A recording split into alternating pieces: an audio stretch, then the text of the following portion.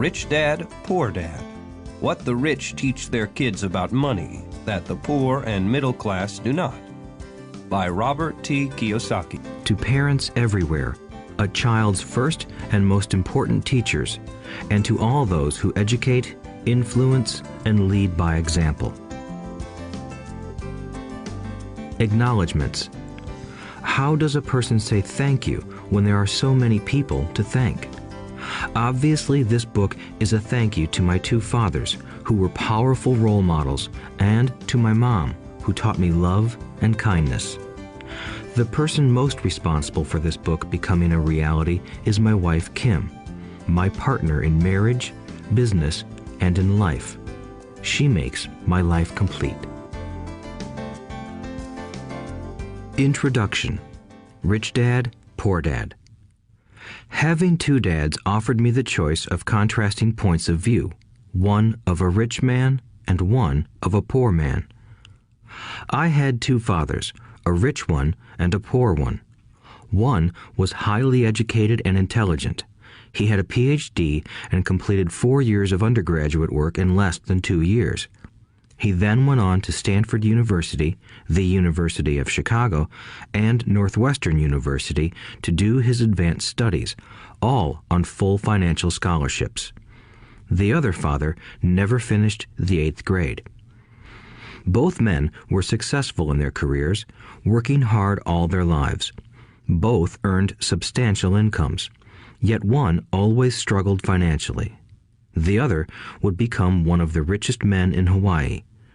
One died, leaving tens of millions of dollars to his family, charities, and his church. The other left bills to be paid. Both men were strong, charismatic, and influential. Both men offered me advice, but they did not advise the same things. Both men believed strongly in education, but did not recommend the same course of study. If I had had only one dad, I would have had to accept or reject his advice. Having two dads offered me the choice of contrasting points of view, one of a rich man and one of a poor man. Instead of simply accepting or rejecting one or the other, I found myself thinking more, comparing, and then choosing for myself. The problem was that the rich man was not rich yet, and the poor man was not yet poor. Both were just starting out on their careers, and both were struggling with money and families. But they had very different points of view about money. For example, one dad would say, "The love of money is the root of all evil." The other said, "The lack of money is the root of all evil." As a young boy, having two strong fathers, both influencing me, was difficult. I wanted to be a good son and listen, but the two fathers did not say the same things. The contrast in their points of view, particularly about money, was so extreme that I grew curious and intrigued. I began to start thinking for long periods of time about what each was saying. Much of my private time was spent reflecting, asking myself questions such as, "Why does he say that?" and then asking the same question of the other dad's statement. It would have been much easier to simply say, "Yeah, he's right, I agree with that," or to simply reject the point of view by saying, "The old man doesn't know what he's talking about." Instead, having two dads whom I loved forced me to think and ultimately choose a way of thinking for myself. As a process, choosing for myself turned out to be much more valuable in the long run than simply accepting or rejecting a single point of view. One of the reasons the rich get richer, the poor get poorer, and the middle class struggles in debt is that the subject of money is taught at home, not in school. Most of us learn about money from our parents, so what can poor parents tell their child about money? They simply say, "Stay in school and study hard." The child may graduate with excellent grades, but with a poor person's financial programming and mindset. Sadly, money is not taught in schools. Schools focus on scholastic and professional skills, but not on financial skills. This explains how smart bankers, doctors, and accountants who earned excellent grades may struggle financially all of their lives. Our staggering national debt is due in large part to highly educated politicians and government officials making financial decisions with little or no training in the subject of money. Today, I often wonder what will soon happen when we have millions of people who need financial and medical assistance. They will be dependent upon their families or the government for financial support. What will happen when Medicare and Social Security run out of money? How will a nation survive if teaching children about money continues to be left to parents, most of whom will be, or already are, poor? Because I had two influential fathers, I learned from both of them. I had to think about each dad's advice, and in doing so, I gained valuable insight into the power and effect of one's thoughts on one's life.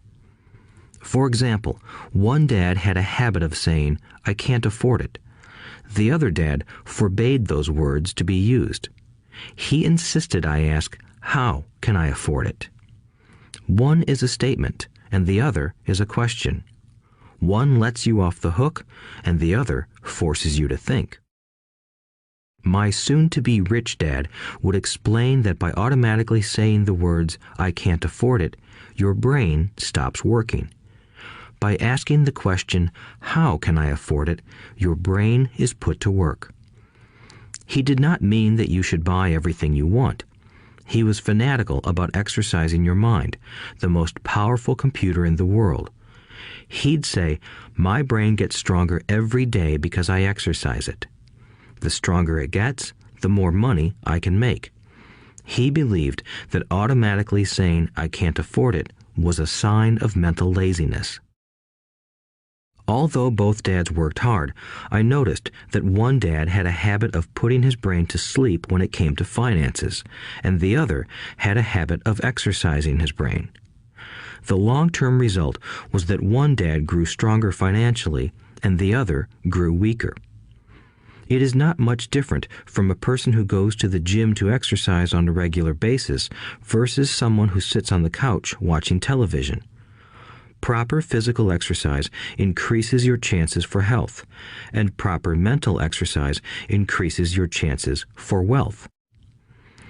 My two dads had opposing attitudes, and that affected the way they thought. One dad thought that the rich should pay more in taxes to take care of those less fortunate. The other said, taxes punish those who produce and reward those who don't produce. One dad recommended, study hard so you can find a good company to work for. The other recommended, study hard so you can find a good company to buy. One dad said, the reason I'm not rich is because I have you kids. The other said, the reason I must be rich is because I have you kids. One encouraged talking about money and business at the dinner table, while the other forbade the subject of money to be discussed over a meal. One said, when it comes to money, play it safe, don't take risks. The other said, learn to manage risk. One believed, our home is our largest investment and our greatest asset. The other believed, my house is a liability, and if your house is your largest investment, you're in trouble. Both dads paid their bills on time, yet one paid his bills first while the other paid his bills last. One dad believed in a company or the government taking care of you and your needs. He was always concerned about pay raises, retirement plans, medical benefits, sick leave, vacation days, and other perks. He was impressed with two of his uncles who joined the military and earned a retirement and entitlement package for life after 20 years of active service. He loved the idea of medical benefits and PX privileges the military provided its retirees. He also loved the tenure system available through the university. The idea of job protection for life and job benefits seemed more important at times than the job. He would often say, I've worked hard for the government and I'm entitled to these benefits. The other believed in total financial self-reliance. He spoke out against the entitlement mentality and how it created weak and financially needy people. He was emphatic about being financially competent. One dad struggled to save a few dollars. The other created investments. One dad taught me how to write an impressive resume so I could find a good job. The other taught me how to write strong business and financial plans so I could create jobs. Being a product of two strong dads allowed me the luxury of observing the effects different thoughts have on one's life. I noticed that people really do shape their lives through their thoughts. For example, my poor dad always said, "I'll never be rich," and that prophecy became reality. My rich dad, on the other hand, always referred to himself as rich. He would say things like, "I'm a rich man and rich people don't do this." Even when he was flat broke after a major financial setback, he continued to refer to himself as a rich man. He would cover himself by saying, "There is a difference between being poor and being broke. Broke is temporary. Poor is eternal." My poor dad would say, "I'm not interested in money," or "money doesn't matter." My rich dad always said, "Money is power." The power of our thoughts may never be measured or appreciated, but it became obvious to me as a young boy that it was important to be aware of my thoughts and how I expressed myself. I noticed that my poor dad was poor, not because of the amount of money he earned, which was significant, but because of his thoughts and actions. As a young boy having two fathers, I became acutely aware of being careful about which thoughts I chose to adopt as my own. Should I listen to my rich dad or to my poor dad? Although both men had tremendous respect for education and learning, they disagreed about what they thought was important to learn. One wanted me to study hard, earn a degree, and get a good job to earn money. He wanted me to study to become a professional, an attorney or an accountant, and to go to business school for my MBA. The other encouraged me to study to be rich, to understand how money works, and to learn how to have it work for me. "I don't work for money" were words he would repeat over and over. "Money works for me." At the age of 9, I decided to listen to and learn from my rich dad about money. In doing so, I chose not to listen to my poor dad, even though he was the one with all the college degrees. A lesson from Robert Frost. Robert Frost is my favorite poet. Although I love many of his poems, my favorite is "The Road Not Taken." I use its lesson almost daily. The road not taken. Two roads diverged in a yellow wood, and sorry I could not travel both. And be one traveler long I stood, and looked down one as far as I could, to where it bent in the undergrowth, then took the other as just as fair, and having perhaps the better claim, because it was grassy and wanted wear. Though as for that the passing there had worn them really about the same, and both that morning equally lay in leaves no step had trodden black. Oh, I kept the first for another day, yet knowing how way leads on to way, I doubted if I should ever come back. I shall be telling this with a sigh, somewhere ages and ages hence. Two roads diverged in a wood, and I took the one less traveled by, and that has made all the difference. And that has made all the difference. Over the years, I have often reflected upon Robert Frost's poem. Choosing not to listen to my highly educated dad's advice and attitude about money was a painful decision, but it was a decision that shaped the rest of my life. Once I made up my mind about whom to listen to, my education about money began. My rich dad taught me over a period of 30 years until I was 39 years old. He stopped once he realized that I knew and fully understood what he had been trying to drum into my often thick skull. Money is one form of power, but what is more powerful is financial education. Money comes and goes, but if you have the education about how money works, you gain power over it and can begin building wealth. The reason positive thinking alone does not work is because most people went to school and never learned how money works, so they spend their lives working for money. Because I was only 9 years old when I started, the lessons my rich dad taught me were simple. And when it was all said and done, there were only 6 main lessons, repeated over 30 years. This audiobook is about those 6 lessons, put as simply as possible, just as simply as my rich dad put forth those lessons to me. The lessons are meant not to be answers, but guideposts that will assist you and your children to grow wealthier no matter what happens in a world of increasing change and uncertainty. Chapter 1. Lesson 1. The rich don't work for money. The poor and the middle class work for money. The rich have money work for them. Dad, can you tell me how to get rich?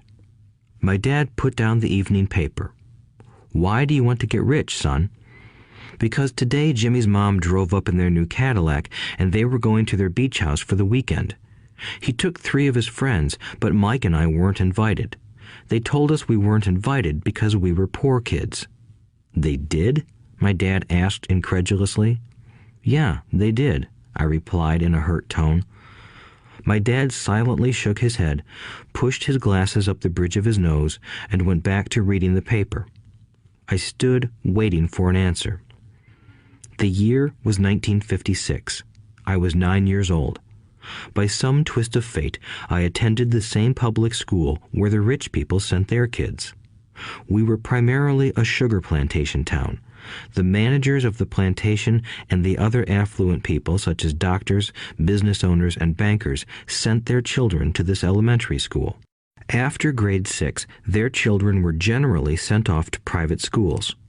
Because my family lived on one side of the street, I went to this school. Had I lived on the other side of the street, I would have gone to a different school with kids from families more like mine. After grade 6, these kids and I would go on to the public intermediate and high school. There was no private school for them or for me. My dad finally put down the paper. I could tell he was thinking. Well, son, he began slowly, if you want to be rich, you have to learn to make money. How do I make money? I asked. Well, use your head, son, he said, smiling. Even then, I knew that really meant, that's all I'm going to tell you, or, I don't know the answer, so don't embarrass me. A partnership is formed. The next morning, I told my best friend, Mike, what my dad had said. As best as I could tell, Mike and I were the only poor kids in this school. Mike was also in this school by a twist of fate. Someone had drawn a jog in the line for the school district, and we wound up in school with the rich kids. We weren't really poor, but we felt as if we were because all the other boys had new baseball gloves, new bicycles, new everything. Mom and Dad provided us with the basics, like food and shelter and clothes, but that was about it. My dad used to say, if you want something, work for it.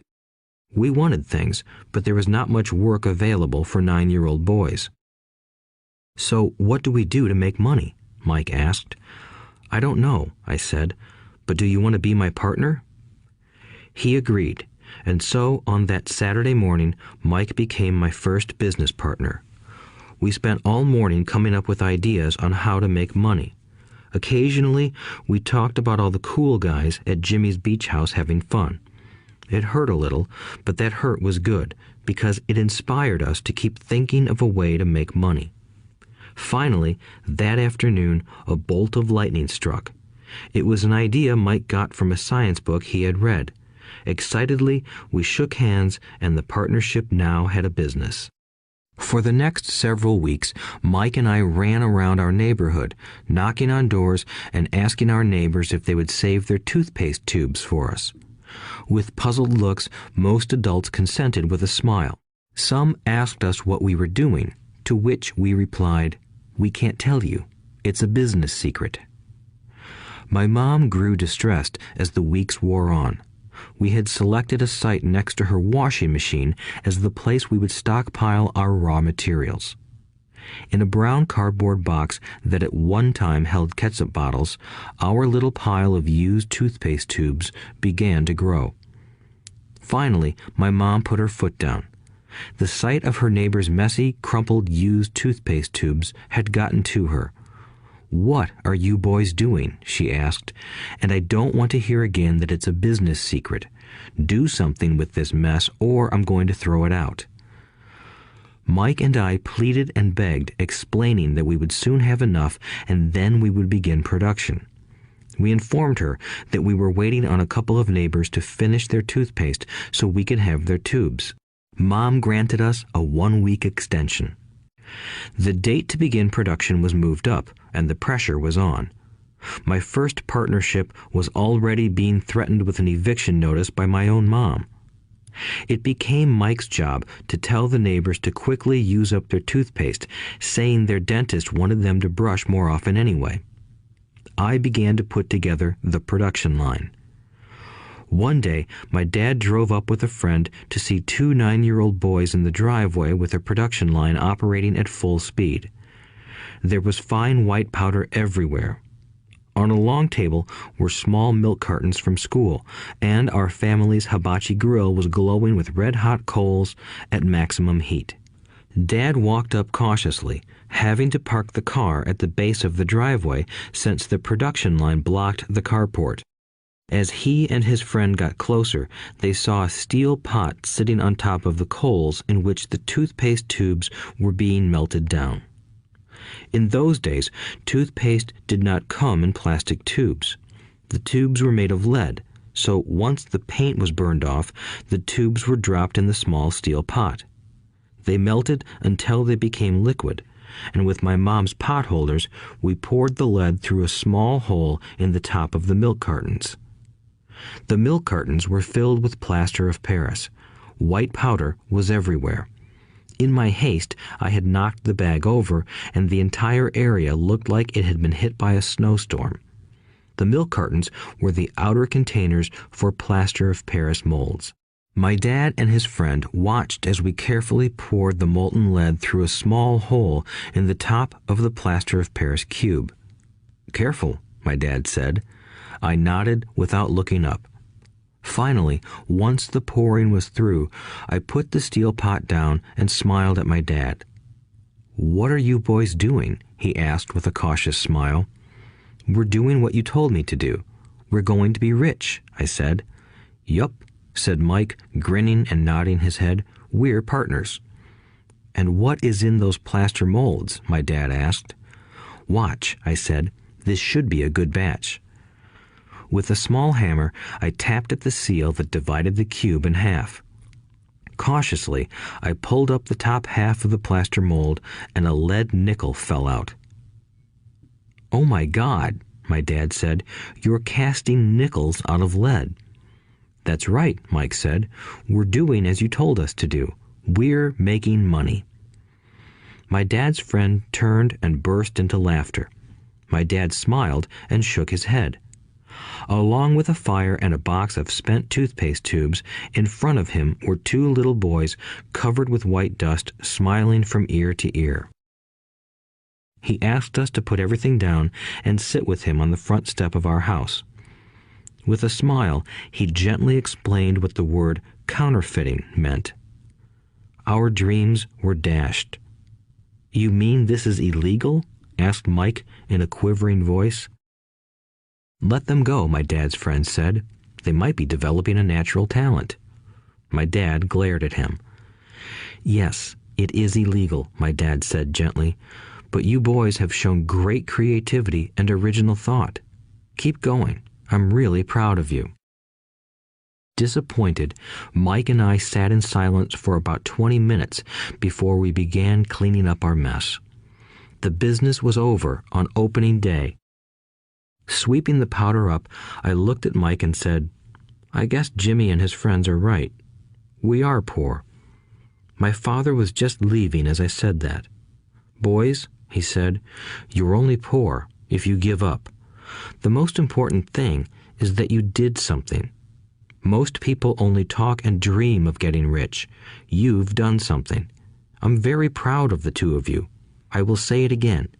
Keep going. Don't quit." Mike and I stood there in silence. They were nice words, but we still did not know what to do. "So how come you're not rich, Dad?" I asked. "Because I chose to be a school teacher. School teachers really don't think about being rich. We just like to teach. I wish I could help you, but I really don't know how to make money." Mike and I turned and continued our cleanup. "I know," said my dad. "If you boys want to learn how to be rich, don't ask me. Talk to your dad, Mike." "My dad?" asked Mike with a scrunched-up face. "Yeah, your dad," repeated my dad with a smile. "Your dad and I have the same banker, and he raves about your father. He's told me several times that your father is brilliant when it comes to making money." "My dad?" Mike asked again in disbelief. "Then how come we don't have a nice car and a nice house like the rich kids at school?" "A nice car and a nice house don't necessarily mean you're rich or you know how to make money," my dad replied. "Jimmy's dad works for the sugar plantation. He's not much different from me. He works for a company and I work for the government. The company buys the car for him. The sugar company is in financial trouble, and Jimmy's dad may soon have nothing. Your dad is different, Mike. He seems to be building an empire, and I suspect in a few years he will be a very rich man." With that, Mike and I got excited again. With new vigor, we began cleaning up the mess caused by our now defunct first business. As we were cleaning, we made plans for how and when to talk to Mike's dad. The problem was that Mike's dad worked long hours and often did not come home until late. His father owned warehouses, a construction company, a chain of stores, and 3 restaurants. It was the restaurants that kept him out late. Mike caught the bus home after we had finished cleaning up. He was going to talk to his dad when he got home that night and ask him if he would teach us how to become rich. Mike promised to call as soon as he had talked to his dad, even if it was late. The phone rang at 8:30 p.m. "Okay," I said, "next Saturday." I put the phone down. Mike's dad had agreed to meet with us. On Saturday, I caught the 7:30 a.m. bus to the poor side of town. The lessons begin. Mike and I met with his dad that morning at 8 o'clock. He was already busy, having been at work for more than an hour. His construction supervisor was just leaving in his pickup truck as I walked up to his simple, small, and tidy home. Mike met me at the door. "Dad's on the phone, and he said to wait on the back porch," Mike said as he opened the door. The old wooden floor creaked as I stepped across the threshold of the aging house. There was a cheap mat just inside the door. The mat was there to hide the years of wear from countless footsteps that the floor had supported. Although clean, it needed to be replaced. I felt claustrophobic as I entered the narrow living room that was filled with old, musty, overstuffed furniture that today would be collector's items.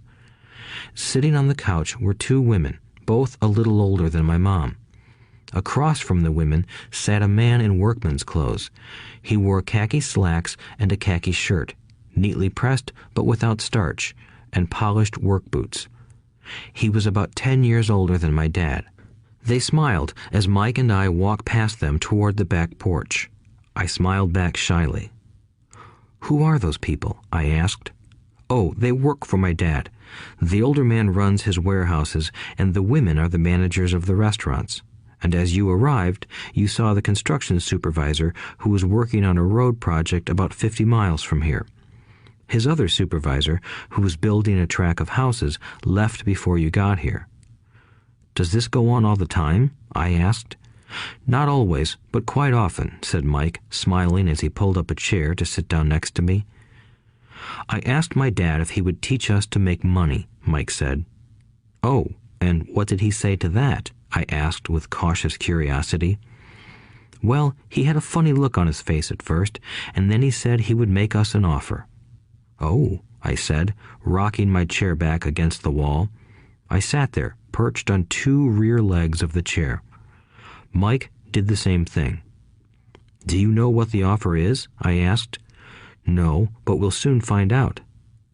Suddenly, Mike's dad burst through the rickety screen door and onto the porch.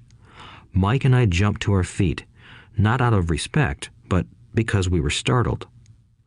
"Ready, boys?" he asked as he pulled up a chair to sit down with us.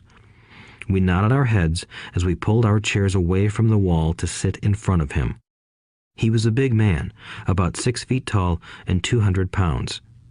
My dad was taller, about the same weight, and 5 years older than Mike's dad. They sort of looked alike, though not of the same ethnic makeup. Maybe their energy was similar.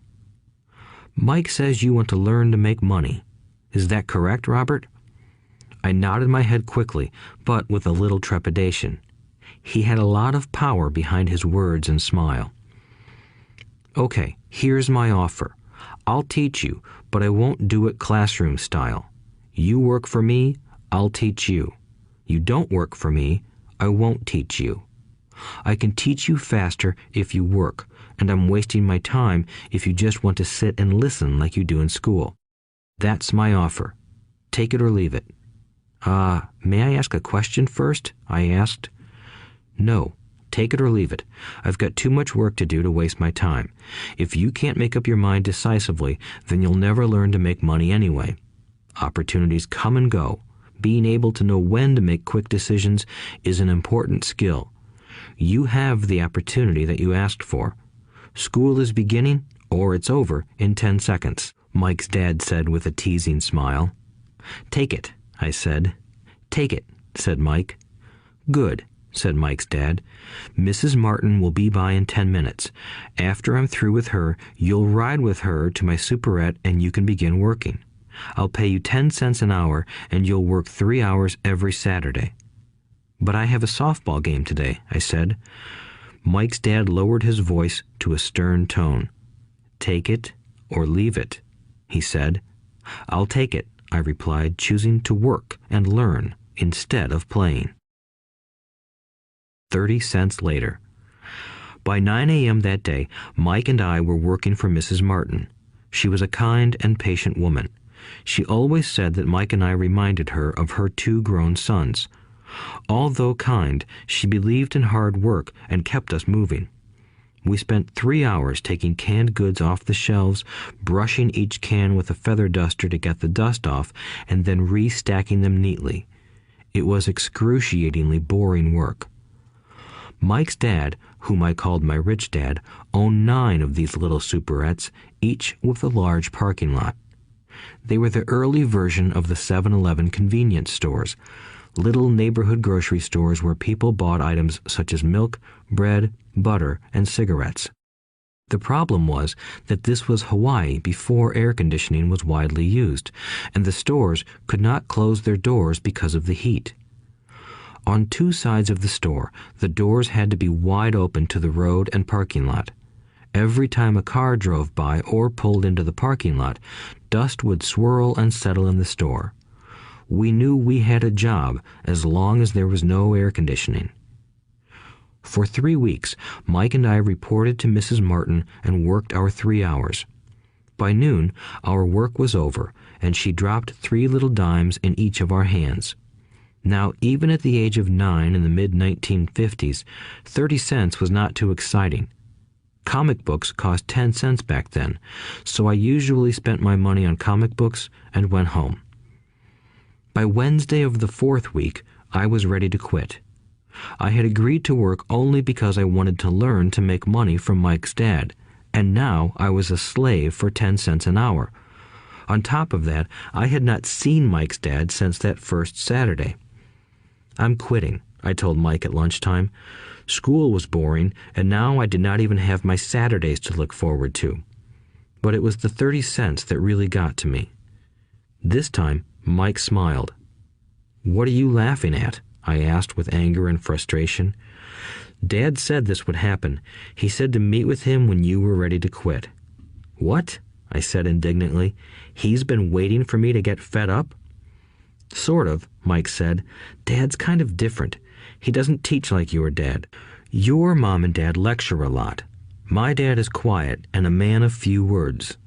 You just wait till this Saturday. I'll tell him you're ready. You mean I've been set up? No, not really. But maybe. Dad will explain on Saturday. Waiting in line on Saturday. I was ready to face Mike's dad. Even my real dad was angry with him. My real dad, the one I called the poor one, thought that my rich dad was violating child labor laws and should be investigated. My educated poor dad told me to demand what I deserve, at least 25 cents an hour. My poor dad told me that if I did not get a raise, I was to quit immediately. You don't need that damn job anyway, said my poor dad with indignation. At 8 o'clock Saturday morning, I walked through the door of Mike's house when Mike's dad opened it. Take a seat and wait in line, he said as I entered. He turned and disappeared into his little office next to a bedroom. I looked around the room and didn't see Mike anywhere.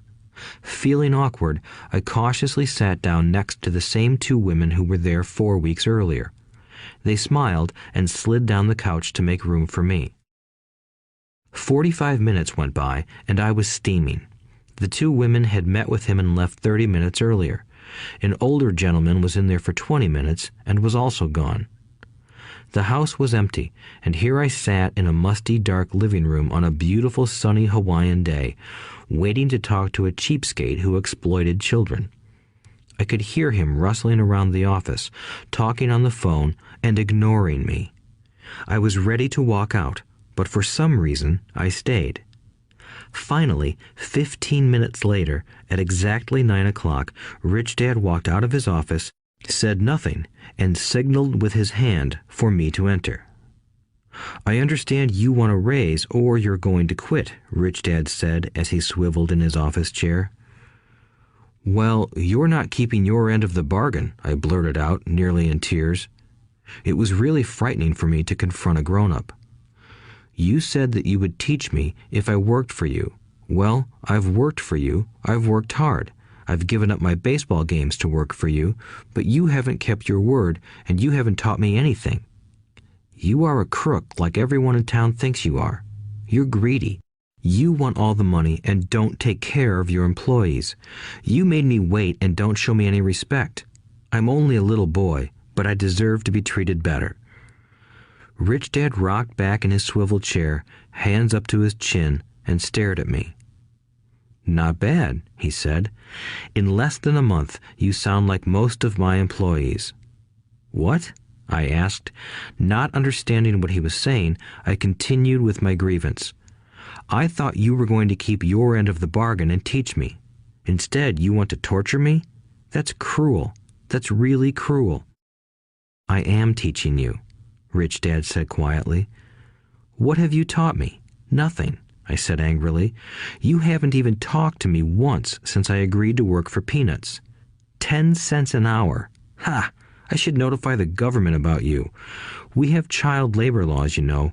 My dad works for the government, you know. Wow, said Rich Dad. Now you sound just like most of the people who used to work for me. People I've either fired or who have quit. So, what do you have to say? I demanded, feeling pretty brave for a little kid. You lied to me. I've worked for you, and you have not kept your word. You haven't taught me anything. How do you know that I've not taught you anything? Asked Rich Dad calmly. Well, you've never talked to me. I've worked for 3 weeks, and you have not taught me anything, I said with a pout. Does teaching mean talking or a lecture? Rich Dad asked. Well, yes, I replied. That's how they teach you in school, he said, smiling. But that is not how life teaches you, and I would say that life is the best teacher of all. Most of the time, life does not talk to you. It just sort of pushes you around. Each push is life saying, wake up, there's something I want you to learn. What is this man talking about? I asked myself silently. Life pushing me around was life talking to me? Now I knew I had to quit my job. I was talking to someone who needed to be locked up. If you learn life's lessons, you will do well. If not, life will just continue to push you around. People do two things. Some just let life push them around. Others get angry and push back. But they push back against their boss, or their job, or their husband or wife. They do not know it's life that's pushing. I had no idea what he was talking about. Life pushes all of us around. Some people give up and others fight. A few learn the lesson and move on.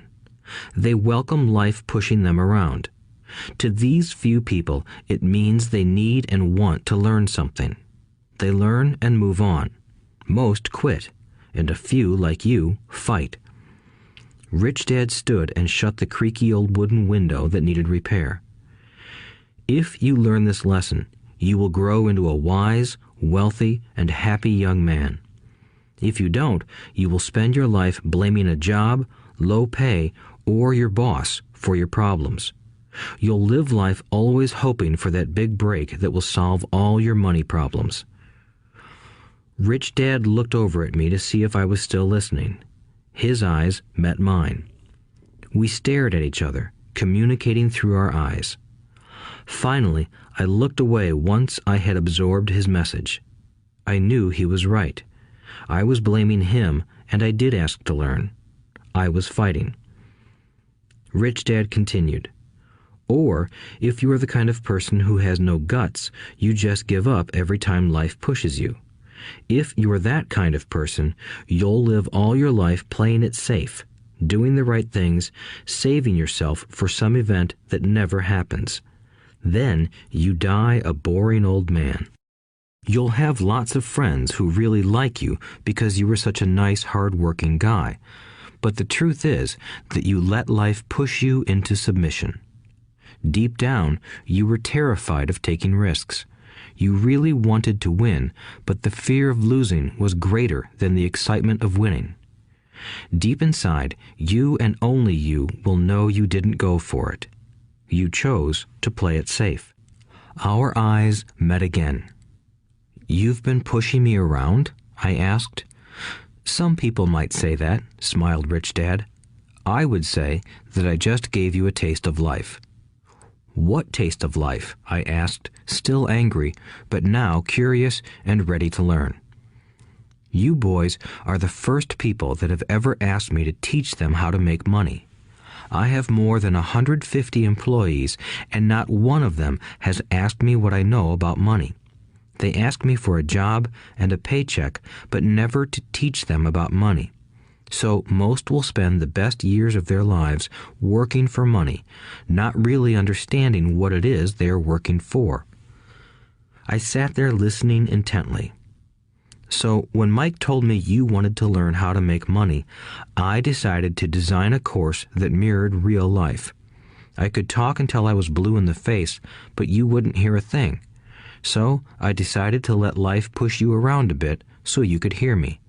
That's why I only paid you 10 cents. "So what is the lesson I learned from working for only 10 cents an hour?" I asked. "That you're cheap and exploit your workers?" Rich Dad rocked back and laughed heartily. Finally, he said, "You'd best change your point of view. Stop blaming me and thinking I'm the problem. If you think I'm the problem, then you have to change me. If you realize that you're the problem, then you can change yourself, learn something, and grow wiser. Most people want everyone else in the world to change but themselves. Let me tell you, it's easier to change yourself than everyone else." "I don't understand," I said. "Don't blame me for your problems," Rich Dad said, growing impatient. "But you only pay me 10 cents. "So what are you learning?" Rich Dad asked, smiling. "That you're cheap," I said with a sly grin. "See, you think I'm the problem," said Rich Dad. "But you are. Well, keep that attitude and you'll learn nothing. Keep the attitude that I'm the problem, and what choices do you have?" "Well, if you don't pay me more or show me more respect and teach me, I'll quit." "Well put," Rich Dad said, "and that's exactly what most people do. They quit and go looking for another job, a better opportunity and higher pay, actually thinking that this will solve the problem. In most cases, it won't. So what should I do? I asked. Just take this measly 10 cents an hour and smile? Rich Dad smiled. That's what the other people do. But that's all they do, waiting for a raise, thinking that more money will solve their problems. Most just accept it, and some take a second job working harder, but again, accepting a small paycheck. I sat staring at the floor, beginning to understand the lesson Rich Dad was presenting. I could sense it was a taste of life. Finally, I looked up and asked, "So what will solve the problem?" "This," he said, leaning forward in his chair and tapping me gently on the head. "This stuff between your ears." It was at that moment that Rich Dad shared the pivotal point of view that separated him from his employees and my poor dad, and led him to eventually become one of the richest men in Hawaii, while my highly educated but poor dad struggled financially all his life. It was a singular point of view that made all the difference over a lifetime. Rich Dad said this point of view over and over, which I call lesson number 1. The poor and the middle class work for money. The rich have money work for them. On that bright Saturday morning, I learned a completely different point of view from what I had been taught by my poor dad. At the age of 9, I understood that both dads wanted me to learn. Both dads encouraged me to study, but not the same things. My highly educated dad recommended that I do what he did. "Son, I want you to study hard, get good grades so you can find a safe, secure job with a big company, and make sure it has excellent benefits." My rich dad wanted me to learn how money works so I could make it work for me. These lessons I would learn through life with his guidance, not because of a classroom. My rich dad continued my first lesson. "I'm glad you got angry about working for 10 cents an hour. If you hadn't got angry and had simply accepted it, I would have to tell you that I could not teach you. You see, true learning takes energy, passion, and a burning desire. Anger is a big part of that formula, for passion is anger and love combined. When it comes to money, most people want to play it safe and feel secure, so passion does not direct them. Fear does." "So is that why they'll take jobs with low pay?" I asked. "Yes," said Rich Dad. "Some people say I exploit people because I don't pay as much as the sugar plantation or the government. I say the people exploit themselves. It's their fear, not mine." "But don't you feel you should pay them more?" I asked. "I don't have to.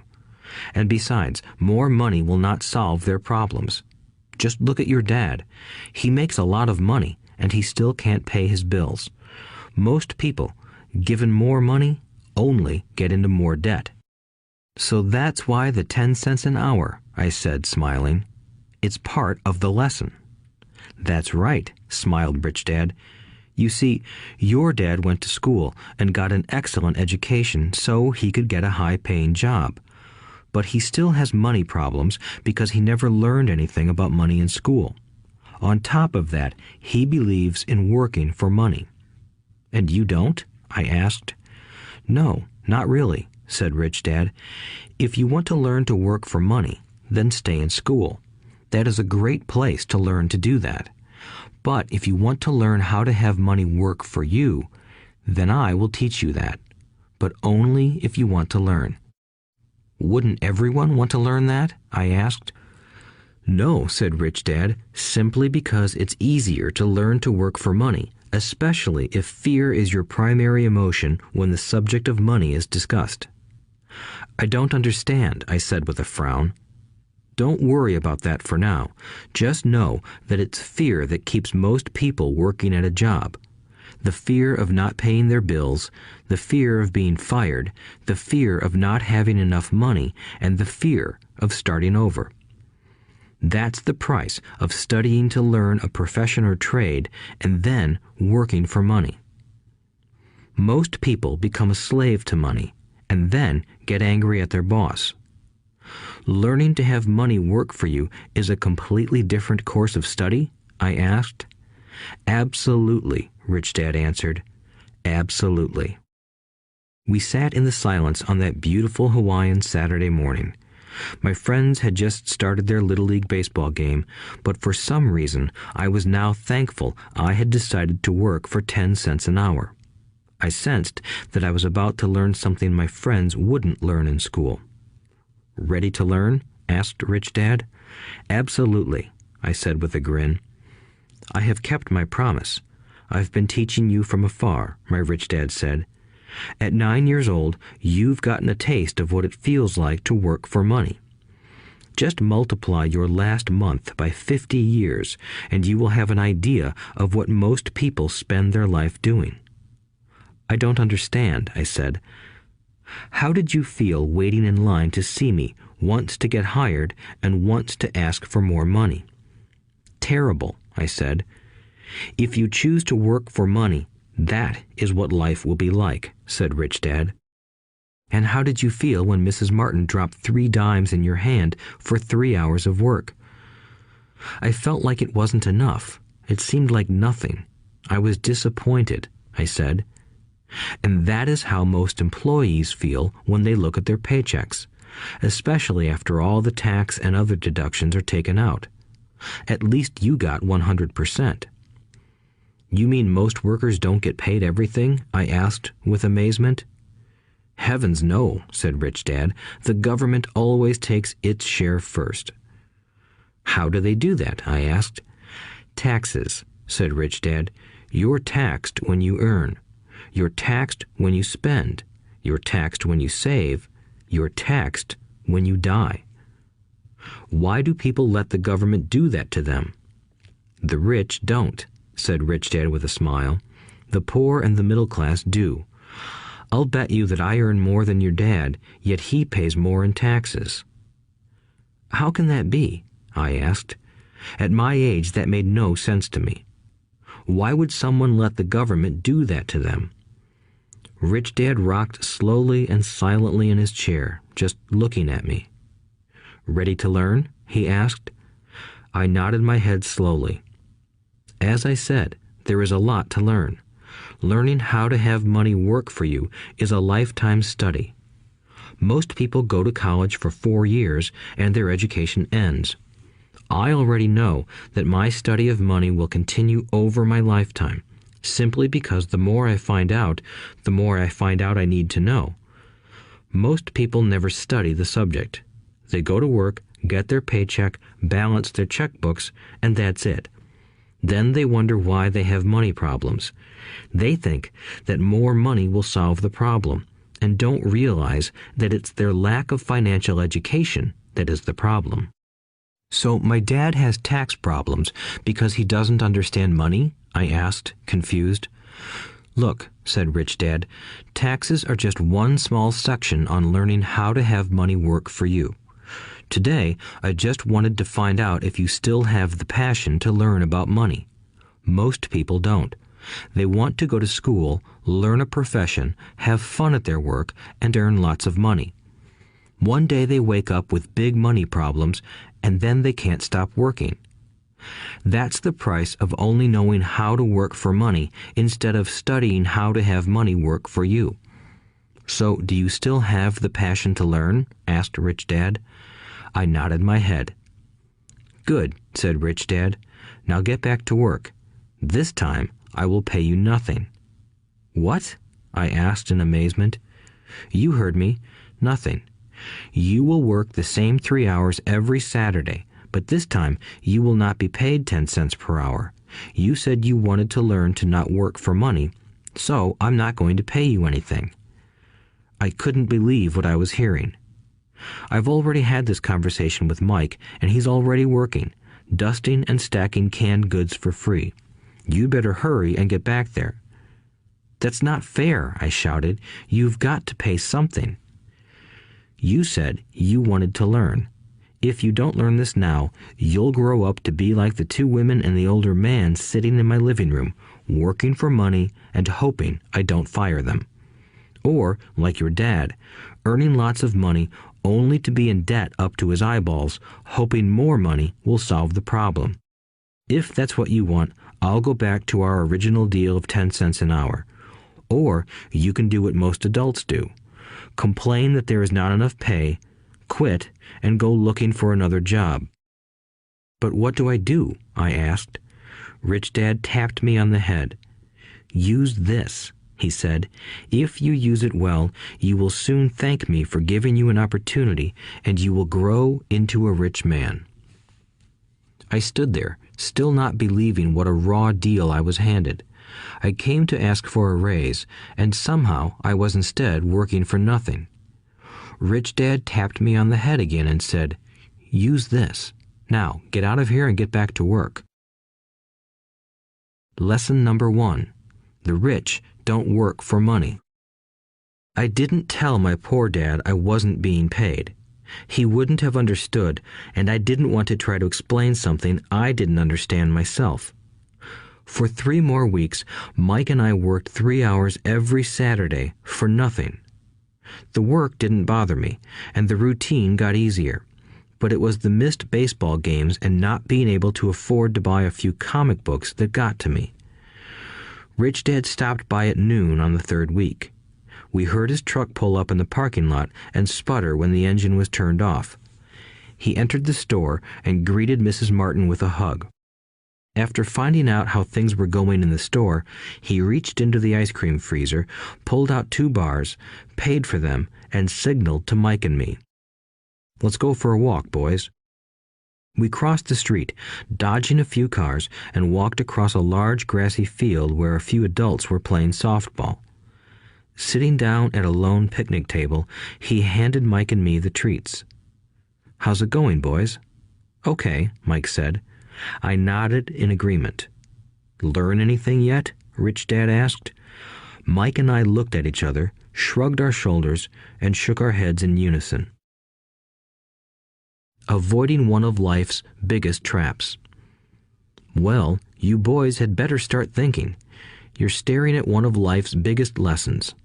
If you learn it, you'll enjoy a life of great freedom and security. If you don't, you'll wind up like Mrs. Martin and most of the people playing softball in this park. They work very hard for little money, clinging to the illusion of job security and looking forward to a 3-week vacation each year and maybe a skimpy pension after 45 years of service. If that excites you, I'll give you a raise to 25 cents an hour. But these are good, hard-working people. Are you making fun of them? I demanded. A smile came over Rich Dad's face. Mrs. Martin is like a mother to me. I would never be that cruel. I may sound unkind because I'm doing my best to point something out to the two of you. I want to expand your point of view so you can see something most people never have the benefit of seeing because their vision is too narrow. Most people never see the trap they are in. Mike and I sat there, uncertain of his message. He sounded cruel, yet we could sense he was trying to drive home a point. With a smile, Rich Dad said, "Doesn't that 25 cents an hour sound good? Doesn't it make your heart beat a little faster?" I shook my head no, but it really did. 25 cents an hour would be big bucks to me. "Okay, I'll pay you $1 an hour," Rich Dad said, with a sly grin. Now my heart started to race. My brain was screaming, "Take it, take it." I could not believe what I was hearing. Still, I said nothing. "Okay, $2 an hour." My little brain and heart nearly exploded. After all, it was 1956, and being paid $2 an hour would have made me the richest kid in the world. I couldn't imagine earning that kind of money. I wanted to say yes. I wanted the deal. I could picture a new bicycle, new baseball glove, and the adoration of my friends when I flashed some cash. On top of that, Jimmy and his rich friends could never call me poor again. But somehow, my mouth stayed shut. The ice cream had melted and was running down my hand. Rich Dad was looking at two boys staring back at him, eyes wide open and brains empty. He was testing us, and he knew there was a part of our emotions that wanted to take the deal. He understood that every person has a weak and needy part of their soul that can be bought, and he knew that every individual also had a part of their soul that was resilient and could never be bought. It was only a question of which one was stronger. Okay, $5 an hour. Suddenly, I was silent. Something had changed. The offer was too big and ridiculous. Not many grown-ups in 1956 made more than that, but quickly my temptation disappeared and calm set in. Slowly, I turned to my left to look at Mike. He looked back at me. The part of my soul that was weak and needy was silenced. The part of me that had no price took over. I knew Mike had gotten to that point too. "Good," said Rich Dad softly. "Most people have a price, and they have a price because of human emotions named fear and greed. First, the fear of being without money motivates us to work hard, and then, once we get that paycheck, greed or desire starts us thinking about all the wonderful things money can buy. The pattern is then set." "What pattern?" I asked. "The pattern of get up, go to work, pay bills, get up, go to work, pay bills." People's lives are forever controlled by two emotions, fear and greed. Offer them more money, and they continue the cycle by increasing their spending. This is what I call the rat race. "There is another way?" Mike asked. "Yes," said Rich Dad slowly, "but only a few people find it." "And what is that way?" Mike asked. "That's what I hope you boys will learn as you work and study with me. That is why I took away all forms of pay." "Any hints?" Mike asked. "We're kind of tired of working hard, especially for nothing." "Well, the first step is telling the truth," said Rich Dad. "We haven't been lying," I said. "I did not say you were lying. I said to tell the truth," Rich Dad retorted. "The truth about what?" I asked. "How you're feeling," Rich Dad said. "You don't have to say it to anyone else. Just admit it to yourself." "You mean the people in this park, the people who work for you, Mrs. Martin, they don't do that?" I asked. "I doubt it," said Rich Dad. "Instead, they feel the fear of not having money. They don't confront it logically. They react emotionally instead of using their heads," Rich Dad said. "Then they get a few bucks in their hands, and again, the emotions of joy, desire, and greed take over. And again they react instead of think." "So their emotions control their brain," Mike said. "That's correct," said Rich Dad. "Instead of admitting the truth about how they feel, they react to their feelings and fail to think. They feel the fear, so they go to work, hoping that money will soothe the fear, but it doesn't. It continues to haunt them, and they return to work, hoping again that money will calm their fears, and again it doesn't. Fear keeps them in this trap of working, earning money, hoping the fear will go away. But every day they get up, and that old fear wakes up with them. For millions of people, that old fear keeps them awake all night, causing a night of turmoil and worry. So they get up and go to work, hoping that a paycheck will kill that fear gnawing at their souls. Money is running their lives, and they refuse to tell the truth about that. Money is in control of their emotions and their souls." Rich Dad sat quietly, letting his words sink in. Mike and I had heard what he said, but didn't understand fully what he was talking about. I just knew that I often wondered why grown-ups hurried off to work. It did not seem like much fun, and they never looked that happy, but something kept them going. Realizing we had absorbed as much as possible of what he was talking about, Rich Dad said, "I want you boys to avoid that trap. That is really what I want to teach you. Not just to be rich, because being rich does not solve the problem." "It doesn't?" I asked, surprised. No, it doesn't. Let me explain the other emotion, desire. Some call it greed, but I prefer desire. It's perfectly normal to desire something better, prettier, more fun, or exciting. So people also work for money because of desire. They desire money for the joy they think it can buy. But the joy that money brings is often short-lived, and they soon need more money for more joy, more pleasure, more comfort, and more security. So they keep working, thinking money will soothe their souls that are troubled by fear and desire. But money can't do that. Even rich people do this? Mike asked. Rich people included, said Rich Dad. In fact, the reason many rich people are rich isn't because of desire, but because of fear. They believe that money can eliminate the fear of being poor, so they amass tons of it, only to find the fear gets worse. Now they fear losing the money. I have friends who keep working even though they have plenty. I know people who have millions who are more afraid now than when they were poor. They're terrified of losing it all. The fears that drove them to get rich got worse. That weak and needy part of their soul is actually screaming louder. They don't want to lose the big houses, the cars, and the high life money has bought them. They worry about what their friends would say if they lost all their money. Many are emotionally desperate and neurotic, although they look rich and have more money. So, is a poor man happier? I asked. No, I don't think so, replied Rich Dad. The avoidance of money is just as psychotic as being attached to money. As if on cue, the town derelict went past our table, stopping by the large rubbish can and rummaging around in it. The three of us watched him with great interest, when before we probably would have just ignored him. Rich Dad pulled $1 out of his wallet and gestured to the older man. Seeing the money, the derelict came over immediately, took the bill, thanked Rich Dad profusely, and hurried off, ecstatic with his good fortune. He's not much different from most of my employees, said Rich Dad.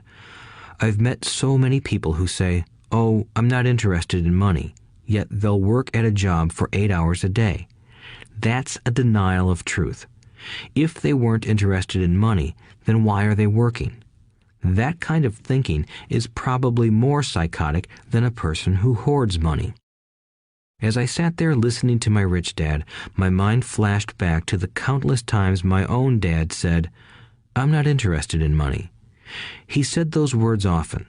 He also covered himself by always saying, "I work because I love my job." So, what do we do? I asked. Not work for money until all traces of fear and greed are gone? No, that would be a waste of time, said Rich Dad. Emotions are what make us human. The word emotion stands for energy in motion. Be truthful about your emotions and use your mind and emotions in your favor, not against yourself. Whoa, said Mike. Don't worry about what I just said. It will make more sense in years to come. Just be an observer, not a reactor, to your emotions. Most people do not know that it's their emotions that are doing the thinking. Your emotions are your emotions, but you have got to learn to do your own thinking. Can you give me an example? I asked. Sure, replied Rich Dad.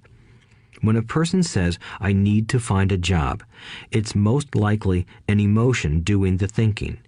Fear of not having money generates that thought. But people do need money if they have bills to pay, I said. Sure they do, smiled Rich Dad. All I'm saying is that it's fear that is all too often doing the thinking. I don't understand, said Mike.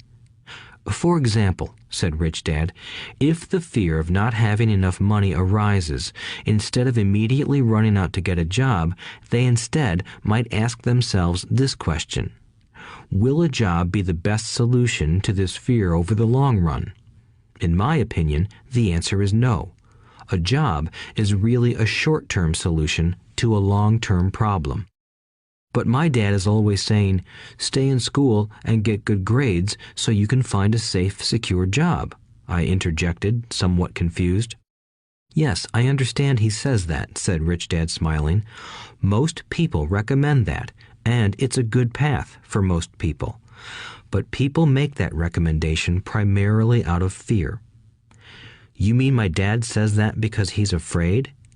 Yes, said Rich Dad. He's terrified that you won't earn enough money and won't fit into society. Don't get me wrong. He loves you and wants the best for you. I, too, believe an education and a job are important, but it won't handle the fear. You see, that same fear that makes him get up in the morning to earn a few bucks is the fear that is causing him to be so fanatical about your going to school. So what do you recommend? I asked. I want to teach you to master the power of money instead of being afraid of it. They don't teach that in school, and if you don't learn it, you become a slave to money. It was finally making sense. He wanted us to widen our views and to see what the Mrs. Martins of this world couldn't see. He used examples that sounded cruel at the time, but I've never forgotten them. My vision widened that day, and I began to see the trap that lay ahead for most people. You see, we're all employees ultimately. We just work at different levels, said Rich Dad. I just want you boys to have a chance to avoid the trap caused by those two emotions, fear and desire. Use them in your favor, not against you. That's what I want to teach you. I'm not interested in just teaching you to make a pile of money. That won't handle the fear or desire. If you don't first handle fear and desire, and you get rich, you'll only be a highly paid slave. So how do we avoid the trap? I asked. The main cause of poverty or financial struggle is fear and ignorance, not the economy or the government or the rich. It's self-inflicted fear and ignorance that keep people trapped. So you boys go to school and get your college degrees, and I'll teach you how to stay out of the trap. The pieces of the puzzle were appearing. My highly educated dad had a great education and a great career, but school never told him how to handle money or his fear of it. It became clear that I could learn different and important things from two fathers. So you've been talking about the fear of not having money. How does the desire for money affect our thinking? Mike asked. How did you feel when I tempted you with a pay raise? Did you notice your desires rising? We nodded our heads. By not giving in to your emotions, you were able to delay your reactions and think. That is important. We will always have emotions of fear and greed. From here on in, it's imperative for you to use those emotions to your advantage, and for the long term to not let your emotions control your thinking. Most people use fear and greed against themselves. That's the start of ignorance. Most people live their lives chasing paychecks, pay raises, and job security because of the emotions of desire and fear, not really questioning where those emotion-driven thoughts are leading them. It's just like the picture of a donkey dragging a cart with its owner dangling a carrot just in front of its nose. The donkey's owner may be going where he wants to, but the donkey is chasing an illusion. Tomorrow, there will only be another carrot for the donkey. You mean the moment I pictured a new baseball glove, candy, and toys, that's like a carrot to a donkey? Mike asked. Yes, and as you get older, your toys get more expensive. A new car, a boat, and a big house to impress your friends, said Rich Dad with a smile. Fear pushes you out the door, and desire calls to you. That's the trap. So what's the answer? Mike asked. What intensifies fear and desire is ignorance. That is why rich people with lots of money often have more fear the richer they get. Money is the carrot, the illusion. If the donkey could see the whole picture, it might rethink its choice to chase the carrot. Rich Dad went on to explain that a human's life is a struggle between ignorance and illumination. He explained that once a person stops searching for information and self-knowledge, ignorance sets in. That struggle is a moment-to-moment decision to learn to open or close one's mind. Look, school is very important. You go to school to learn a skill or profession to become a contributing member of society. Every culture needs teachers, doctors, mechanics, artists, cooks, business people, police officers, firefighters, and soldiers. Schools train them so society can thrive and flourish, said Rich Dad. Unfortunately, for many people, school is the end, not the beginning. There was a long silence. Rich Dad was smiling. I didn't comprehend everything he said that day, but, as with most great teachers, his words continued to teach for years. I've been a little cruel today, said Rich Dad, but I want you to always remember this talk. I want you to always think of Mrs. Martin, and I want you always to remember that donkey. Never forget that fear and desire can lead you into life's biggest trap if you are not aware of them controlling your thinking. To spend your life living in fear, never exploring your dreams, is cruel. To work hard for money, thinking that it will buy you things that will make you happy, is also cruel. To wake up in the middle of the night terrified about paying bills is a horrible way to live. To live a life dictated by the size of a paycheck is not really living a life. Thinking that a job makes you secure is lying to yourself. That's cruel, and that's the trap I want you to avoid. I've seen how money runs people's lives. Don't let that happen to you. Please, don't let money run your life. A softball rolled under our table. Rich Dad picked it up and threw it back. So what does ignorance have to do with greed and fear? I asked. Because it is ignorance about money that causes so much greed and fear, said Rich Dad. Let me give you some examples. A doctor, wanting more money to better provide for his family, raises his fees. By raising his fees, it makes healthcare more expensive for everyone. It hurts the poor people the most, so they have worse health than those with money. Because the doctors raise their fees, the attorneys raise their fees. Because the attorneys' fees have gone up, school teachers want a raise, which raises our taxes, and on and on and on. Soon, there will be such a horrifying gap between the rich and the poor that chaos will break out and another great civilization will collapse. History proves that great civilizations collapse when the gap between the haves and have-nots is too great. Sadly, America is on that same course because we haven't learned from history. We only memorize historical dates and names, not the lesson. Aren't prices supposed to go up? I asked. In an educated society with a well-run government, prices should actually come down. Of course, that is often only true in theory. Prices go up because of greed and fear caused by ignorance.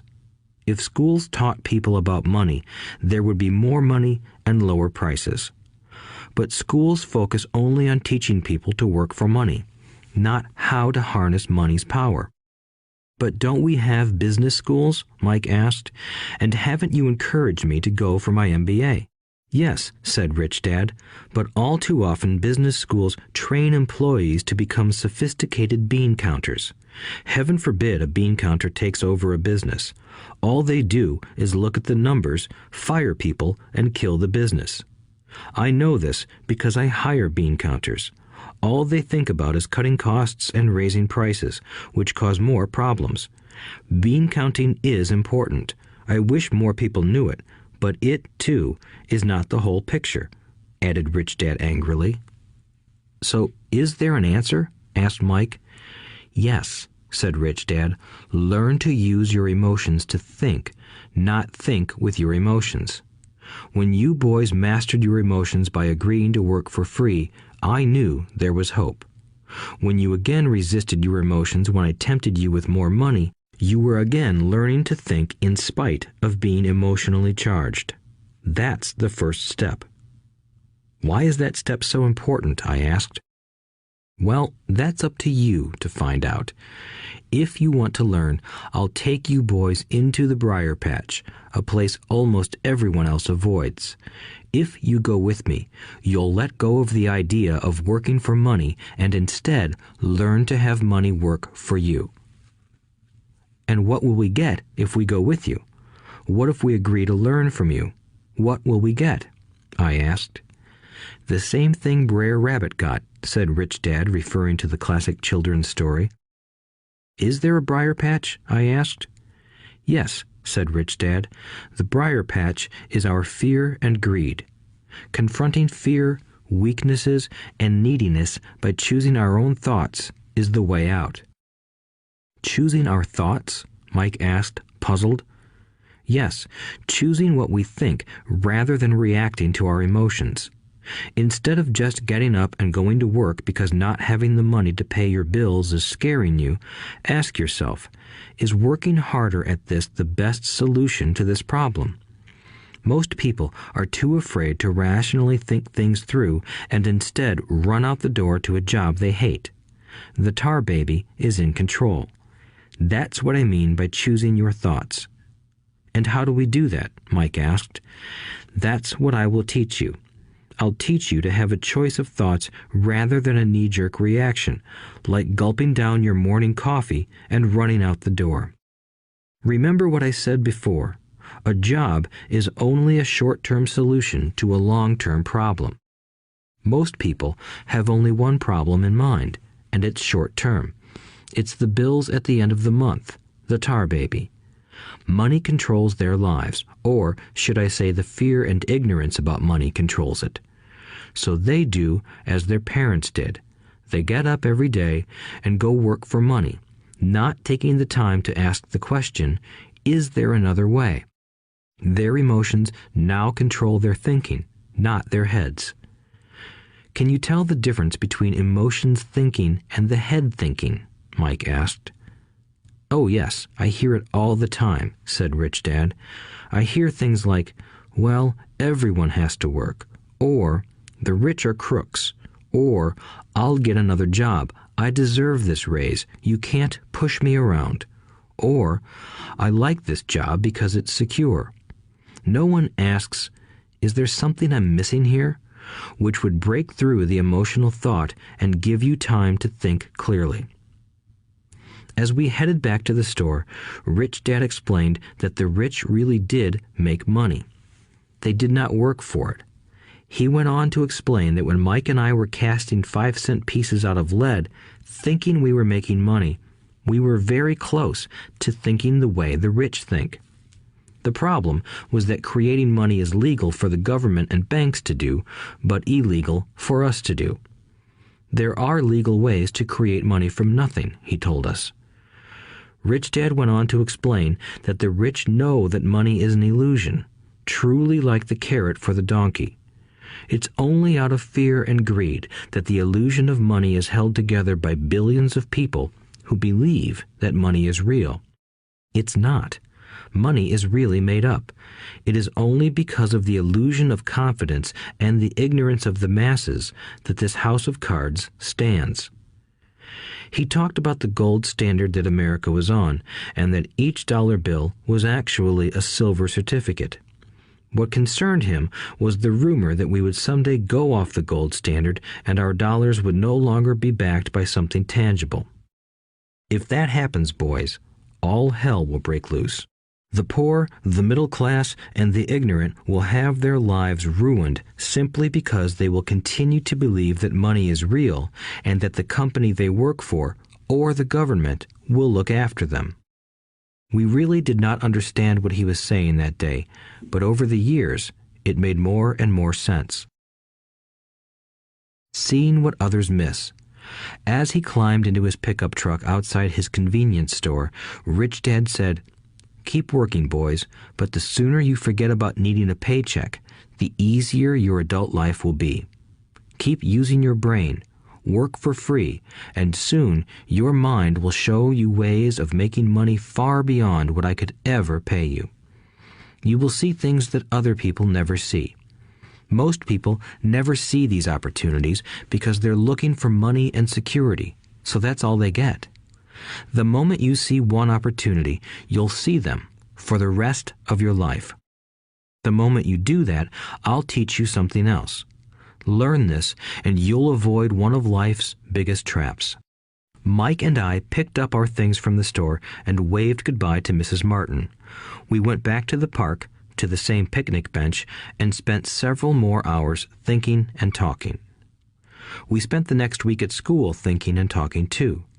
For 2 more weeks, we kept thinking, talking, and working for free. At the end of the second Saturday, I was again saying goodbye to Mrs. Martin and looking at the comic book stand with a longing gaze. The hard thing about not even getting 30 cents every Saturday was that I didn't have any money to buy comic books.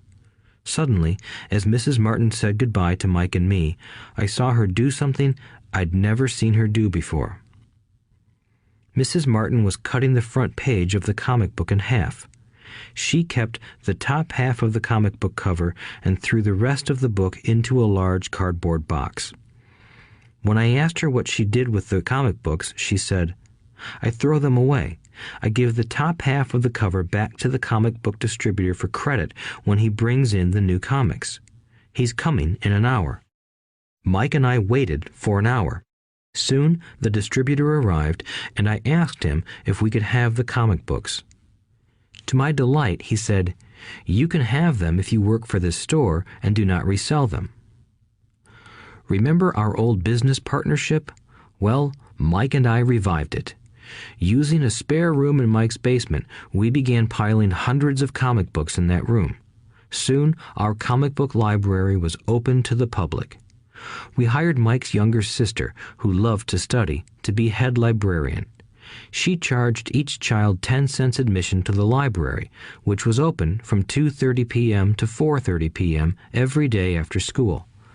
The customers, the children of the neighborhood, could read as many comics as they wanted in 2 hours. It was a bargain for them since a comic cost 10 cents each, and they could read 5 or 6 in 2 hours. Mike's sister would check the kids as they left to make sure they weren't borrowing any comic books. She also kept the books, logging in how many kids showed up each day, who they were, and any comments they might have. Mike and I averaged $9.50 per week over a 3-month period. We paid his sister $1 a week and allowed her to read the comics for free, which she rarely did since she was always studying. Mike and I kept our agreement by working in the store every Saturday and collecting all the comic books from the different stores. We kept our agreement to the distributor by not selling any comic books. We burned them once they got too tattered. We tried opening a branch office, but we could never quite find someone as trustworthy and dedicated as Mike's sister. At an early age, we found out how hard it was to find good staff. 3 months after the library first opened, a fight broke out in the room. Some bullies from another neighborhood pushed their way in, and Mike's dad suggested we shut down the business. So our comic book business shut down, and we stopped working on Saturdays at the convenience store. But Rich Dad was excited because he had new things he wanted to teach us. He was happy because we had learned our first lessons so well. We learned to make money work for us. By not getting paid for our work at the store, we were forced to use our imaginations to identify an opportunity to make money. By starting our own business, the comic book library, we were in control of our own finances, not dependent on an employer. The best part was that our business generated money for us even when we weren't physically there. Our money worked for us. Instead of paying us money, Rich Dad had given us so much more. Chapter 2. Lesson 2. Why teach financial literacy? It's not how much money you make, it's how much money you keep. In 1990, Mike took over his father's empire and is, in fact, doing a better job than his dad did. We see each other once or twice a year on the golf course. He and his wife are wealthier than you can imagine. Rich Dad's empire is in great hands, and Mike is now grooming his son to take his place, as his dad had groomed us. In 1994, I retired at the age of 47, and my wife Kim was 37. Retirement does not mean not working. For us, it means that, barring unforeseen cataclysmic changes, we can work or not work, and our wealth grows automatically, staying ahead of inflation. Our assets are large enough to grow by themselves. It's like planting a tree. You water it for years, and then one day it doesn't need you anymore. Its roots are implanted deep enough. Then the tree provides shade for your enjoyment. Mike chose to run the empire, and I chose to retire. Whenever I speak to groups of people, they often ask what I would recommend that they do. How do I get started? Is there a book you would recommend? What should I do to prepare my children? What is your secret to success? How do I make millions? Whenever I hear one of these questions, I'm reminded of the following story. The Richest Businessmen. In 1923, a group of our greatest leaders and richest businessmen held a meeting at the Edgewater Beach Hotel in Chicago. Among them were Charles Schwab, head of the largest independent steel company; Samuel Insull, president of the world's largest utility; Howard Hobson, head of the largest gas company; Ivar Kruger, president of International Match Company, one of the world's largest companies at that time; Leon Fraser, president of the Bank of International Settlements; Richard Whitney, president of the New York Stock Exchange; Arthur Cotton and Jesse Livermore, two of the biggest stock speculators; and Albert Fall, a member of President Harding's cabinet. 25 years later, 9 of these titans ended their lives as follows. Schwab died penniless after living for 5 years on borrowed money. Insull died broke in a foreign land, and Kruger and Cotton also died broke. Hobson went insane. Whitney and Albert Fall were released from prison, and Fraser and Livermore committed suicide. I doubt if anyone can say what really happened to these men. If you look at the date, 1923, it was just before the 1929 market crash and the Great Depression, which I suspect had a great impact on these men and their lives. The point is this. Today, we live in times of greater and faster change than these men did. I suspect there will be many booms and busts in the coming years that will parallel the ups and downs these men faced. I am concerned that too many people are too focused on money and not on their greatest wealth, their education. If people are prepared to be flexible, keep an open mind, and learn, they will grow richer and richer despite tough changes. If they think money will solve problems, they will have a rough ride. Intelligence solves problems and produces money. Money without financial intelligence is money soon gone. Most people fail to realize that in life, it's not how much money you make, it's how much money you keep. We've all heard stories of lottery winners who are poor, then suddenly rich, and then poor again. They win millions, yet are soon back where they started. Or stories of professional athletes who at the age of 24 are earning millions, but are sleeping under a bridge 10 years later. I remember a story of a young basketball player who a year ago had millions. Today, at just 29, he claims his friends, attorney, and accountant took his money, and he was forced to work at a car wash for minimum wage. He was fired from the car wash because he refused to take off his championship ring as he was wiping off the cars. His story made national news, and he is appealing his termination, claiming hardship and discrimination. He claims that the ring is all he has left, and if it was stripped away, he'll crumble. I know so many people who became instant millionaires, and while I am glad some people have become richer and richer, I caution them that in the long run, it's not how much money you make, it's how much you keep and how many generations you keep it. So when people ask, "Where do I get started?" or tell me how to get rich quick, they often are greatly disappointed with my answer. I simply say to them what my rich dad said to me when I was a little kid. If you want to be rich, you need to be financially literate. That idea was drummed into my head every time we were together. As I said, my educated dad stressed the importance of reading books, while my rich dad stressed the need to master financial literacy. If you are going to build the Empire State Building, the first thing you need to do is dig a deep hole and pour a strong foundation. If you are going to build a home in the suburbs, all you need to do is pour a 6-inch slab of concrete. Most people, in their drive to get rich, are trying to build an Empire State Building on a 6-inch slab.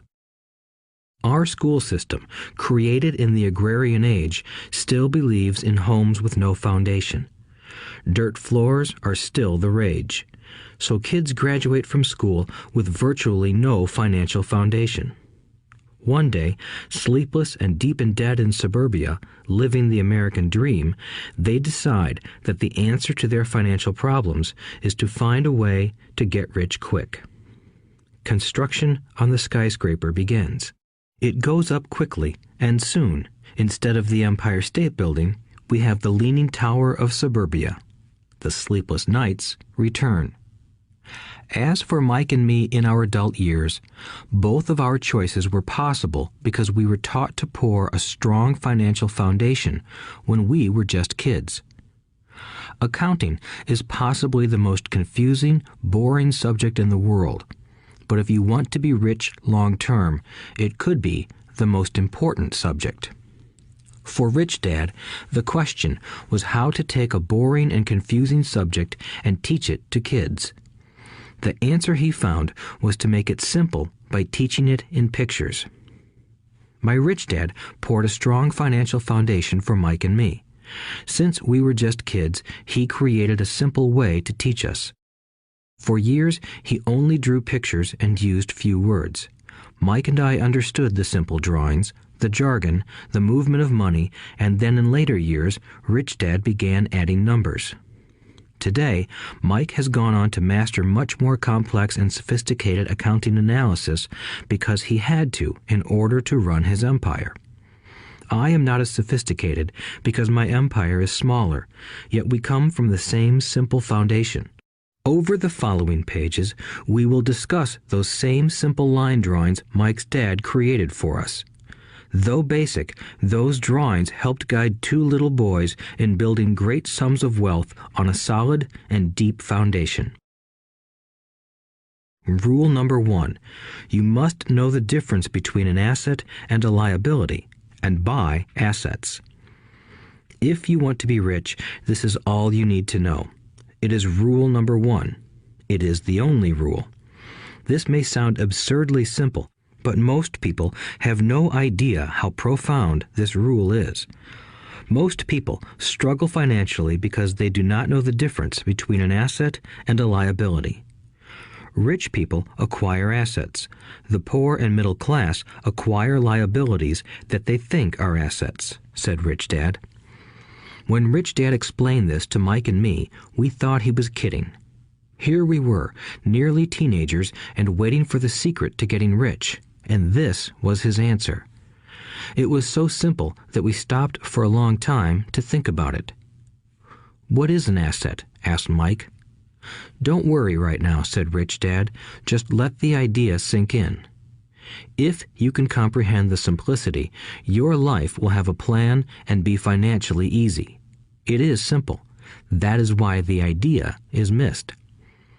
"You mean all we need to know is what an asset is, acquire them, and we'll be rich?" I asked. Rich Dad nodded his head. "It's that simple." "If it's that simple, how come everyone is not rich?" I asked. Rich Dad smiled. "Because people do not know the difference between an asset and a liability." I remember asking, how could adults be so misguided? If it is that simple, if it is that important, why would everyone not want to find out? It took Rich Dad only a few minutes to explain what assets and liabilities were. As an adult, I have difficulty explaining it to other adults. The simplicity of the idea escapes them because they have been educated differently. They were taught by other educated professionals, such as bankers, accountants, real estate agents, financial planners, and so forth. The difficulty comes in asking adults to unlearn or become children again. An intelligent adult often feels it is demeaning to pay attention to simplistic definitions. Rich Dad believed in the KISS principle: keep it simple, stupid, or keep it super simple. So he kept it simple for us, and that made our financial foundation strong. So what causes the confusion? How could something so simple be so screwed up? Why would someone buy an asset that was really a liability? The answer is found in basic education. We focus on the word literacy and not financial literacy. What defines something to be an asset or a liability are not words. In fact, if you really want to be confused, look up the words asset and liability in the dictionary. I know the definition may sound good to a trained accountant, but for the average person, it makes no sense. But we adults are often too proud to admit that something does not make sense. To us young boys, Rich Dad said, "What defines an asset are not words, but numbers. And if you can't read the numbers, you can't tell an asset from a hole in the ground." In accounting, Rich Dad would say, it's not the numbers, but what the numbers are telling you. It's just like words. It's not the words, but the story the words are telling you. If you want to be rich, you've got to read and understand numbers. If I heard that once, I heard it 1,000 times from my rich dad. And I also heard the rich acquire assets and the poor and middle class acquire liabilities. Here is how to tell the difference between an asset and a liability. Most accountants and financial professionals do not agree with the definitions, but these simple drawings were the start of strong financial foundations for two young boys. An asset is something that puts money in my pocket. A liability is something that takes money out of my pocket. This is really all you need to know. If you want to be rich, simply spend your life buying assets. If you want to be poor or middle class, spend your life buying liabilities. Illiteracy, both in words and numbers, is the foundation of financial struggle. If people are having difficulties financially, there is something that they don't understand, either in words or numbers. The rich are rich because they are more literate in different areas than people who struggle financially. So if you want to be rich and maintain your wealth, it's important to be financially literate in words as well as numbers. Numbers alone mean little, just as words out of context mean little. It's the story that counts. In financial reporting, reading numbers is looking for the plot, the story of where the cash is flowing. In 80% of most families, the financial story paints a picture of hard work to get ahead. However, this effort is for naught because they spend their lives buying liabilities instead of assets. Everyone has living expenses, the need for food, shelter, and clothing. It is the cash flow that tells the story of how a person handles their money. The reason I started with the story of the richest men in America is to illustrate the flaw in believing that money will solve all problems. That is why I cringe whenever I hear people ask me how to get rich quicker or where they should start. I often hear, "I'm in debt, so I need to make more money." But more money will often not solve the problem. In fact, it may compound the problem. Money often makes obvious our tragic human flaws, putting a spotlight on what we don't know. That is why, all too often, a person who comes into a sudden windfall of cash, let's say an inheritance, a pay raise, or lottery winnings, soon returns to the same financial mess, if not worse than the mess they were in before. Money only accentuates the cash flow pattern running in your head. If your pattern is to spend everything you get, most likely an increase in cash will just result in an increase in spending. Thus the saying, "A fool and his money is one big party."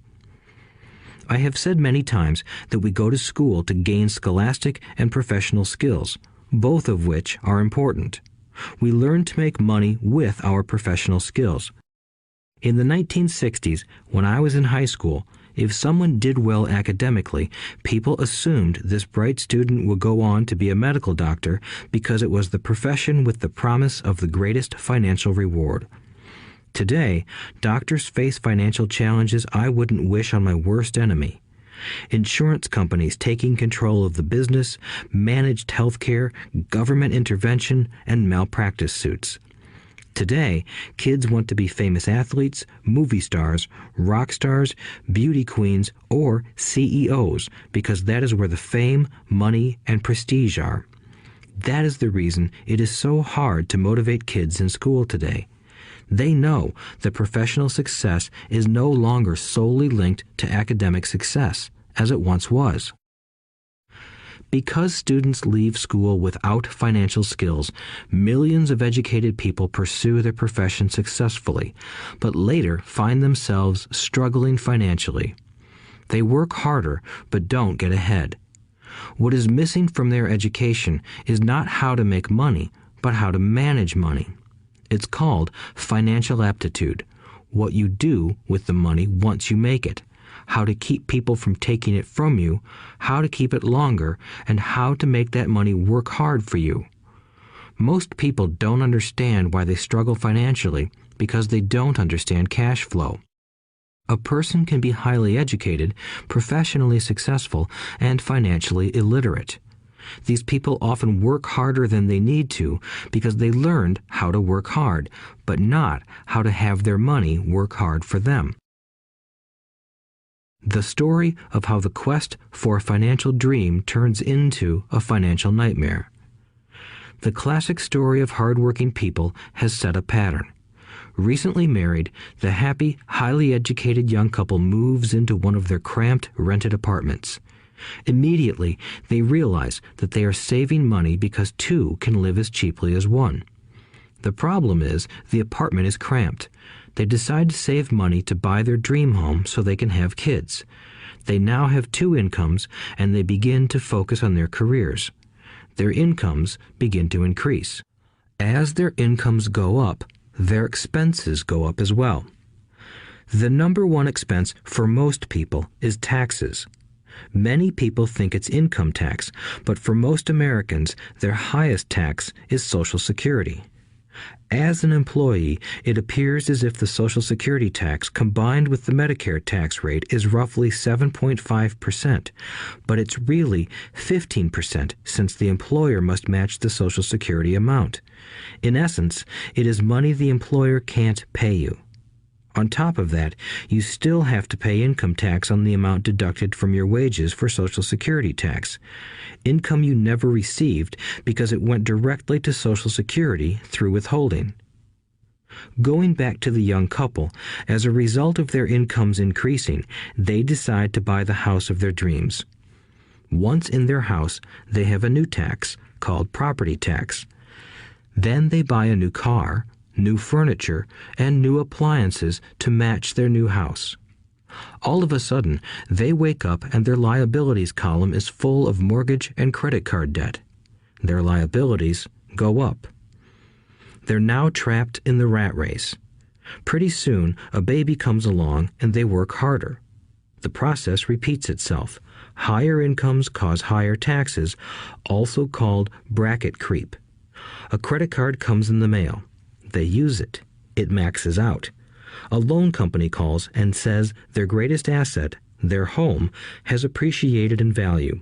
Because their credit is so good, the company offers a bill consolidation loan and tells them the intelligent thing to do is clear off the high-interest consumer debt by paying off their credit card. And besides, interest on their home is a tax deduction. They go for it and pay off those high-interest credit cards. They breathe a sigh of relief. Their credit cards are paid off. They've now folded their consumer debt into their home mortgage. Their payments go down because they extend their debt over 30 years. It is the smart thing to do. Their neighbor calls to invite them to go shopping. The Memorial Day sale is on. They promise themselves they'll just window shop, but they take a credit card, just in case. I run into this young couple all the time. Their names change, but their financial dilemma is the same. They come to one of my talks to hear what I have to say. They ask me, "Can you tell us how to make more money?" They don't understand that their trouble is really how they choose to spend the money they do have. It is caused by financial illiteracy and not understanding the difference between an asset and a liability. More money seldom solves someone's money problems. Intelligence solves problems. There is a saying a friend of mine says over and over to people in debt. If you find you have dug yourself into a hole, stop digging. As a child, my dad often told us that the Japanese were aware of 3 powers: the power of the sword, the jewel, and the mirror. The sword symbolizes the power of weapons. America has spent trillions of dollars on weapons, and because of this is a powerful military presence in the world. The jewel symbolizes the power of money. There is some degree of truth to the saying, "Remember the golden rule. He who has the gold makes the rules." The mirror symbolizes the power of self-knowledge. This self-knowledge, according to Japanese legend, was the most treasured of the 3. All too often, the poor and middle class allow the power of money to control them. By simply getting up and working harder, failing to ask themselves if what they do makes sense, they shoot themselves in the foot as they leave for work every morning. By not fully understanding money, the vast majority of people allow its awesome power to control them. If they used the power of the mirror, they would have asked themselves, "Does this make sense?" All too often, instead of trusting their inner wisdom, that genius inside, most people follow the crowd. They do things because everybody else does them. They conform rather than question. Often, they mindlessly repeat what they have been told. Diversify. Your home is an asset. Your home is your biggest investment. You get a tax break for going into greater debt. Get a safe job. Don't make mistakes. Don't take risks. It is said that the fear of public speaking is a fear greater than death for most people. According to psychiatrists, the fear of public speaking is caused by the fear of ostracism, the fear of standing out, the fear of criticism, the fear of ridicule, and the fear of being an outcast. The fear of being different prevents most people from seeking new ways to solve their problems. That is why my educated dad said the Japanese valued the power of the mirror the most, for it is only when we look into it that we find truth. Fear is the main reason that people say, "Play it safe." That goes for anything, be it sports, relationships, careers, or money. It is that same fear, the fear of ostracism, that causes people to conform to, and not question, commonly accepted opinions or popular trends. Your home is an asset. Get a bill consolidation loan and get out of debt. Work harder. It's a promotion. Someday I'll be a vice president. Save money. When I get a raise, I'll buy us a bigger house.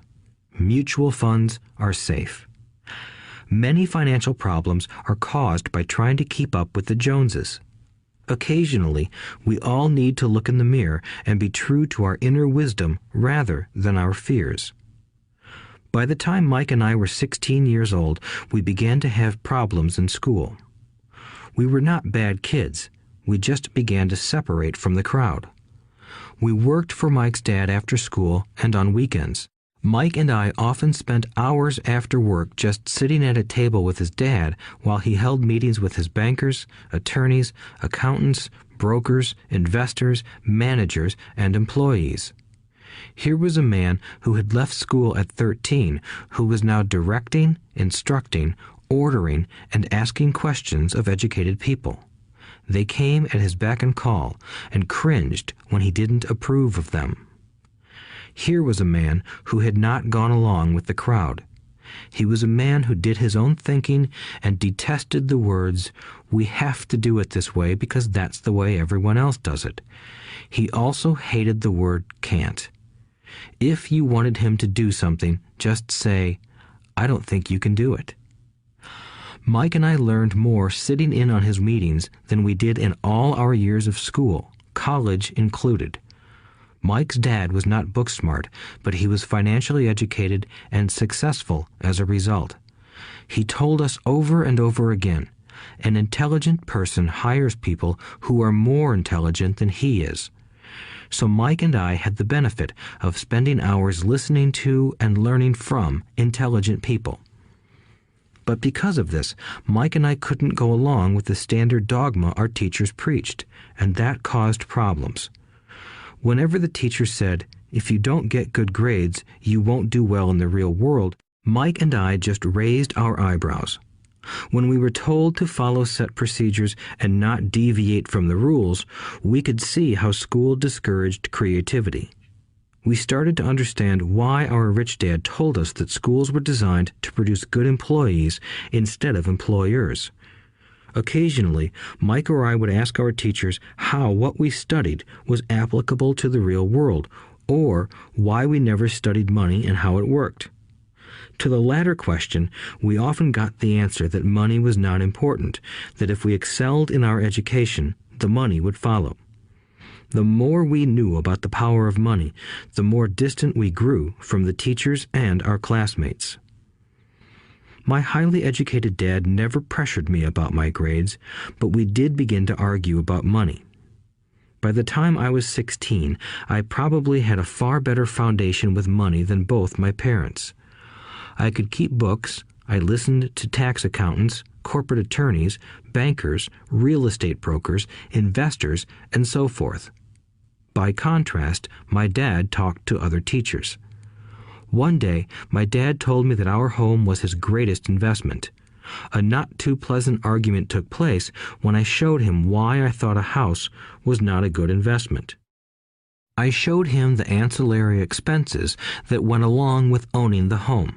A bigger home meant bigger expenses, and the cash flow kept going out through the expense column.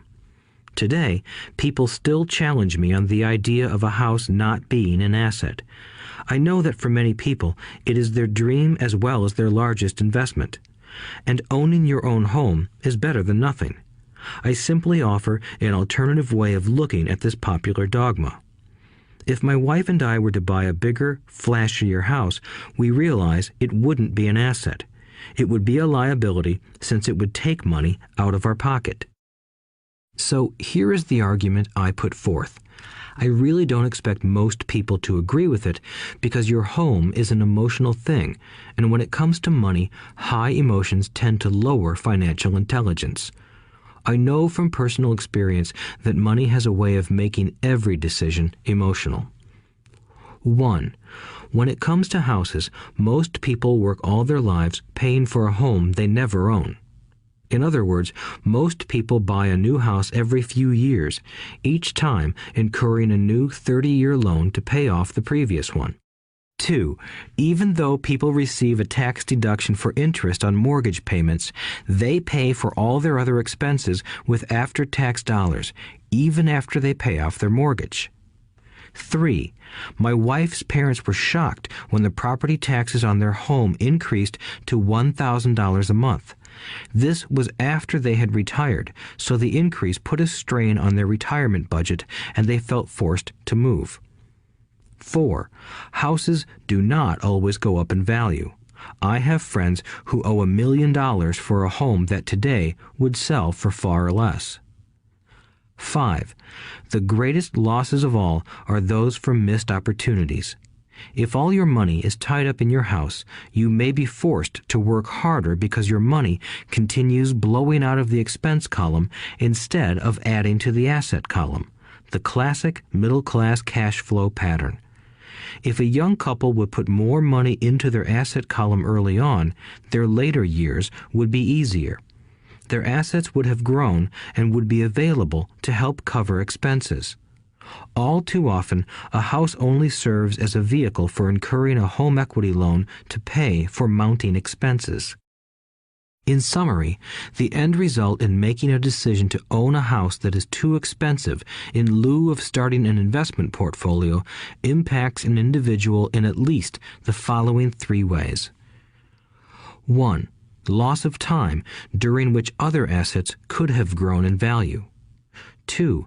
Loss of additional capital which could have been invested instead of paying for high-maintenance expenses related directly to the home. 3. Loss of education. Too often, people count their house and savings and retirement plans as all they have in their asset column. Because they have no money to invest, they simply don't invest. This costs them investment experience. Most never become what the investment world calls a sophisticated investor. And the best investments are usually first sold to sophisticated investors, who then turn around and sell them to the people playing it safe. I am not saying don't buy a house. What I'm saying is that you should understand the difference between an asset and a liability. When I want a bigger house, I first buy assets that will generate the cash flow to pay for the house. My educated dad's personal financial statement best demonstrates the life of someone caught in the rat race. His expenses match his income, never allowing him enough left over to invest in assets. As a result, his liabilities are larger than his assets. Why the rich get richer. A review of my rich dad's financial statement shows why the rich get richer. The asset column generates more than enough income to cover expenses, with the balance reinvested into the asset column. The asset column continues to grow, and therefore the income it produces grows with it. The result is that the rich get richer. Why the middle class struggle. The middle class finds itself in a constant state of financial struggle. Their primary income is through their salary. As their wages increase, so do their taxes. Their expenses tend to increase in proportion to their salary increase, hence the phrase, the rat race. They treat their home as their primary asset instead of investing in income-producing assets. This pattern of treating your home as an investment and the philosophy that a pay raise means you can buy a larger home or spend more is the foundation of today's debt-ridden society. Increased spending throws families into greater debt and into more financial uncertainty, even though they may be advancing in their jobs and receiving raises on a regular basis. This is high-risk living caused by weak financial education. The massive loss of jobs in recent times proves how shaky the middle class really is financially. Company pension plans are being replaced by 401k plans. Social Security is obviously in trouble and can't be relied upon as a source for retirement. Panic has set in for the middle class. Today, mutual funds are popular because they supposedly represent safety. Average mutual fund buyers are too busy working to pay taxes and mortgages, save for their children's college, and pay off credit cards. They do not have time to study investing, so they rely on the expertise of the manager of a mutual fund. Also, because the mutual fund includes many different types of investments, they feel their money is safer because it is diversified. This educated middle class subscribes to the dogma put out by mutual fund brokers and financial planners. Play it safe, avoid risk. The real tragedy is that the lack of early financial education is what creates the risk faced by average middle class people. The reason they have to play it safe is because their financial positions are tenuous at best. Their balance sheets are not balanced. Instead, they are loaded with liabilities and have no real assets that generate income. Typically, their only source of income is their paycheck. Their livelihood becomes entirely dependent on their employer. So when genuine deals of a lifetime come along, these people can't take advantage of them because they are working so hard, are taxed to the max, and are loaded with debt. As I said at the start of this section, the most important rule is to know the difference between an asset and a liability. Once you understand the difference, concentrate your efforts on buying income-generating assets. That's the best way to get started on a path to becoming rich. Keep doing that and your asset column will grow. Keep liabilities and expenses down so more money is available to continue pouring into the asset column. Soon, the asset base will be so deep that you can afford to look at more speculative investments. Investments that may have returns of 100% to infinity. $5,000 investments that are soon turned into $1 million or more. Investments that the middle class calls too risky. The investment is not risky for the financially literate. As an employee who is also a homeowner, your working efforts are generally as follows. 1. You work for the company. Employees make their business owner or the shareholders rich, not themselves. Your efforts and success will help provide for the owner's success and retirement. 2.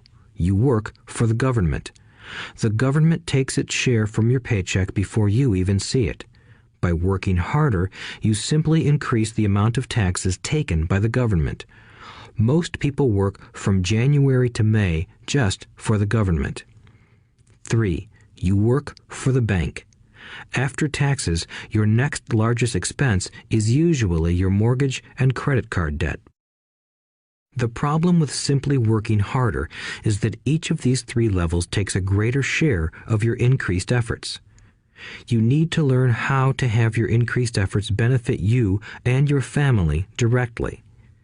Once you have decided to concentrate on minding your own business, focusing your efforts on acquiring assets instead of a bigger paycheck, how do you set your goals? Most people must keep their job and rely on their wages to fund their acquisition of assets. As their assets grow, how do they measure the extent of their success? When does someone know that they are rich, that they have wealth? As well as having my own definitions for assets and liabilities, I also have my own definition for wealth. Actually, I borrowed it from a man named R. Buckminster Fuller.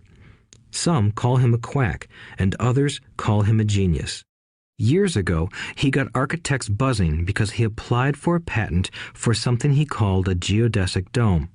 But in the application, Fuller also said something about wealth. It was pretty confusing at first, but after reading it, it began to make some sense. Wealth is a person's ability to survive so many number of days forward, or, if I stopped working today, how long could I survive? Unlike net worth, the difference between your assets and liabilities, which is often filled with a person's expensive junk and opinions of what things are worth, this definition creates the possibility for developing a truly accurate measurement. I could now measure and know where I was in terms of my goal to become financially independent. Although net worth often includes non-cash producing assets, like stuff you bought that now sits in your garage, wealth measures how much money your money is making and, therefore, your financial survivability. Wealth is the measure of the cash flow from the asset column compared with the expense column. Let's use an example. Let's say I have cash flow from my asset column of $1,000 a month, and I have monthly expenses of $2,000 a month. What is my wealth? Let's go back to Buckminster Fuller's definition. Using his definition, how many days forward can I survive? Assuming a 30-day month, I have enough cash flow for half a month. When I achieve $2,000 a month cash flow from my assets, then I will be wealthy. So, while I'm not yet rich, I am wealthy. I now have income generated from assets each month that fully cover my monthly expenses. If I want to increase my expenses, I first must increase my cash flow to maintain this level of wealth. Also note that it is at this point that I'm no longer dependent on my wages. I have focused on and been successful in building an asset column that has made me financially independent. If I quit my job today, I would be able to cover my monthly expenses with the cash flow from my assets. My next goal would be to have the excess cash flow from my assets reinvested into the asset column. The more money that goes into my asset column, the more my asset column grows. The more my assets grow, the more my cash flow grows. And as long as I keep my expenses less than the cash flow from these assets, I grow richer with more and more income from sources other than my physical labor. As this reinvestment process continues, I am well on my way to becoming rich. Just remember this simple observation. The rich buy assets. The poor only have expenses. The middle class buy liabilities they think are assets. So how do I start minding my own business? What is the answer? Listen to the founder of McDonald's in the next chapter. Chapter 3. Lesson 3. Mind your own business. The rich focus on their asset columns while everyone else focuses on their income statements. In 1974, Ray Kroc, the founder of McDonald's, was asked to speak to the MBA class at the University of Texas at Austin. A friend of mine was a student in that MBA class. After a powerful and inspiring talk, the class adjourned and the students asked Ray if he would join them at their favorite hangout to have a few beers. Ray graciously accepted. "What business am I in?" Ray asked once the group had all their beers in hand. Everyone laughed, my friend said. Most of the MBA students thought Ray was just fooling around. No one answered, so Ray asked again. "What business do you think I'm in?" The students laughed again, and finally one brave soul yelled out, "Ray, who in the world doesn't know that you're in the hamburger business?" Ray chuckled. "That's what I thought you would say." He paused and then quickly added, "Ladies and gentlemen, I'm not in the hamburger business. My business is real estate." As my friend tells the story, Ray spent a good amount of time explaining his viewpoint. In his business plan, Ray knew that the primary business focus was to sell hamburger franchises, but what he never lost sight of was the location of each franchise. He knew that the land and its location were the most significant factors in the success of each franchise. Basically, the person who bought the franchise was also buying the real estate under the franchise for Ray Kroc's organization. Today, McDonald's is the largest single owner of real estate in the world, owning even more than the Catholic Church. McDonald's owns some of the most valuable intersections and street corners in America and around the globe. My friend considers this as one of the most important lessons in his life. Today, he owns car washes, but his business is the real estate under those car washes. The previous chapter presented that most people work for everyone but themselves. They work first for the owners of the company, then for the government through taxes, and finally for the bank that owns their mortgage. When I was a young boy, we did not have a McDonald's nearby. Yet my rich dad was responsible for teaching Mike and me the same lesson that Ray Kroc talked about at the University of Texas. It is secret number 3 of the rich. The secret is mind your own business. Financial struggle is often directly the result of people working all their lives for someone else. Many people will simply have nothing at the end of their working days to show for their efforts. Our current educational system focuses on preparing today's youth to get good jobs by developing scholastic skills. Their lives will revolve around their wages or, as described earlier, their income column. Many will study further to become engineers, scientists, cooks, police officers, artists, writers, and so on. These professional skills allow them to enter the workforce and work for money. But there is a big difference between your profession and your business. Often I ask people, "What is your business?" And they will say, "Oh, I'm a banker." Then I ask them if they own the bank, and they usually respond, "No, I work there." In that instance, they have confused their profession with their business. Their profession may be a banker, but they still need their own business. A problem with school is that you often become what you study. So if you study cooking, you become a chef. If you study the law, you become an attorney. And a study of auto mechanics makes you a mechanic. The mistake in becoming what you study is that too many people forget to mind their own business. They spend their lives minding someone else's business and making that person rich. To become financially secure, a person needs to mind their own business. Your business revolves around your asset column, not your income column.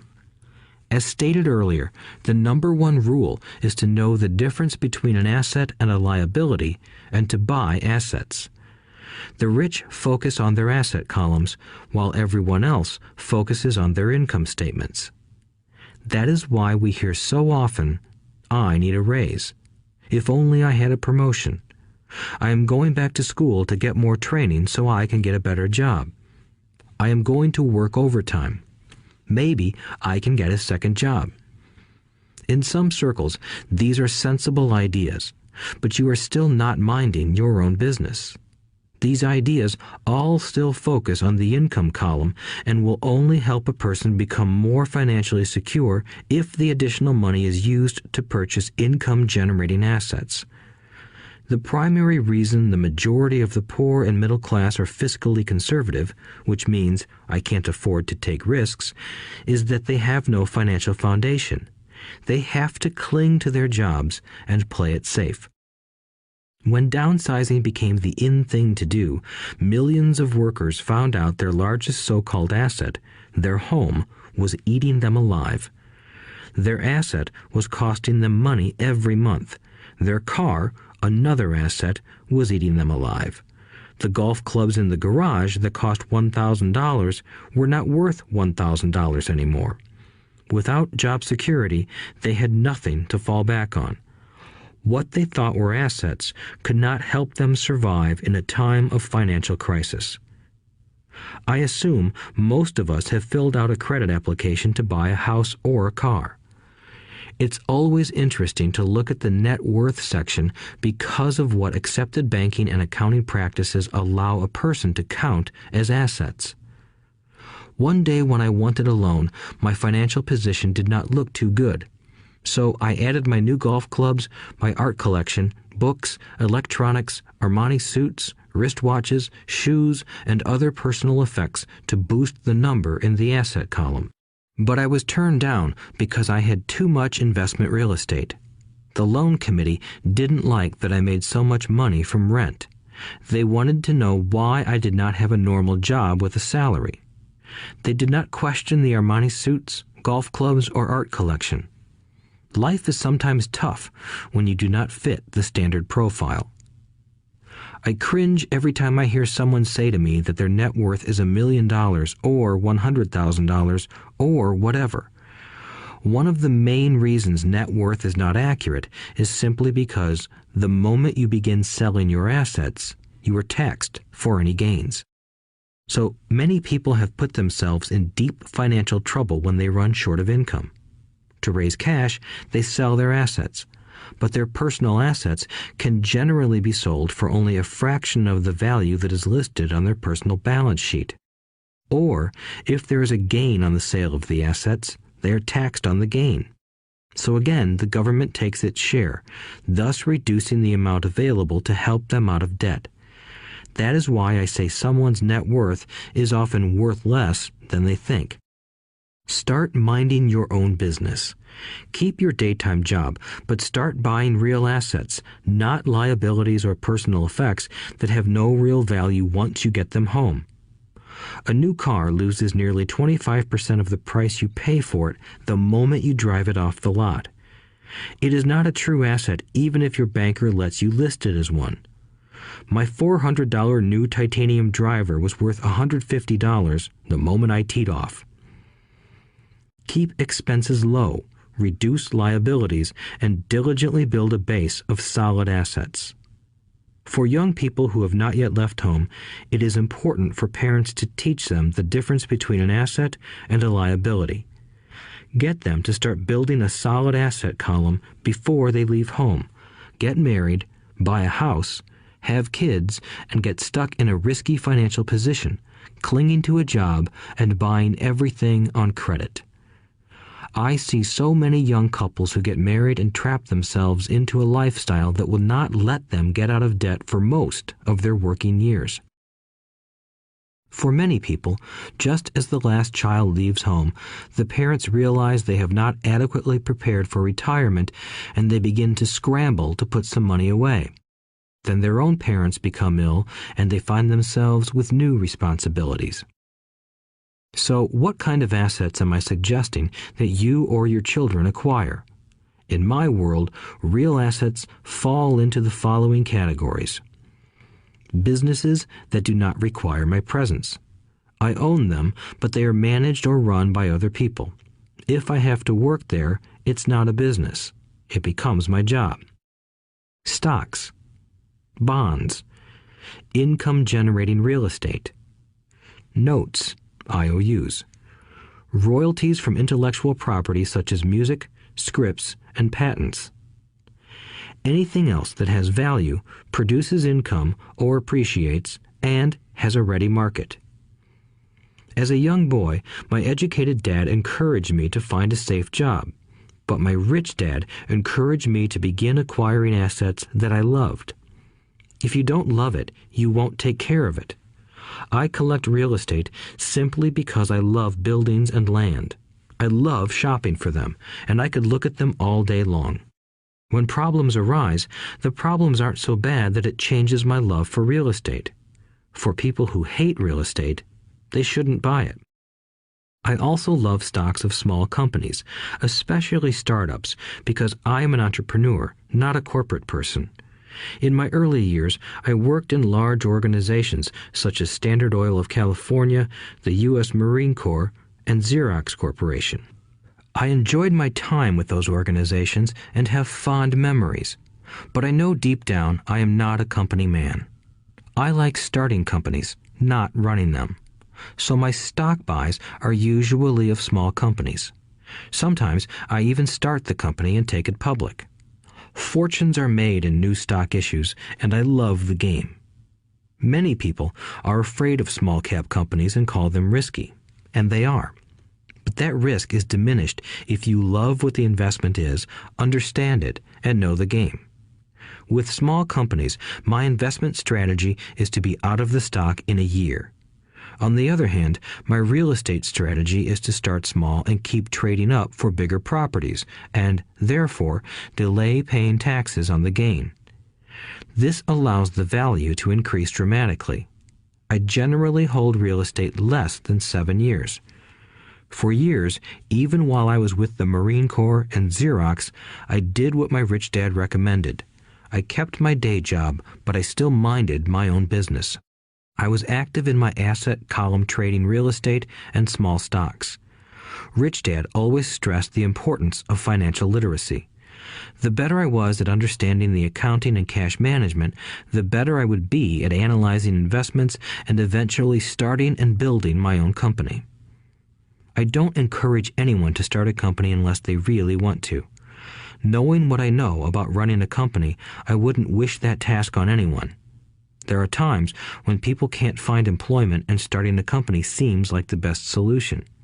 But the odds are against success. 9 out of 10 companies fail in 5 years. Of those that survive the first 5 years, 9 out of every 10 of those eventually fail as well. So only if you really have the desire to own your own company do I recommend it. Otherwise, keep your day job and mind your own business. When I say mind your own business, I mean to build and keep your asset column strong. Once a dollar goes into it, never let it come out. Think of it this way. Once a dollar goes into your asset column, it becomes your employee. The best thing about money is that it works 24 hours a day and can work for generations. Keep your day job, be a great hard-working employee, but keep building that asset column. As your cash flow grows, you can indulge in some luxuries. An important distinction is that rich people buy luxuries last, while the poor and middle class tend to buy luxuries first. The poor and the middle class often buy luxury items like big houses, diamonds, furs, jewelry, or boats because they want to look rich. They look rich, but in reality they just get deeper in debt on credit. The old money people, the long-term rich, build their asset column first. Then the income generated from the asset column buys their luxuries. The poor and middle class buy luxuries with their own sweat, blood, and children's inheritance. A true luxury is a reward for investing in and developing a real asset. For example, when my wife Kim and I had extra money coming from our apartment houses, she went out and bought her Mercedes. It didn't take any extra work or risk on her part because the apartment house bought the car. She did, however, have to wait 4 years while the real estate investment portfolio grew and began generating enough extra cash flow to pay for the car. But the luxury, the Mercedes, was a true reward because she proved she knew how to grow her asset column. That car now means a lot more to her than simply another pretty car. It means she used her financial intelligence to afford it. Instead, most people impulsively go out and buy a new car or some other luxury on credit. They may feel bored and just want a new toy. Buying a luxury on credit often causes a person to eventually resent that luxury because the debt becomes a financial burden. After you've taken the time and invested in and built your own business, you are now ready to learn the biggest secret of the rich, the secret that puts the rich way ahead of the pack. Chapter 4. Lesson 4. The History of Taxes and the Power of Corporations. My rich dad just played the game smart, and he did it through corporations, the biggest secret of the rich. I remember in school being told the story of Robin Hood and his merry men. My teacher thought it was a wonderful story of a romantic hero who robbed from the rich and gave to the poor. My rich dad did not see Robin Hood as a hero. He called Robin Hood a crook. Robin Hood may be long gone, but his followers live on. I often still hear people say, "Why don't the rich pay for it?" Or, "The rich should pay more in taxes and give it to the poor." It is this Robin Hood fantasy, or taking from the rich to give to the poor, that has caused the most pain for the poor and the middle class. The reason the middle class is so heavily taxed is because of the Robin Hood ideal. The reality is that the rich are not taxed. It's the middle class who pays for the poor, especially the educated, upper-income middle class. Again, to understand fully how things happen, we need to look at the history of taxes. Although my highly educated dad was an expert on the history of education, my rich dad fashioned himself an expert on the history of taxes. Rich Dad explained to Mike and me that originally in England and America, there were no taxes. Occasionally, there were temporary taxes levied in order to pay for wars. The king or the president would put the word out and ask everyone to chip in. Taxes were levied in Britain for the fight against Napoleon from 1799 to 1816, and in America to pay for the Civil War from 1861 to 1865. In 1874, England made income tax a permanent levy on its citizens. In 1913, an income tax became permanent in the United States with the adoption of the 16th Amendment to the U.S. Constitution. At one time, Americans were anti-tax. It had been the tax on tea that led to the famous Tea Party in Boston Harbor, an incident that helped ignite the Revolutionary War. It took approximately 50 years in both England and the United States to sell the idea of a regular income tax. What these historical dates fail to reveal is that both of these taxes were initially levied against only the rich. It was this point that Rich Dad wanted Mike and me to understand. He explained that the idea of taxes was made popular and accepted by the majority by telling the poor and the middle class that taxes were created only to punish the rich. This is how the masses voted for the law, and it became constitutionally legal.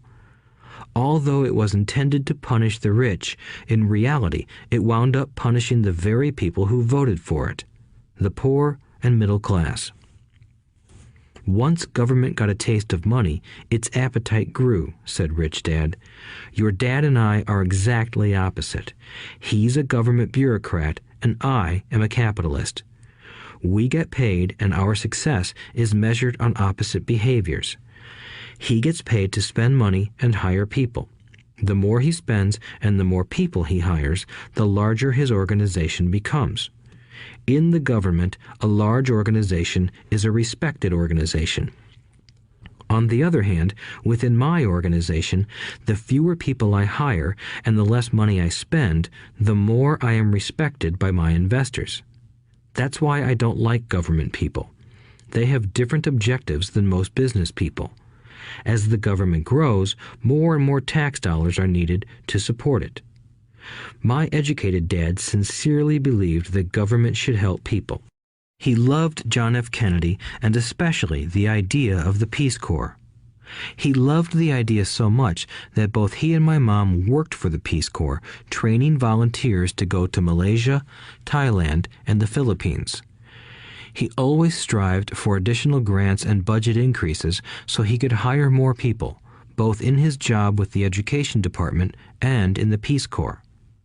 From the time I was about 10 years old, I would hear from my rich dad that government workers were a pack of lazy thieves, and from my poor dad I would hear how the rich were greedy crooks who should be made to pay more taxes. Both sides had valid points.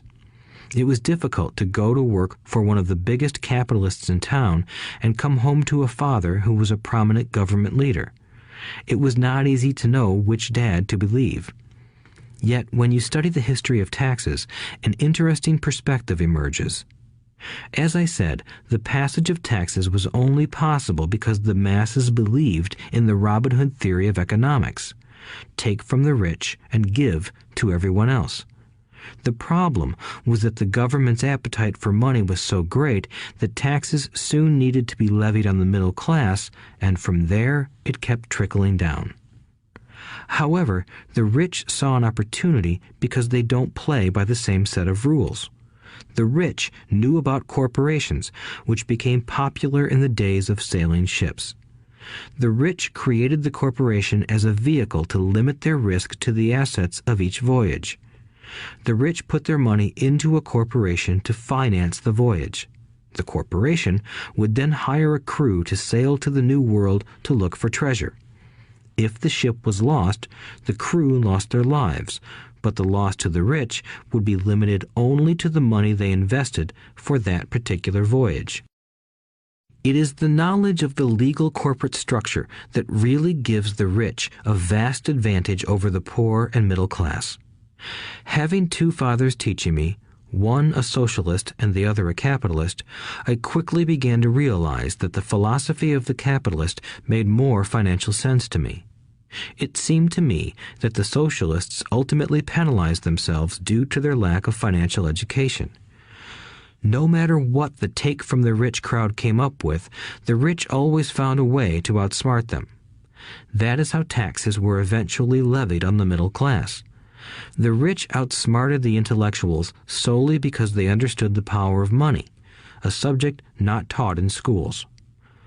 How did the rich outsmart the intellectuals?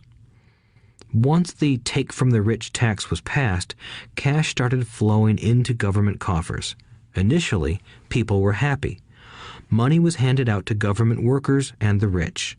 It went to government workers in the form of jobs and pensions, and it went to the rich via their factories receiving government contracts. The government received a large pool of money, but the problem was the fiscal management of that money. The government ideal is to avoid having excess money. If you fail to spend your allotted funds, you risk losing it in the next budget. You would certainly not be recognized for being efficient.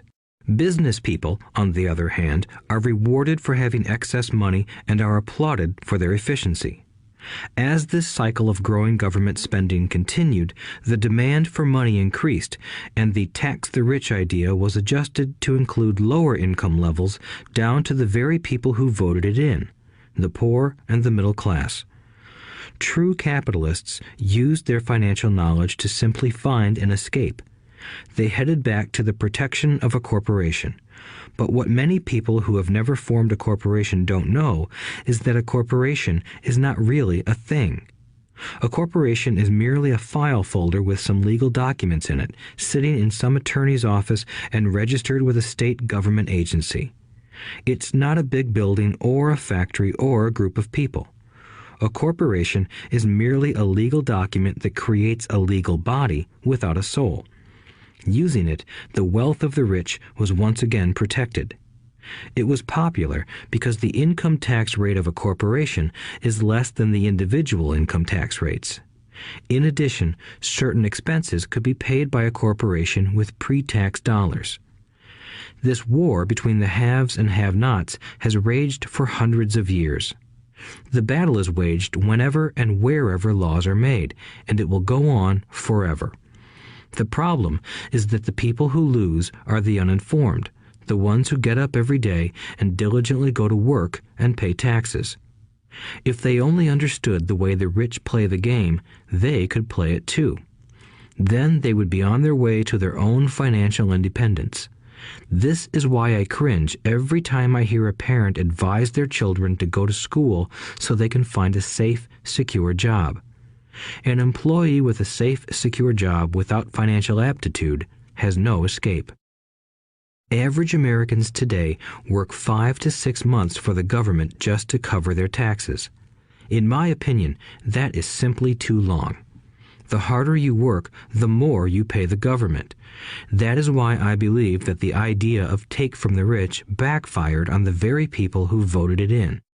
Every time people try to punish the rich don't simply comply. They react. They have the money, power, and intent to change things. They don't just sit there and voluntarily pay more taxes. Instead, they search for ways to minimize their tax burden. They hire smart attorneys and accountants and persuade politicians to change laws or create legal loopholes. They use their resources to effect change. The tax code of the United States also allows other ways to reduce taxes. Most of these vehicles are available to anyone, but it is the rich who find them because they are minding their own business. For example, 1031 is jargon for Section 1031 of the Internal Revenue Code, which allows a seller to delay paying taxes on a piece of real estate that is sold for a capital gain through an exchange for a more expensive piece of real estate. Real estate is one investment vehicle that has a great tax advantage. As long as you keep trading up in value, you will not be taxed on the gains until you liquidate. People who don't take advantage of these legal tax savings are missing a great opportunity to build their asset columns. The poor and middle class don't have the same resources. They sit there and let the government's needles enter their arm and allow the blood donation to begin. Today, I am constantly shocked at the number of people who pay more taxes or take fewer deductions simply because they are afraid of the government. I have friends who have had their businesses shut down and destroyed, only to find out it was a mistake on the part of the government. I realize all that, but the price of working from January to May is a high price to pay for that intimidation. My poor dad never fought back. My rich dad didn't either. He just played the game smarter, and he did it through corporations, the biggest secret of the rich. You may remember the first lesson I learned from my rich dad. I was a little boy of 9 who had to sit and wait for him to choose to talk to me. I sat in his office waiting for him to get to me. He was ignoring me on purpose.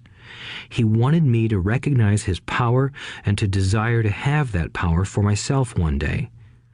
During all the years I studied and learned from him, he always reminded me that knowledge is power. and with money comes great power that requires the right knowledge to keep it and make it multiply. Without that knowledge, the world pushes you around. Rich Dad constantly reminded Mike and me that the biggest bully was not the boss or the supervisor, but the tax man. The tax man will always take more if you let him. The first lesson of having money work for you, as opposed to you working for money, is all about power. If you work for money, you give the power to your employer. If money works for you, you keep the power and control it.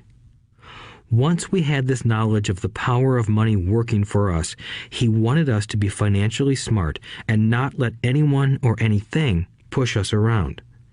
If you're ignorant, it's easy to be bullied. If you know what you're talking about, you have a fighting chance. That is why he paid so much for smart tax accountants and attorneys. It was less expensive to pay them than to pay the government.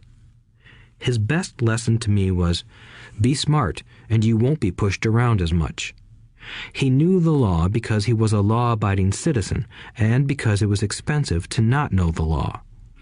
If you know you're right, you're not afraid of fighting back, even if you are taking on Robin Hood and his band of merry men. My highly educated dad always encouraged me to land a good job with a strong corporation. He spoke of the virtues of working your way up the corporate ladder. He didn't understand that, by relying solely on a paycheck from a corporate employer, I would be a docile cow ready for milking. When I told my rich dad of my father's advice, he only chuckled. "Why not own the ladder?" was all he said. As a young boy, I did not understand what Rich Dad meant by owning my own corporation. It was an idea that seemed impossible and intimidating. Although I was excited by the idea, my inexperience wouldn't let me envision the possibility that grown-ups would someday work for a company I would own. The point is that, if not for my rich dad, I would have probably followed my educated dad's advice. It was merely the occasional reminder of my rich dad that kept the idea of owning my own corporation alive and kept me on a different path. By the time I was 15 or 16, I knew I wasn't going to continue down the path my educated dad recommended. I didn't know how I was going to do it, but I was determined not to head in the direction most of my classmates were heading. That decision changed my life. It was not until my mid-20s that my rich dad's advice began to make more sense to me. I was just out of the Marine Corps and working for Xerox. I was making a lot of money, but every time I looked at my paycheck, I was disappointed. The deductions were so large, and the more I worked, the greater they became. As I became more successful, my bosses talked about promotions and raises. It was flattering, but I could hear my rich dad asking in my ear, "Who are you working for? Who are you making rich?" In 1974, while still an employee for Xerox, I formed my first corporation and began minding my own business. There were already a few assets in my asset column, but now I was determined to focus on making it bigger. Those paychecks, with all the deductions, made all the years of my rich dad's advice make total sense. I could see the future if I followed my educated dad's advice. Many employers feel that advising their workers to mind their own business is bad for business. But for me, focusing on my own business and developing assets made me a better employee because I now had a purpose. I came in early and worked diligently, amassing as much money as possible so I could invest in real estate. Hawaii was just set to boom, and there were fortunes to be made. The more I realized that we were in the beginning stages of a boom, the more Xerox machines I sold. The more I sold, the more money I made, and, of course, the more deductions came out of my paycheck. It was inspiring. I wanted out of the employee trap so badly that I worked even harder so I could invest more. By 1978, I was consistently one of the top 5 salespeople at the company. I badly wanted out of the rat race. In less than 3 years, I was making more in my real estate holding corporation than I was making at Xerox, and the money I was making in my asset column in my own corporation was money working for me, not me pounding on doors selling copiers. My rich dad's advice made much more sense. Soon, the cash flow from my properties were so strong that my company bought me my first Porsche. My fellow Xerox salespeople thought I was spending my commissions. I wasn't. I was investing my commissions in assets. My money was working hard to make more money. Each dollar in my asset column was a great employee, working hard to make more employees and buy the boss a new Porsche with before-tax dollars. I began to work harder for Xerox. The plan was working, and my Porsche was the proof. By using the lessons I learned from my rich dad, I was able to get out of the proverbial rat race at an early age. It was made possible because of the strong financial knowledge I had acquired through Rich Dad's lessons.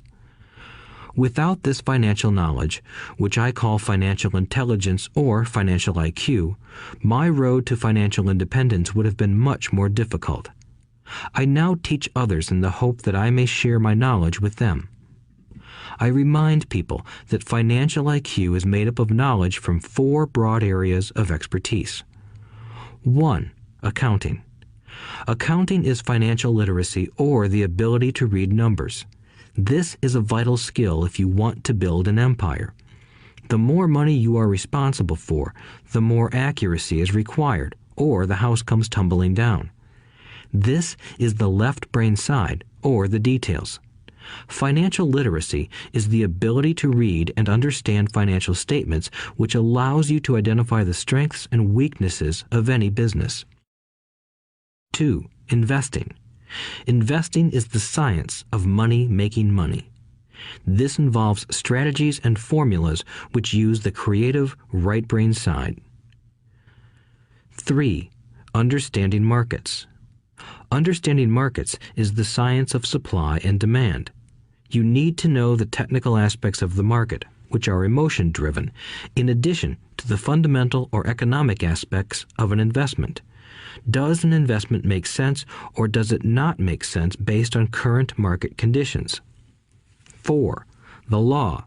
A corporation wrapped around the technical skills of accounting, investing, and markets can contribute to explosive growth.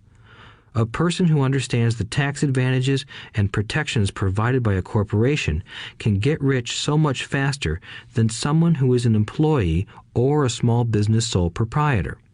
It's like the difference between someone walking and someone flying. The difference is profound when it comes to long-term wealth. Tax advantages. A corporation can do many things that an employee cannot, like pay expenses before paying taxes.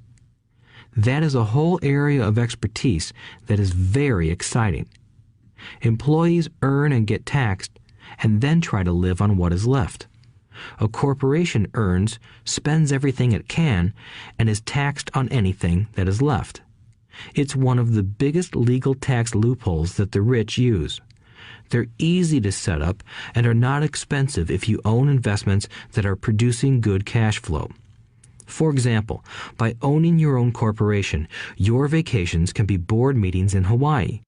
Car payments, insurance, repairs, and health club memberships are company expenses. Most restaurant meals are partial expenses and on. But it's done legally with pre-tax dollars. Protection from lawsuits. We live in a litigious society. Everybody wants a piece of your action.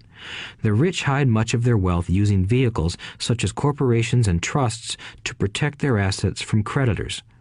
When someone sues a wealthy individual, they are often met with layers of legal protection and often find that the wealthy person actually owns nothing. They control everything, but own nothing. The poor and middle class try to own everything and lose it to the government or to fellow citizens who like to sue the rich. They learned it from the Robin Hood story. Take from the rich and give it to the poor. It is not the purpose of this audiobook to go into the specifics of owning a corporation. But I will say that if you own any kind of legitimate assets, I would consider finding out more about the benefits and protection offered by a corporation as soon as possible. There are many books written on the subject that will detail the benefits and even walk you through the steps necessary to set up a corporation. Garrett Sutton's books on corporations provide wonderful insight into the power of personal corporations. Financial IQ is actually the synergy of many skills and talents. I would say it is the combination of the 4 technical skills listed above that make up basic financial intelligence. If you aspire to great wealth, it is the combination of these skills that will greatly amplify your financial intelligence. In summary, business owners with corporations 1. Earn, 2. Spend, 3. Pay taxes. Employees who work for corporations 1. Earn, 2. Pay taxes, 3. Spend. As part of your overall financial strategy, I recommend that you learn about the protection that legal entities can provide for businesses and assets. Chapter 5. Lesson 5. The rich invent money. Often in the real world, it's not the smart who get ahead, but the bold. Last night, I took a break from writing and watched a TV program on the history of a young man named Alexander Graham Bell. Bell had just patented his telephone and was having growing pains because the demand for his new invention was so strong. Needing a bigger company, he then went to the giant at that time, Western Union, and asked them if they would buy his patent and his tiny company. He wanted $100,000 for the whole package. The president of Western Union scoffed at him and turned him down, saying the price was ridiculous. The rest is history. A multi-billion-dollar industry emerged, and AT&T was born. The evening news came on right after the story of Alexander Graham Bell. On the news was a story of another downsizing at a local company. The workers were angry and complained that the company ownership was unfair. A terminated manager of about 45 years of age had his wife and 2 babies at the plant and was begging the guards to let him talk to the owners to ask if they would reconsider his termination. He had just bought a house and was afraid of losing it. The camera focused in on his pleading for all the world to see. Needless to say, it held my attention. I have been teaching professionally since 1984. It has been a great experience and a rewarding one. It is also a disturbing profession, for I have taught thousands of individuals and I see one thing in common in all of us, myself included. We all have tremendous potential, and we all are blessed with gifts. Yet the one thing that holds all of us back is some degree of self-doubt. It is not so much the lack of technical information that holds us back, but more the lack of self-confidence. Some are more affected than others. Once we leave school, most of us know that it is not so much a matter of college degrees or good grades that count. In the real world, outside of academics, something more than just grades is required. I have heard it called many things: guts, chutzpah, balls, audacity, bravado, cunning, daring, tenacity, and brilliance. This factor, whatever it is labeled, ultimately decides one's future much more than school grades do. Inside each of us is one of these brave, brilliant, and daring characters. There is also the flip side of that character, people who could get down on their knees and beg if necessary. After a year in Vietnam as a Marine Corps pilot, I got to know both of those characters inside of me intimately. One is not better than the other. Yet, as a teacher, I recognized that it was excessive fear and self-doubt that were the greatest detractors of personal genius. It broke my heart to see students know the answers, yet lack the courage to act on the answer. Often in the real world, it's not the smart who get ahead, but the bold. In my personal experience, your financial genius requires both technical knowledge as well as courage. If fear is too strong, the genius is suppressed. In my classes, I strongly urge students to learn to take risks, to be bold, and to let their genius convert that fear into power and brilliance. It works for some and just terrifies others. I have come to realize that for most people, when it comes to the subject of money, they would rather play it safe.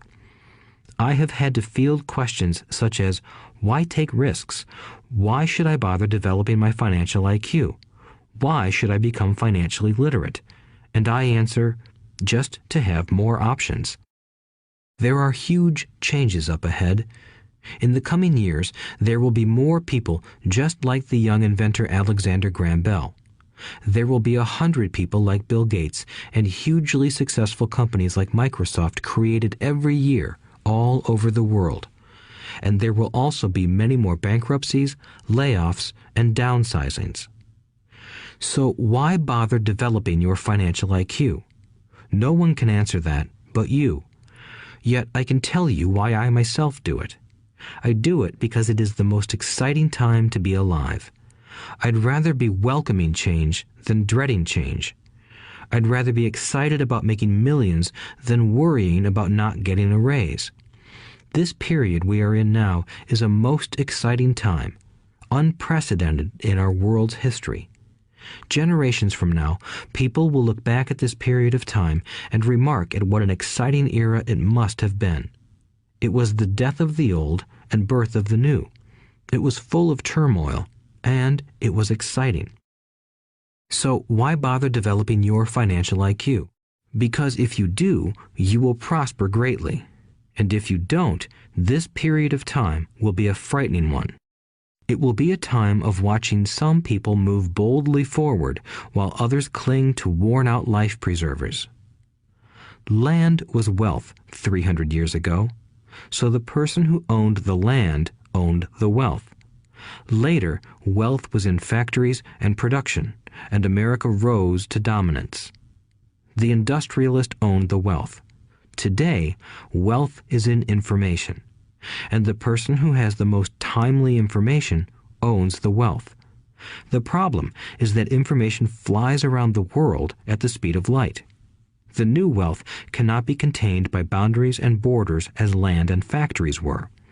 The changes will be faster and more dramatic. There will be a dramatic increase in the number of new multimillionaires. There also will be those who are left behind. I find so many people struggling today, often working harder, simply because they cling to old ideas. They want things to be the way they were, and they resist change. I know people who are losing their jobs or their houses, and they blame technology or the economy or their boss. Sadly, they fail to realize that they might be the problem. Old ideas are their biggest liability. It is a liability simply because they fail to realize that while that idea or way of doing something was an asset yesterday, yesterday is gone. One afternoon, I was teaching how to invest using a board game I had invented, Cash Flow, as a teaching tool. A friend had brought someone along to attend the class. This friend of a friend was recently divorced, had been badly burned in the divorce settlement, and was now searching for some answers. Her friend thought the class might help. The game was designed to help people learn how money works. In playing the game, they learn about the interaction of the income statement with the balance sheet. They learn how cash flows between the two and how the road to wealth is through striving to increase your monthly cash flow from the asset column to the point that it exceeds your monthly expenses. Once you accomplish this, you are able to get out of the rat race and out onto the fast track. As I have said, some people hate the game, some love it, and others miss the point. This woman missed a valuable opportunity to learn something. In the opening round, she drew a doodad card with the boat on it. At first, she was happy. "Oh, I've got a boat." Then, as her friend tried to explain how the numbers worked on her income statement and balance sheet, she got frustrated because she had never liked math.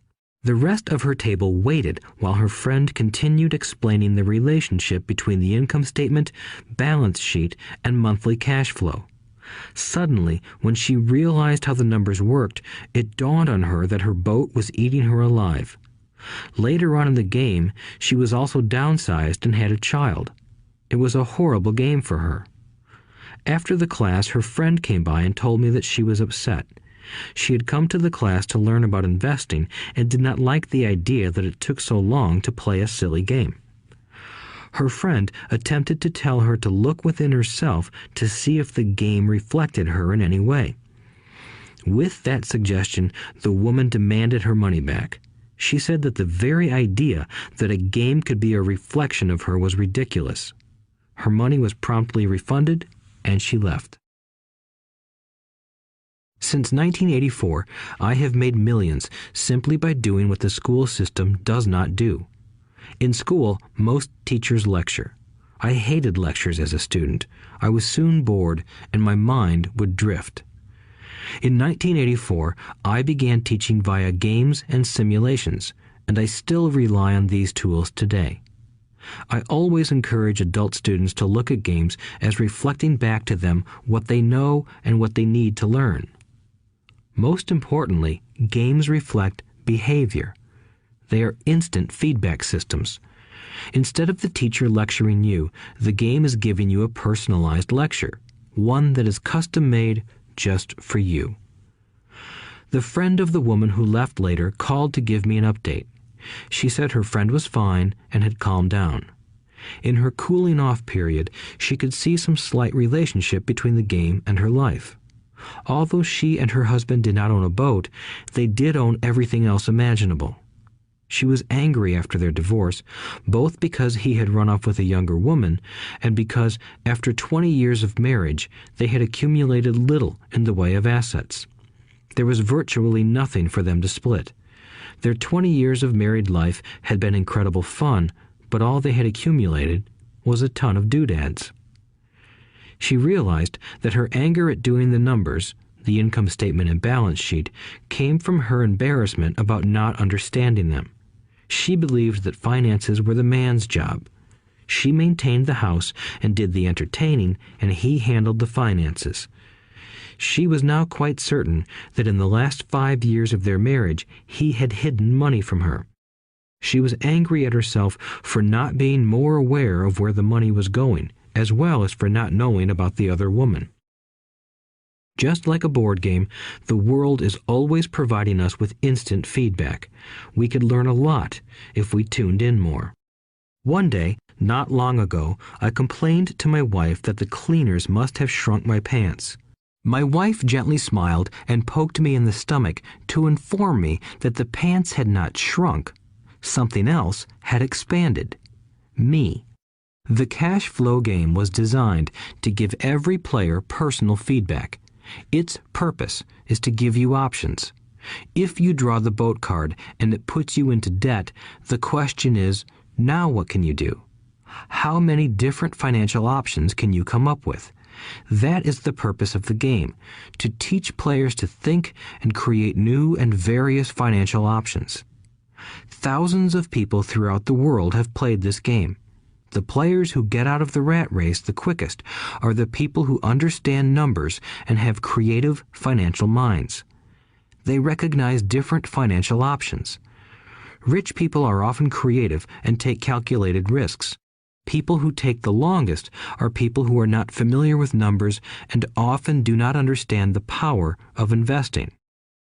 Some people playing cash flow gain lots of money in the game, but they don't know what to do with it. Even though they have money, everyone else seems to be getting ahead of them. And that is true in real life. There are a lot of people who have a lot of money and do not get ahead financially. Limiting your options is the same as hanging on to old ideas. I have a friend from high school who now works at 3 jobs. Years ago, he was the richest of all my classmates. When the local sugar plantation closed, the company he worked for went down with the plantation. In his mind, he had but one option, and that was the old option: work hard. The problem was that he couldn't find an equivalent job that recognized his seniority from the old company. As a result, he is overqualified for the jobs he currently has. so his salary is lower. He now works 3 jobs to earn enough to survive. I have watched people playing cash flow complain that the right opportunity cards are not coming their way, so they sit there. I know people who do that in real life. They wait for the right opportunity. I have watched people get the right opportunity card and then not have enough money. Then they complain that they would have gotten out of the rat race if they had had more money. So they sit there. I know people in real life who do that also. They see all the great deals, but they have no money. And I have seen people pull a great opportunity card, read it out loud, and have no idea that it is a great opportunity. They have the money, the time is right, they have the card, but they can't see the opportunity staring them in the face. They fail to see how it fits into their financial plan for escaping the rat race. And I know more people like that than all the others combined. Most people have an opportunity of a lifetime flash right in front of them, and they fail to see it. A year later, they find out about it, after everyone else got rich. Financial intelligence is simply having more options. If the opportunities aren't coming your way, what else can you do to improve your financial position? If an opportunity lands in your lap and you have no money and the bank won't talk to you, what else can you do to get the opportunity to work in your favor? If your hunch is wrong and what you've been counting on doesn't happen, how can you turn a lemon into millions? That is financial intelligence. It is not so much what happens, but how many different financial solutions you can think of to turn a lemon into millions. It is how creative you are in solving financial problems. Most people only know one solution: work hard, save, and borrow. So why would you want to increase your financial intelligence? Because you want to be the kind of person who creates your own luck. You take whatever happens and make it better. Few people realize that luck is created, just as money is. And if you want to be luckier and create money instead of working hard, then your financial intelligence is important. If you are the kind of person who is waiting for the right thing to happen, you might wait for a long time. It's like waiting for all the traffic lights to be green for 5 miles before you'll start your trip. As young boys, Mike and I were constantly told by my rich dad that money is not real. Rich Dad occasionally reminded us of how close we came to the secret of money on that first day we got together and began making money out of plaster of Paris. The poor and middle class work for money, he would say. The rich make money. The more real you think money is, the harder you will work for it. If you can grasp the idea that money is not real, you will grow richer faster. What is it?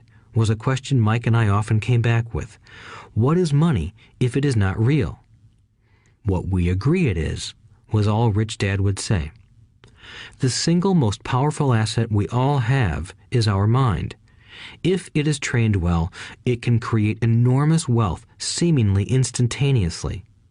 An untrained mind can also create extreme poverty that can crush a family for generations. In the information age, money is increasing exponentially. A few individuals are getting ridiculously rich from nothing, just ideas and agreements. If you ask many people who trade stocks or other investments for a living, they see it done all the time. Often, millions can be made instantaneously from nothing. And by nothing, I mean no money was exchanged. It is done via agreement, a hand signal in a trading pit, a blip on a trader's screen in Lisbon from a trader's screen in Toronto and back to Lisbon, a call to my broker to buy and a moment later to sell. Money did not change hands. Agreements did. So why develop your financial genius? Only you can answer that. I can tell you why I have been developing this area of my intelligence. I do it because I want to make money fast. Not because I need to, but because I want to. It is a fascinating learning process. I develop my financial IQ because I want to participate in the fastest game and biggest game in the world. And, in my own small way, I would like to be part of this unprecedented evolution of humanity, the era where humans work purely with their minds and not with their bodies. Besides, it is where the action is. It is what is happening. It's hip, it's scary, and it's fun. That is why I invest in my financial intelligence, developing the most powerful asset I have. I want to be with people moving boldly forward. I do not want to be with those left behind. I will give you a simple example of creating money. In the early 1990s, the economy of Phoenix, Arizona was horrible. I was watching a TV show when a financial planner came on and began forecasting doom and gloom. His advice was to save money. Put $100 away every month, he said. In 40 years, you will be a multimillionaire. Well, putting money away every month is a sound idea. It is one option, the option most people subscribe to. The problem is this. It blinds the person to what is really going on. It causes them to miss major opportunities for much more significant growth of their money. The world is passing them by. As I said, the economy was terrible at that time. For investors, this is the perfect market condition. A chunk of my money was in the stock market and in apartment houses. I was short of cash. Because people were giving properties away, I was buying. I was not saving money. I was investing. Kim and I had more than $1 million in cash working in a market that was rising fast. It was the best opportunity to invest. The economy was terrible. I just could not pass up these small deals. Houses that were once $100,000 were now $75,000. But instead of shopping with local real estate agents, I began shopping at the bankruptcy attorney's office or the courthouse steps.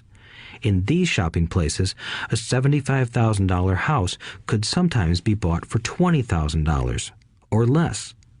For $2,000, which was loaned to me from a friend for 90 days for $200, I gave an attorney a cashier's check as a down payment. While the acquisition was being processed, I ran an ad advertising a $75,000 house for only $60,000 and no money down. The phone rang hard and heavy. Prospective buyers were screened, and once the property was legally mine, all the prospective buyers were allowed to look at the house. It was a feeding frenzy. The house sold in a few minutes. I asked for a $2,500 processing fee, which they gladly handed over, and the escrow and title company took over from there. I returned the $2,000 to my friend with an additional $200. He was happy, the home buyer was happy, the attorney was happy, and I was happy. I had sold a house for $60,000 that cost me $20,000. The $40,000 was created from money in my asset column in the form of a promissory note from the buyer. Total working time, 5 hours. So, now that you are on your way to becoming more financially literate and skilled at reading numbers, I will tell you why this is an example of money being invented. During this depressed market, Kim and I were able to do 6 of these simple transactions in our spare time. While the bulk of our money was in larger properties and the stock market, we were able to create more than $190,000 in assets, notes at 10% interest, in those 6 buy, create, and sell transactions. That comes to approximately $19,000 a year income, much of it sheltered through our private corporation. Much of that $19,000 a year goes to pay for our company cars, gas, trips, insurance, dinners with clients, and other things. By the time the government gets a chance to tax that income, it's been spent on legally allowed pre-tax expenses. This was a simple example of how money is invented, created, and protected using financial intelligence. Ask yourself, how long would it take to save $190,000? Would the bank pay you 10% interest on your money? And the promissory note is good for 30 years. I hope they never pay me the $190,000. I have to pay a tax if they pay me the principal, and besides, $19,000 paid over 30 years is a little over $500,000 in income. I have people ask what happens if the person doesn't pay. That does happen, and it's good news. That $60,000 home could be taken back and resold for $70,000 and another $2,500 collected as a loan processing fee. It would still be a zero-down transaction in the mind of the new buyer, and the process would go on. The first time I sold the house, I paid back the $2,000, so technically I have no money in the transaction. My return on investment, ROI, is infinity. It's an example of no money making a lot of money. In the second transaction, when resold, I would have put $2,000 in my pocket and re-extended the loan to 30 years. What would my ROI be if I got paid money to make money? I do not know, but it sure beats saving $100 a month, which actually starts out as $150 because it's after-tax income for 40 years earning low interest. And again, you're taxed on the interest. That is not too intelligent. It may be safe, but it's not smart. A few years later, as the Phoenix real estate market strengthened, those houses we sold for $60,000 became worth $110,000. Foreclosure opportunities were still available, but became rare. It cost a valuable asset, my time, to go out looking for them. Thousands of buyers were looking for the few available deals. The market had changed. It was time to move on and look for other opportunities to put in the asset column. You cannot do that here. That is against the law. You're lying. I hear those comments much more often than, "Can you show me how to do that?" The math is simple. You do not need algebra or calculus, and the escrow company handles the legal transaction and the servicing of the payments. I have no roofs to fix or toilets to unplug because the owners do that. It's their house. Occasionally, someone does not pay, and that is wonderful because there are late fees, or they move out and the property is sold again. The court system handles that. And it may not work in your area. The market conditions may be different, but the example illustrates how a simple financial process can create hundreds of thousands of dollars with little money and low risk. It is an example of money being only an agreement. Anyone with a high school education can do it. Yet most people won't. Most people listen to the standard advice of work hard and save money. For about 30 hours of work, approximately $190,000 was created in the asset column, and no taxes were paid. Which one sounds harder to you? 1. Work hard, pay 50% in taxes, save what is left, your savings, then earn 5%, which is also taxed. Or 2. Take the time to develop your financial intelligence, harness the power of your brain and the asset column. If you use option number 1, be sure to factor in how much time it takes you to save $190,000. Time is one of your greatest assets. Now, you may understand why I silently shake my head when I hear parents say, "My child is doing well in school and receiving a good education." It may be good, but is it adequate? I know the above investment strategy is a small one. It is used to illustrate how small can grow into big. Again, my success reflects the importance of a strong financial foundation, which starts with a strong financial education.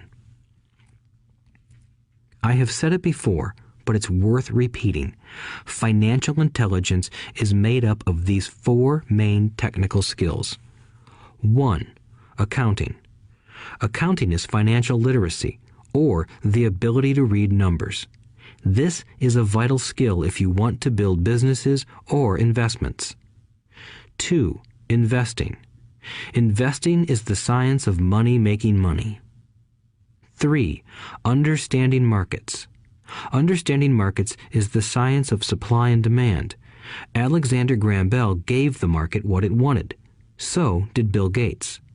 A $75,000 house offered for $60,000 that cost $20,000 was also the result of seizing an opportunity created by the market. Somebody was buying, and someone was selling. 4. The law. The law is the awareness of accounting, corporate, state, and federal regulations. I recommend playing by the rules. It is this basic foundation, or the combination of these skills, that is needed to be successful in the pursuit of wealth, whether it be through the buying of small homes, apartment buildings, companies, stocks, bonds, precious metals, baseball cards, or the like. A few years later, the real estate market rebounded and everyone else was getting in. The stock market was booming and everyone was getting in. The U.S. economy was getting back on its feet. I began selling and was now traveling to Peru, Norway, Malaysia, and the Philippines. The investment landscape had changed. We were no longer buying real estate. Now I just watch the values climb inside the asset column and will probably begin selling. I suspect that some of those 6 little house deals will sell and the $40,000 note will be converted to cash. I need to call my accountant to be prepared for cash and seek ways to shelter it. The point I would like to make is that investments come and go. The market goes up and comes down. Economies improve and crash. The world is always handing you opportunities of a lifetime, every day of your life, but all too often we fail to see them. But they are there. And the more the world changes and the more technology changes, the more opportunities there will be to allow you and your family to be financially secure for generations to come. So why bother developing your financial intelligence? Again, only you can answer that. I know why I continue to learn and develop. I do it because I know there are changes coming. I'd rather welcome change than cling to the past. I know there will be market booms and market crashes. I want to continually develop my financial intelligence because at each market change, some people will be on their knees begging for their jobs. Others, meanwhile, will take the lemons that life hands them, and we are all handed lemons occasionally, and turn them into millions. That's financial intelligence. I am often asked about the lemons I have turned into millions. I hesitate using many more examples of personal investments because I am afraid it comes across as bragging or tooting my own horn. That is not my intention. I use the examples only as numerical and chronological illustrations of actual and simple cases. I use the examples because I want you to know that it is easy. And the more familiar you become with the 4 pillars of financial intelligence, the easier it becomes. Personally, I use 2 main vehicles to achieve financial growth: real estate and small cap stocks. I use real estate as my foundation. Day in and day out, my properties provide cash flow and occasional spurts of growth and value. The small cap stocks are used for fast growth. I do not recommend anything that I do. The examples are just that, examples. If the opportunity is too complex and I do not understand the investment, I don't do it. Simple math and common sense are all you need to do well financially. There are 5 reasons for using examples. 1. To inspire people to learn more. 2. To let people know it is easy if the foundation is strong. 3. To show that anyone can achieve great wealth. 4. To show that there are millions of ways to achieve your goals. 5. To show that it's not rocket science. In 1989, I used to jog through a lovely neighborhood in Portland, Oregon. It was a suburb that had little gingerbread houses. They were small and cute. I almost expected to see Little Red Riding Hood skipping down the sidewalk on her way to Granny's. There were for sale signs everywhere. The timber market was terrible. The stock market had just crashed, and the economy was depressed. On one street, I noticed a for sale sign that was up longer than most. It looked old. Jogging past it one day, I ran into the owner, who looked troubled. "What are you asking for your house?" I asked. The owner turned and smiled weakly. "Make me an offer," he said. "It's been for sale for over a year. Nobody even comes by anymore to look at it." "I'll look," I said, and I bought the house a half hour later for $20,000 less than his asking price. It was a cute little 2-bedroom home with gingerbread trim on all the windows. It was light blue with gray accents and had been built in 1930. Inside, there was a beautiful rock fireplace, as well as 2 tiny bedrooms. It was a perfect rental house.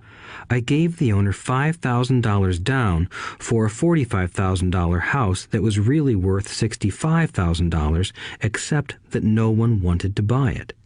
The owner moved out in a week, happy to be free, and my first tenant moved in, a local college professor. After the mortgage, expenses, and management fees were paid, I put a little less than $40 in my pocket at the end of each month. Hardly exciting. A year later, the depressed Oregon real estate market had begun to pick up. California investors, flush with money from their still booming real estate market, were moving north and buying up Oregon and Washington. I sold that little house for $95,000 to a young couple from California who thought it was a bargain. My capital gains of approximately $40,000 were placed into a 1031 tax-deferred exchange, and I went shopping for a place to put my money. In about a month, I found a 12-unit apartment house right next to the Intel plant in Beaverton, Oregon. The owners lived in Germany, had no idea what the place was worth, and again, just wanted to get out of it. I offered $275,000 for a $450,000 building. They agreed to $300,000. I bought it and held it for 2 years. Utilizing the same 1031 exchange process, we sold the building for $495,000 and bought a 30-unit apartment building in Phoenix, Arizona. We had moved to Phoenix by then to get out of the rain and needed to sell anyway. Like the former Oregon market, the real estate market in Phoenix was depressed. The price of the 30-unit apartment building in Phoenix was $875,000, with $225,000 down. The cash flow from the 30 units was a little over $5,000 a month. The Arizona market began moving up, and a few years later, a Colorado investor offered us $1.2 million for the property. The point of this example is how a small amount can grow into a large amount.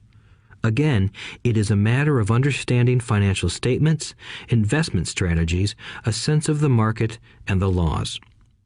If people are not versed in these subjects, then obviously they must follow standard dogma, which is to play it safe, diversify, and only invest in secure investments. The problem with secure investments is that they are often sanitized, that is, made so safe that the gains are less. Most large brokerage houses will not touch speculative transactions in order to protect themselves and their clients, and that is a wise policy. The really hot deals are not offered to people who are novices. Often, the best deals that make the rich even richer are reserved for those who understand the game. It is technically illegal to offer speculative deals to someone who is considered not sophisticated, but of course, it happens. The more sophisticated I get, the more opportunities come my way. Another case for developing your financial intelligence over a lifetime is simply that more opportunities are presented to you. And the greater your financial intelligence, the easier it is to tell whether a deal is good. It's your intelligence that can spot a bad deal or make a bad deal good. The more I learn, and there is a lot to learn, the more money I make simply because I gain experience and wisdom as the years go on. I have friends who are playing it safe, working hard at their profession and failing to gain financial wisdom, which does take time to develop. My overall philosophy is to plant seeds inside my asset column. That is my formula. I start small and plant seeds. Some grow, some don't. Inside our real estate corporation, we have property worth several $1 million. It is our own right, or real estate investment trust. The point I'm making is that most of those millions started out as little $5,000 to $10,000 investments. All of those down payments were fortunate to catch a fast-rising market and increase tax-free. We traded in and out several times over a number of years. We also own a stock portfolio, surrounded by a corporation that Kim and I call our personal mutual fund. We have friends who deal specifically with investors like us who have extra money each month to invest. We buy high-risk, speculative private companies that are just about to go public on a stock exchange in the United States or Canada. An example of how fast gains can be made are 100,000 shares purchased for 25 cents each before the company goes public. 6 months later, the company is listed, and the 100,000 shares now are worth $2 each. If the company is well managed, the price keeps going up, and the stock may go to $20 or more per share. There are years when our $25,000 has gone to $1 million in less than a year. It is not gambling if you know what you're doing. It is gambling if you're just throwing money into a deal and praying. The idea in anything is to use your technical knowledge, wisdom, and love of the game to cut the odds down, to lower the risk. Of course, there is always risk. It is financial intelligence that improves the odds. Thus, what is risky for one person is less risky to someone else. That is the primary reason I constantly encourage people to invest more in their financial education than in stocks, real estate, or other markets. The smarter you are, the better chance you have of beating the odds. The stock plays I personally invested in were extremely high risk for most people and absolutely not recommended. I have been playing that game since 1979 and have paid more than my share in dues. But if you will review why investments such as these are high risk for most people, you may be able to set your life up differently, so that the ability to take $25,000 and turn it into $1 million in a year is low risk for you. As stated earlier, nothing I have written is a recommendation. It is only used as an example of what is simple and possible. What I do is small potatoes in the grand scheme of things. Yet, for the average individual, a passive income of more than $100,000 a year is nice and not hard to achieve. Depending on the market and how smart you are, it could be done in 5 to 10 years. If you keep your living expenses modest, $100,000 coming in as additional income is pleasant, regardless of whether you work. You can work if you like, or take time off if you choose, and use the government tax system in your favor rather than against you. My personal basis is real estate. I love real estate because it's stable and slow-moving. I keep the base solid. The cash flow is fairly steady and, if properly managed, has a good chance of increasing in value. The beauty of a solid base of real estate is that it allows me to take greater risks, as I do with speculative stocks. If I make great profits in the stock market, I pay my capital gains tax on the gain and then reinvest what's left in real estate, again further securing my asset foundation. A last word on real estate. I have traveled all over the world and taught investing. In every city, I hear people say you cannot buy real estate cheap. That is not my experience. Even in New York or Tokyo, or just on the outskirts of the city, prime bargains are overlooked by most people.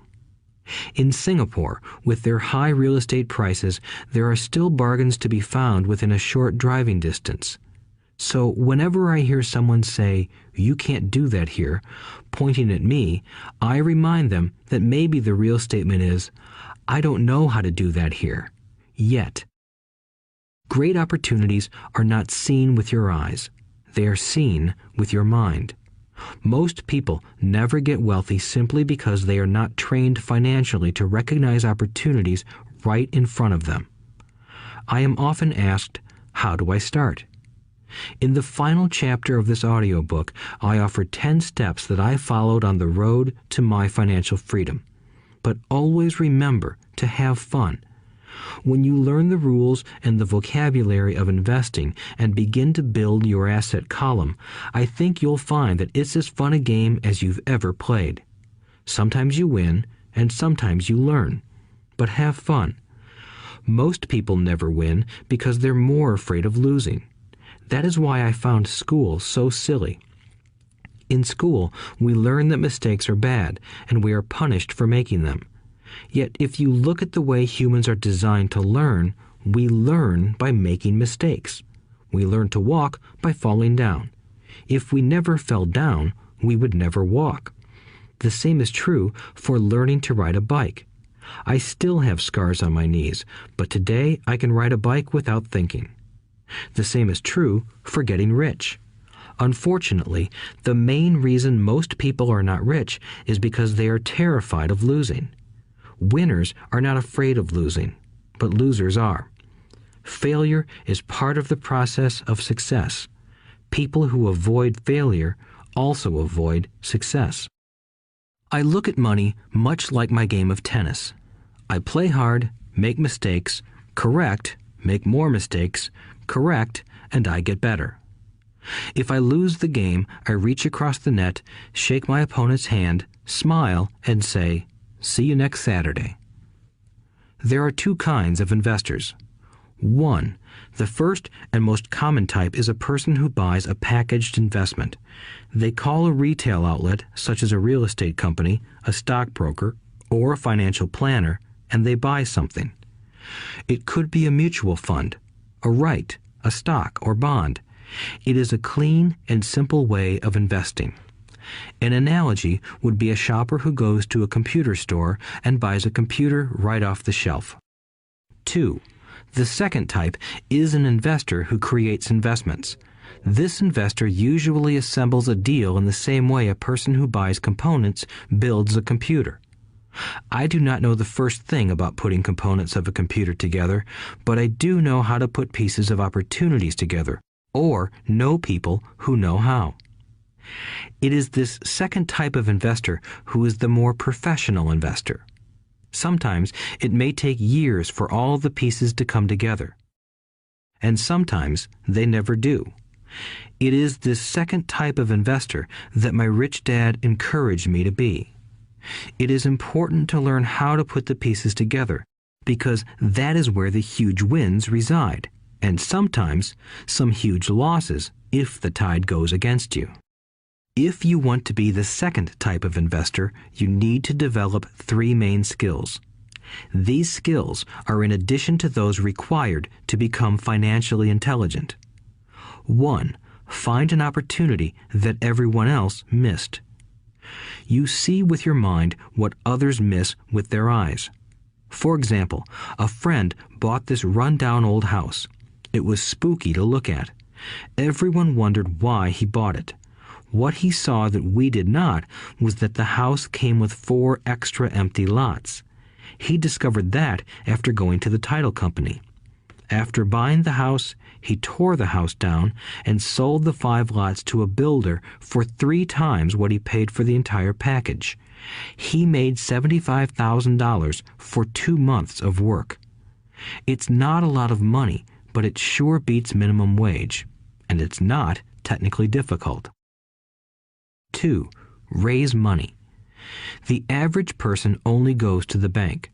This second type of investor needs to know how to raise capital, and there are many ways that don't require a bank. To get started, I learned how to buy houses without a bank. It was the learned skill of raising money more than the houses themselves that was priceless. All too often, I hear people say, "The bank won't lend me money," or "I don't have the money to buy it." If you want to be a Type 2 investor, you need to learn how to do that which stops most people. In other words, a majority of people let their lack of money stop them from making a deal. If you can avoid that obstacle, you will be millions ahead of those who don't learn those skills. There have been many times I have bought a house, a stock, or an apartment building without a penny in the bank. I once bought an apartment house for $1.2 million. I did what is called tying it up with a written contract between seller and buyer. I then raised the $100,000 deposit, which bought me 90 days to raise the rest of the money. Why did I do it? Simply because I knew it was worth $2 million. I never raised the money. Instead, the person who put up the $100,000 gave me $50,000 for finding the deal, took over my position, and I walked away. Total working time? 3 days. Again, it's what you know more than what you buy. Investing is not buying. It's more a case of knowing. 3. Organize smart people. Intelligent people are those who work with or hire a person who is more intelligent than they are. When you need advice, make sure you choose your advisor wisely. There is a lot to learn, but the rewards can be astronomical. If you do not want to learn those skills, then being a Type 1 investor is highly recommended. It is what you know that is your greatest wealth. It is what you do not know that is your greatest risk. There is always risk, so learn to manage risk instead of avoiding it. Chapter 6. Lesson 6. Work to learn, don't work for money. Job security meant everything to my educated dad. Learning meant everything to my rich dad. A few years ago, I granted an interview with a newspaper in Singapore. The young female reporter was on time, and the interview got underway immediately. We sat in the lobby of a luxurious hotel, sipping coffee and discussing the purpose of my visit to Singapore. I was to share the platform with Zig Ziglar. He was speaking on motivation, and I was speaking on the secrets of the rich. Someday, I would like to be a best-selling author like you, she said. I had seen some of the articles she had written for the paper, and I was impressed. She had a tough, clear style of writing. Her articles held a reader's interest. You have a great style, I said in reply. What holds you back from achieving your dream? My work does not seem to go anywhere, she said quietly. Everyone says that my novels are excellent, but nothing happens. So I keep my job with the paper. At least it pays the bills. Do you have any suggestions? Yes, I do, I said brightly. A friend of mine here in Singapore runs a school that trains people to sell. He runs sales training courses for many of the top corporations here in Singapore, and I think attending one of his courses would greatly enhance your career. She stiffened. Are you saying I should go to school to learn to sell? I nodded. You aren't serious, are you? Again, I nodded. What is wrong with that? I was now backpedaling.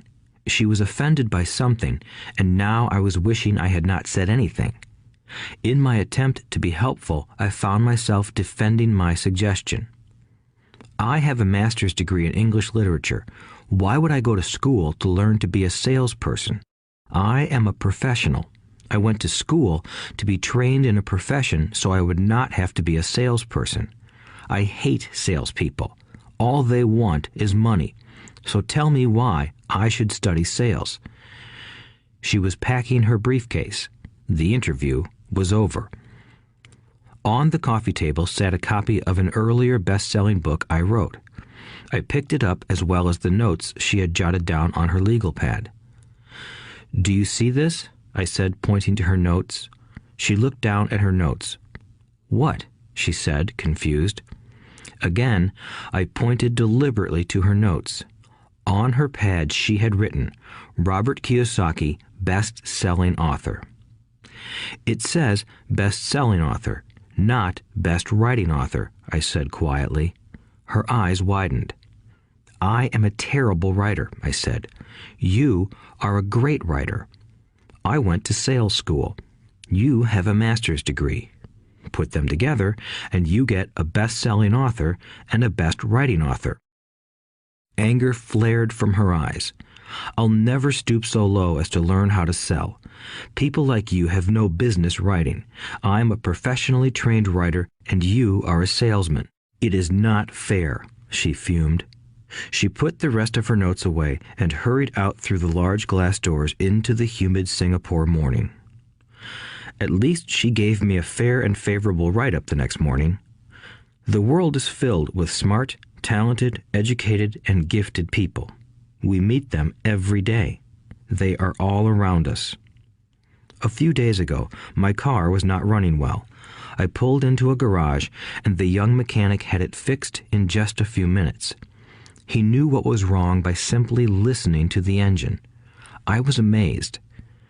I am constantly shocked at how little talented people earn. I have met brilliant, highly educated people who earn less than $20,000 a year. A business consultant who specializes in the medical trade was telling me how many doctors, dentists, and chiropractors struggle financially. All this time, I thought that when they graduated, the dollars would pour in. It was this business consultant who gave me the phrase, "They are one skill away from great wealth." What this phrase means is that most people need only to learn and master one more skill, and their income would jump exponentially. I have mentioned before that financial intelligence is a synergy of accounting, investing, marketing, and law. Combine those 4 technical skills, and making money with money is easier than most people would believe. When it comes to money, the only skill most people know is to work hard. The classic example of a synergy of skills was that young writer for the newspaper. If she diligently learned the skills of sales and marketing, her income would jump dramatically. If I were her, I would take some courses in advertising copywriting as well as sales. Then, instead of working at the newspaper, I would seek a job at an advertising agency. Even if it were cut and pay, she would learn how to communicate in shortcuts that are used in successful advertising. She also would spend time learning public relations, an important skill. She would learn how to get millions in free publicity. Then, at night and on weekends, she could be writing her great novel. When it was finished, she would be better able to sell her book. Then, in a short while, she could be a best-selling author. When I came out with my first book, If You Want to Be Rich and Happy, Don't Go to School, a publisher suggested I change the title to The Economics of Education. I told the publisher that, with a title like that, I would sell 2 books, one to my family and one to my best friend. The problem is that they would expect it for free. The obnoxious title, If You Want to Be Rich and Happy, Don't Go to School, was chosen because we knew it would get tons of publicity. I am pro-education and believe in education reform. If I were not pro-education, why would I continue to press for changing our antiquated educational system? So I chose a title that would get me on more TV and radio shows simply because I was willing to be controversial. Many people thought I was a fruitcake, but the book sold and sold. When I graduated from the U.S. Merchant Marine Academy in 1969, my educated dad was happy. Standard Oil of California had hired me for its oil tanker fleet as a third mate. The pay was low compared with my classmates, but it was okay for a first real job after college. My starting pay was about $42,000 a year, including overtime, and I only had to work for 7 months. I had 5 months of vacation. If I had wanted to, I could have taken the run to Vietnam with a subsidiary shipping company and easily doubled my pay instead of taking 5 months of vacation. I had a great career ahead of me, yet I resigned after 6 months with the company and joined the Marine Corps to learn how to fly. My educated dad was devastated. Rich Dad congratulated me. In school and in the workplace, the popular opinion is the idea of specialization. That is, in order to make more money or get promoted, you need to specialize.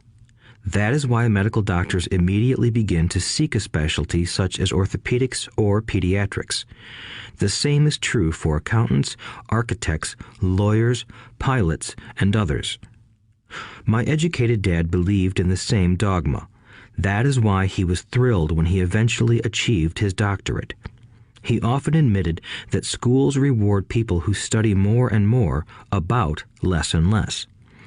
Rich Dad encouraged me to do exactly the opposite. You want to know a little about a lot, was his suggestion. That is why for years I worked in different areas of his companies. For a while, I worked in his accounting department. Although I would probably never have been an accountant, he wanted me to learn via osmosis. Rich Dad knew I would pick up jargon and a sense of what is important and what is not. I also worked as a busboy and construction worker as well as in sales, reservations, and marketing. He was grooming Mike and me. That is why he insisted we sit in on the meetings with his bankers, lawyers, accountants, and brokers. He wanted us to know a little about every aspect of his empire. When I quit my high-paying job with Standard Oil, my educated dad had a heart-to-heart talk with me. He was bewildered. He could not understand my decision to resign from a career that offered high pay, great benefits, lots of time off, and opportunity for promotion. When he asked me one evening, "Why did you quit?" I could not explain it to him, though I tried hard to. My logic did not fit his logic. The big problem was that my logic was my rich dad's logic. Job security meant everything to my educated dad. Learning meant everything to my rich dad. Educated dad thought I went to school to learn to be a ship's officer. Rich dad knew that I went to school to study international trade. So as a student, I made cargo runs, navigating large freighters, oil tankers, and passenger ships to the Far East and the South Pacific. Rich Dad emphasized that I should stay in the Pacific instead of taking ships to Europe because he knew that the emerging nations were in Asia, not Europe. While most of my classmates, including Mike, were partying at their fraternity houses, I was studying trade, people, business styles, and cultures in Japan, Taiwan, Thailand, Singapore, Hong Kong, Vietnam, Korea, Tahiti, Samoa, and the Philippines. I was partying also, but it was not in any frat house. I grew up rapidly. Educated Dad just could not understand why I decided to quit and join the Marine Corps. I told him I wanted to learn to fly, but really I wanted to learn to lead troops. Rich Dad explained to me that the hardest part of running a company is managing people. He had spent 3 years in the Army. My educated dad was draft exempt. Rich Dad valued learning to lead men into dangerous situations. Leadership is what you need to learn next, he said. If you are not a good leader, you'll get shot in the back, just like they do in business. Returning from Vietnam in 1973, I resigned my commission, even though I loved flying. I found a job with Xerox Corporation. I joined it for one reason, and it was not for the benefits. I was a shy person, and the thought of selling was the most frightening subject in the world. Xerox has one of the best sales trainings programs in America. Rich Dad was proud of me. My educated dad was ashamed. Being an intellectual, he thought that salespeople were below him. I worked with Xerox for 4 years until I overcame my fear of knocking on doors and being rejected. Once I could consistently be in the top 5 in sales, I again resigned and moved on, leaving behind another great career with an excellent company. In 1977, I formed my first company. Rich Dad had groomed Mike and me to take over companies, so I now had to learn to form them and put them together. My first product, the nylon and Velcro wallet, was manufactured in the Far East and shipped to a warehouse in New York, near where I had gone to school. My formal education was complete, and it was time to test my wings. If I failed, I would go broke. Rich Dad thought it best to go broke before 30. You still have time to recover, was his advice. On the eve of my 30th birthday, my first shipment left Korea for New York. Today, I still do business internationally, and as my rich dad encouraged me to do, I keep seeking the emerging nations. Today, my investment company invests in South American countries and Asian countries, as well as in Norway and Russia. There is an old cliche that goes, "Job is an acronym for just over broke." Unfortunately, I would say that applies to millions of people. Because school does not think financial intelligence is an intelligence, most workers live within their means. They work and they pay bills. There is another horrible management theory that goes, workers work hard enough to not be fired, and owners pay just enough so that workers won't quit. And if you look at the pay scales of most companies, again, I would say there is a degree of truth to that statement. The net result is that most workers never get ahead. They do what they've been taught to do, get a secure job. Most workers focus on working for pay and benefits that reward them in the short term, but are often disastrous in the long run. Instead, I recommend to young people to seek work for what they will learn more than what they will earn. Look down the road at what skills they want to acquire before choosing a specific profession and before getting trapped in the rat race. Once people are trapped in the lifelong process of bill paying, they become like those little hamsters running around in those metal wheels. Their little furry legs are spinning furiously, the wheel is turning furiously, but come tomorrow morning, they'll still be in the same cage. Great job. In the movie Jerry Maguire, starring Tom Cruise, there are many great one-liners. Probably the most memorable is, "Show me the money." But there is one line I thought most truthful. It comes from the scene where Tom Cruise is leaving the firm. He has just been fired, and he is asking the entire company, "Who wants to come with me?" And the whole place is silent and frozen. Only one woman speaks up and says, "I'd like to, but I'm due for a promotion in 3 months." That statement is probably the most truthful statement in the whole movie. It is the type of statement that people use to keep themselves busy, working away to pay bills. I know my educated dad looked forward to his pay raise every year, and every year he was disappointed. So he would go back to school to earn more qualifications so he could get another raise. Then, once again, there would be another disappointment. The question I often ask people is, where is this daily activity taking you? Just like the little hamster, I wonder if people look at where their hard work is taking them. What does the future hold? In his book, The Retirement Myth, Craig S. Carpel writes, "I visited the headquarters of a major national pension consulting firm and met with a managing director who specializes in designing lush retirement plans for top management. When I asked her what people who don't have corner offices will be able to expect in the way of pension income, she said with a confident smile, 'The silver bullet.'" "What," I asked, "is the silver bullet?" She shrugged and said, "If baby boomers discover they don't have enough money to live on when they're older, they can always blow their brains out." Carpel goes on to explain the difference between the old defined benefit retirement plans and the new 401k plans that are riskier. It is not a pretty picture for most people working today, and that is just for retirement. Add medical fees and long-term nursing home care, and the picture is frightening. Already, many hospitals in countries with socialized medicine need to make tough decisions such as who will live and who will die. They make those decisions purely on how much money they have and how old the patients are. If the patient is old, they often will give the medical care to someone younger. The older, poor patient gets put to the back of the line. Just as the rich can afford better education, the rich will be able to keep themselves alive, while those who have little wealth will die. So I wonder, are workers looking into the future or just until their next paycheck, never questioning where they are headed? When I speak to adults who want to earn more money, I always recommend the same thing. I suggest taking a long view of their life.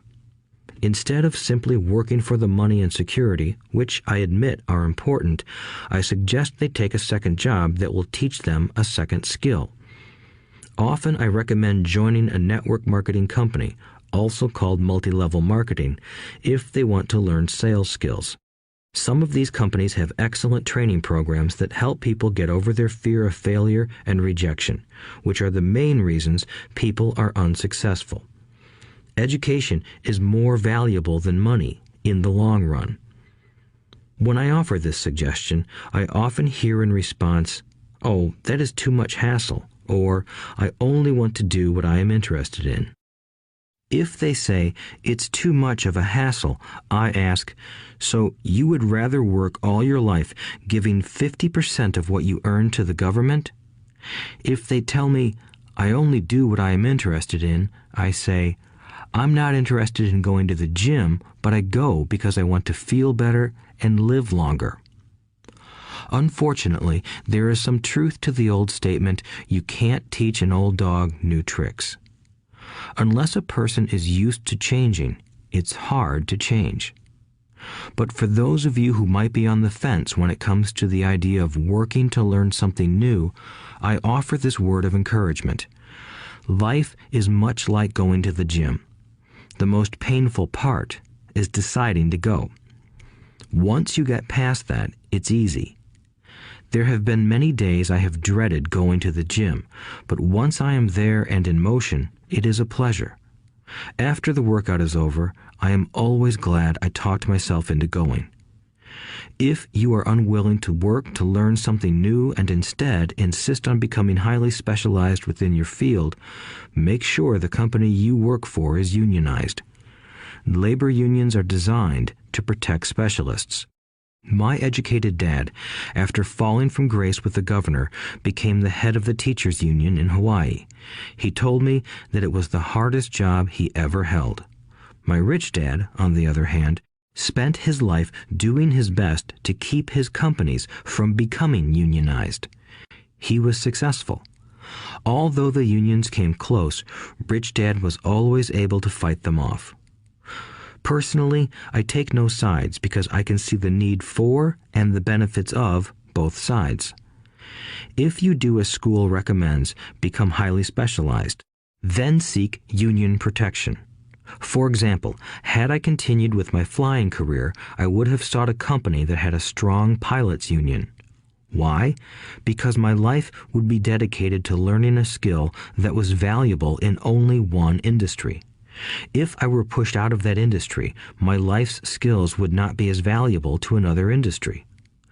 A displaced senior pilot with 100,000 hours of heavy airline transport time, earning $150,000 a year, would have a hard time finding an equivalent high-paying job teaching in school. Skills do not necessarily transfer from industry to industry. Skills the pilots are paid for in the airline industry are not as important in, say, the school system. The same is true even for doctors today. With all the changes in medicine, many medical specialists are needing to conform to medical organizations such as HMOs. School teachers definitely need to be union members. Today in America, the teachers' union is the largest and the richest labor union of all. The NEA, the National Education Association, has tremendous political clout.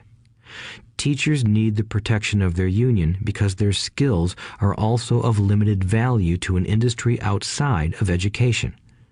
So the rule of thumb is highly specialized, then unionize. It's the smart thing to do.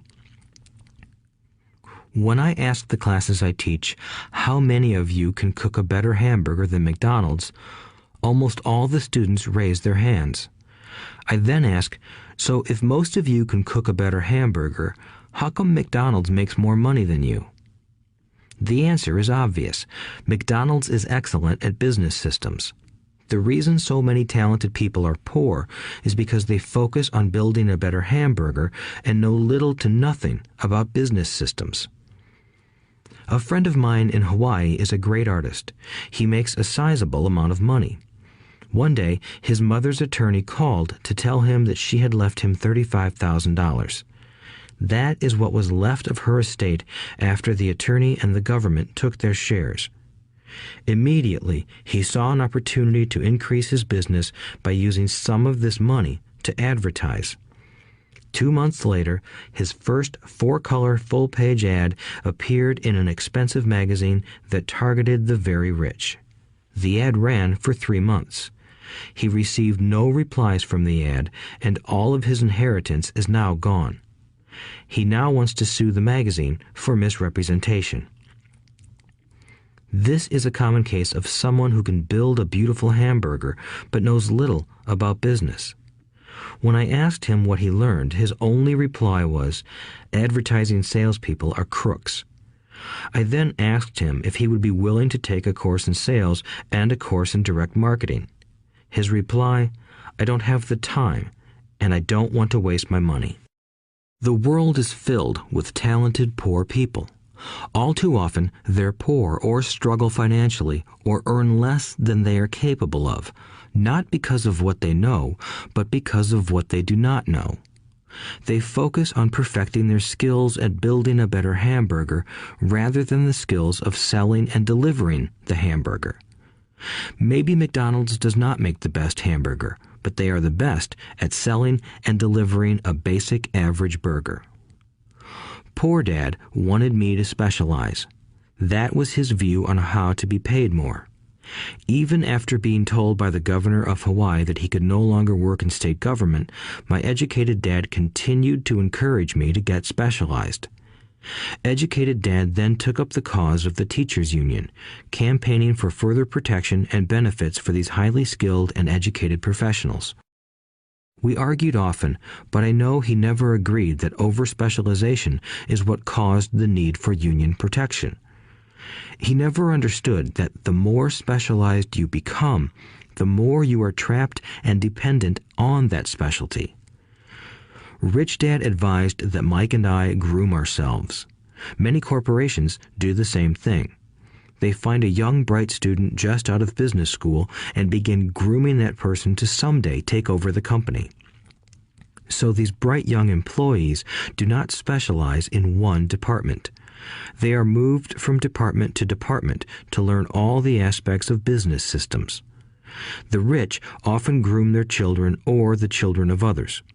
By doing so, their children gain an overall knowledge of the operations of the business and how the various departments interrelate.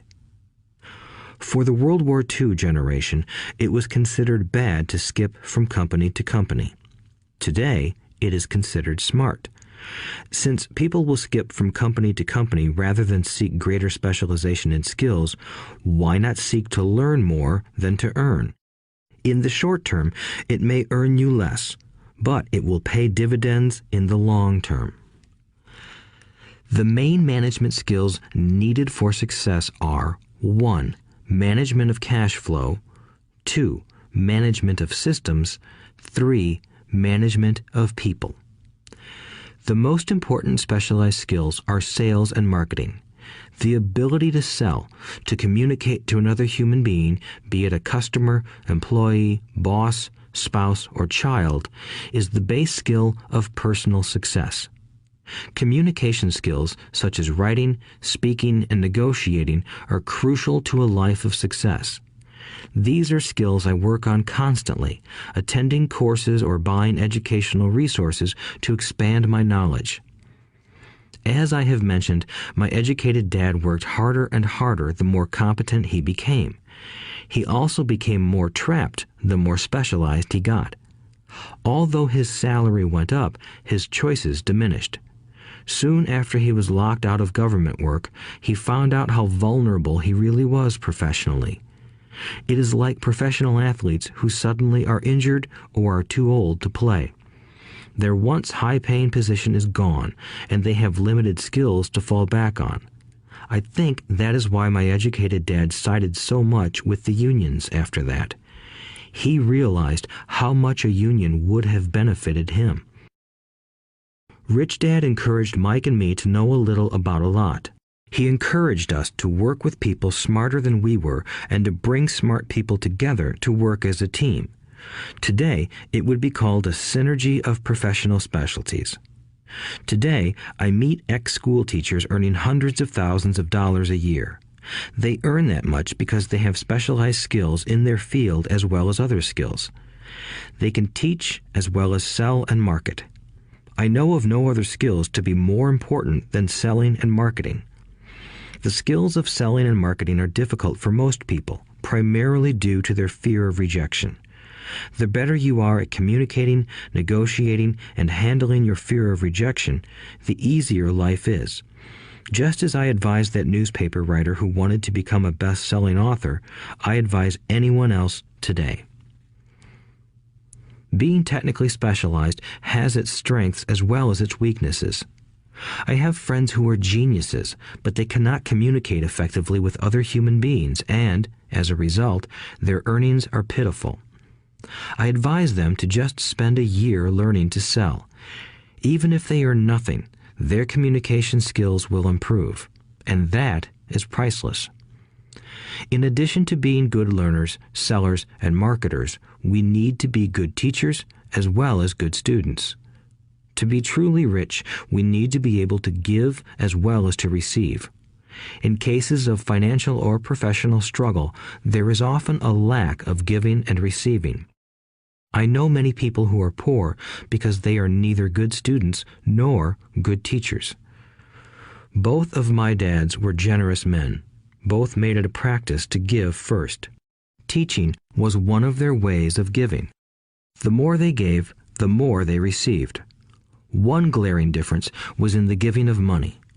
My rich dad gave lots of money away. He gave to his church, to charities, and to his foundation. He knew that to receive money, you had to give money. Giving money is the secret to most great wealthy families. That is why there are organizations like the Rockefeller Foundation and the Ford Foundation. These are organizations designed to take their wealth and increase it, as well as give it away in perpetuity. My educated dad always said, "When I have some extra money, I'll give it." The problem was that there was never any extra. So he worked harder to draw more money in rather than focus on the most important law of money. Give and you shall receive. Instead, he believed in receive and then you give. In conclusion, I became both dads. One part of me is a hardcore capitalist who loves the game of money making money. The other part is a socially responsible teacher who is deeply concerned with this ever-widening gap between the haves and have-nots. I personally hold the archaic educational system primarily responsible for this growing gap. Chapter 7. Overcoming Obstacles. The primary difference between a rich person and a poor person is how they manage fear. Once people have studied and become financially literate, they may still face roadblocks to becoming financially independent. There are 5 main reasons why financially literate people may still not develop abundant asset columns that could produce a large cash flow. The 5 reasons are: 1. Fear. 2. Cynicism. 3. Laziness. 4. Bad habits. 5. Arrogance. Overcoming fear. I have never met anyone who really likes losing money. And in all my years, I have never met a rich person who has never lost money. But I have met a lot of poor people who have never lost a dime. Investing, that is. The fear of losing money is real. Everyone has it, even the rich. But it's not having fear that is the problem. It's how you handle fear. It's how you handle losing. It's how you handle failure that makes the difference in one's life. The primary difference between a rich person and a poor person is how they manage that fear. It's okay to be fearful. It's okay to be a coward when it comes to money. You can still be rich. We're all heroes at something and cowards at something else. My friend's wife is an emergency room nurse. When she sees blood, she flies into action. When I mention investing, she runs away. When I see blood, I don't run. I pass out. My rich dad understood phobias about money. Some people are terrified of snakes. Some people are terrified about losing money. Both are phobias, he would say. So his solution to the phobia of losing money was this little rhyme. If you hate risk and worry, start early. If you start young, it's easier to be rich. I won't go into it here, but there is a staggering difference between a person who starts investing at age 20 versus age 30. The purchase of Manhattan Island is said to be one of the greatest bargains of all time. New York was purchased for $24 in trinkets and beads. Yet if that $24 had been invested at 8% annually, that $24 would have been worth more than $28 trillion by 1995. Manhattan could be repurchased with money left over to buy much of Los Angeles. But what if you don't have much time left or would like to retire early? How do you handle the fear of losing money? My poor dad did nothing. He simply avoided the issue, refusing to discuss the subject. My rich dad, on the other hand, recommended that I think like a Texan. I like Texas and Texans, he used to say. In Texas, everything is bigger. When Texans win, they win big. And when they lose, it's spectacular. They like losing? I asked. That's not what I'm saying. Nobody likes losing. Show me a happy loser, and I'll show you a loser, said Rich Dad. It's a Texan's attitude toward risk, reward, and failure I'm talking about. It's how they handle life. They live it big. Not like most of the people around here, living like roaches when it comes to money, terrified that someone will shine a light on them and whimpering when the grocery clerk shortchanges them a quarter. Rich Dad went on, "What I like best is the Texas attitude. They're proud when they win, and they brag when they lose. Texans have a saying, if you're going to go broke, go big. You don't want to admit you went broke over a duplex." He constantly told Mike and me that the greatest reason for lack of financial success was because most people played it too safe. People are so afraid of losing that they lose, were his words. Fran Tarkenton, a one-time great NFL quarterback, says it still another way. Winning means being unafraid to lose. In my own life, I've noticed that winning usually follows losing. Before I finally learned to ride a bike, I first fell down many times. I've never met a golfer who has never lost a golf ball. I've never met people who have fallen in love who have never had their heart broken. And I've never met someone rich who has never lost money.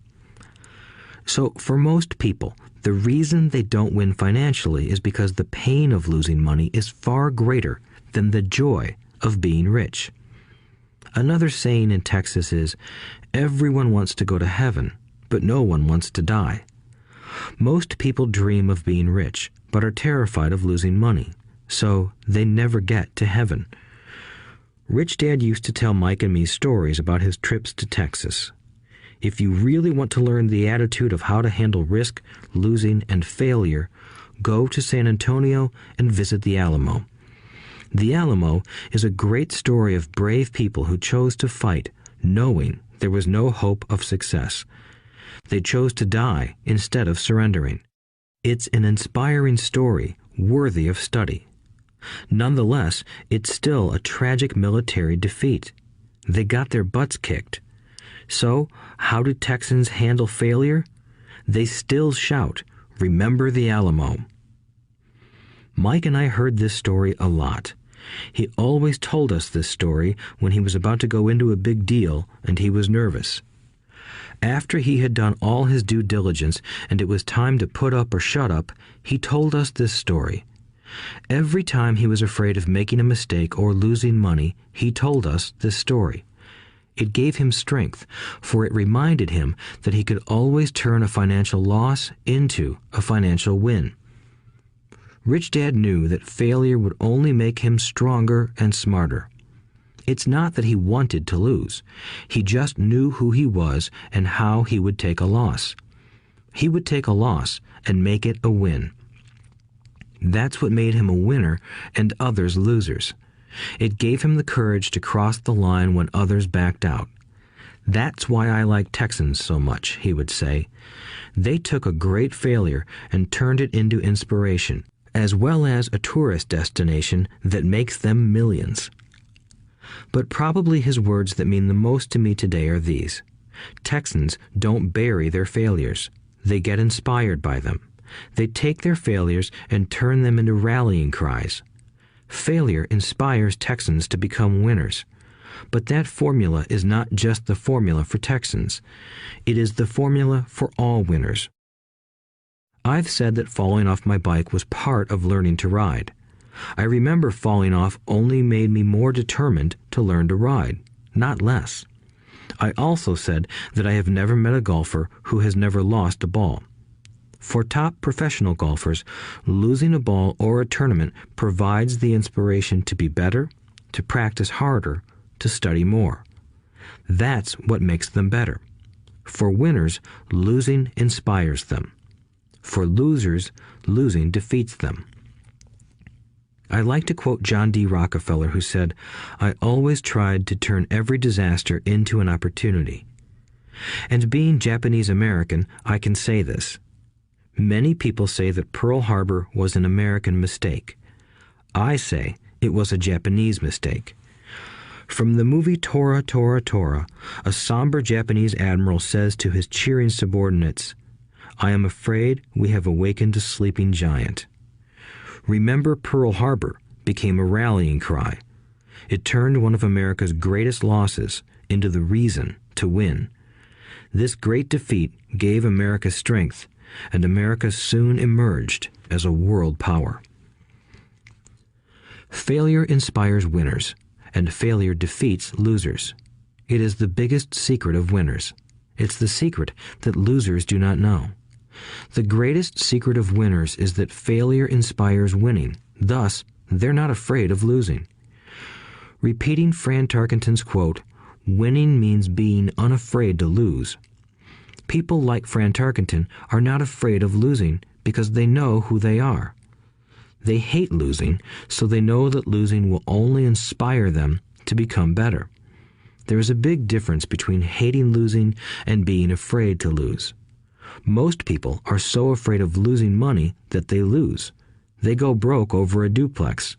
Financially, they play life too safe and too small. They buy big houses and big cars, but not big investments. The main reason that over 90% of the American public struggles financially is because they play not to lose. They don't play to win. They go to their financial planners or accountants or stockbrokers and buy a balanced portfolio. Most have lots of cash in CDs, low-yield bonds, mutual funds that can be traded within a mutual fund family, and a few individual stocks. It is a safe and sensible portfolio, but it is not a winning portfolio. It is a portfolio of someone playing not to lose.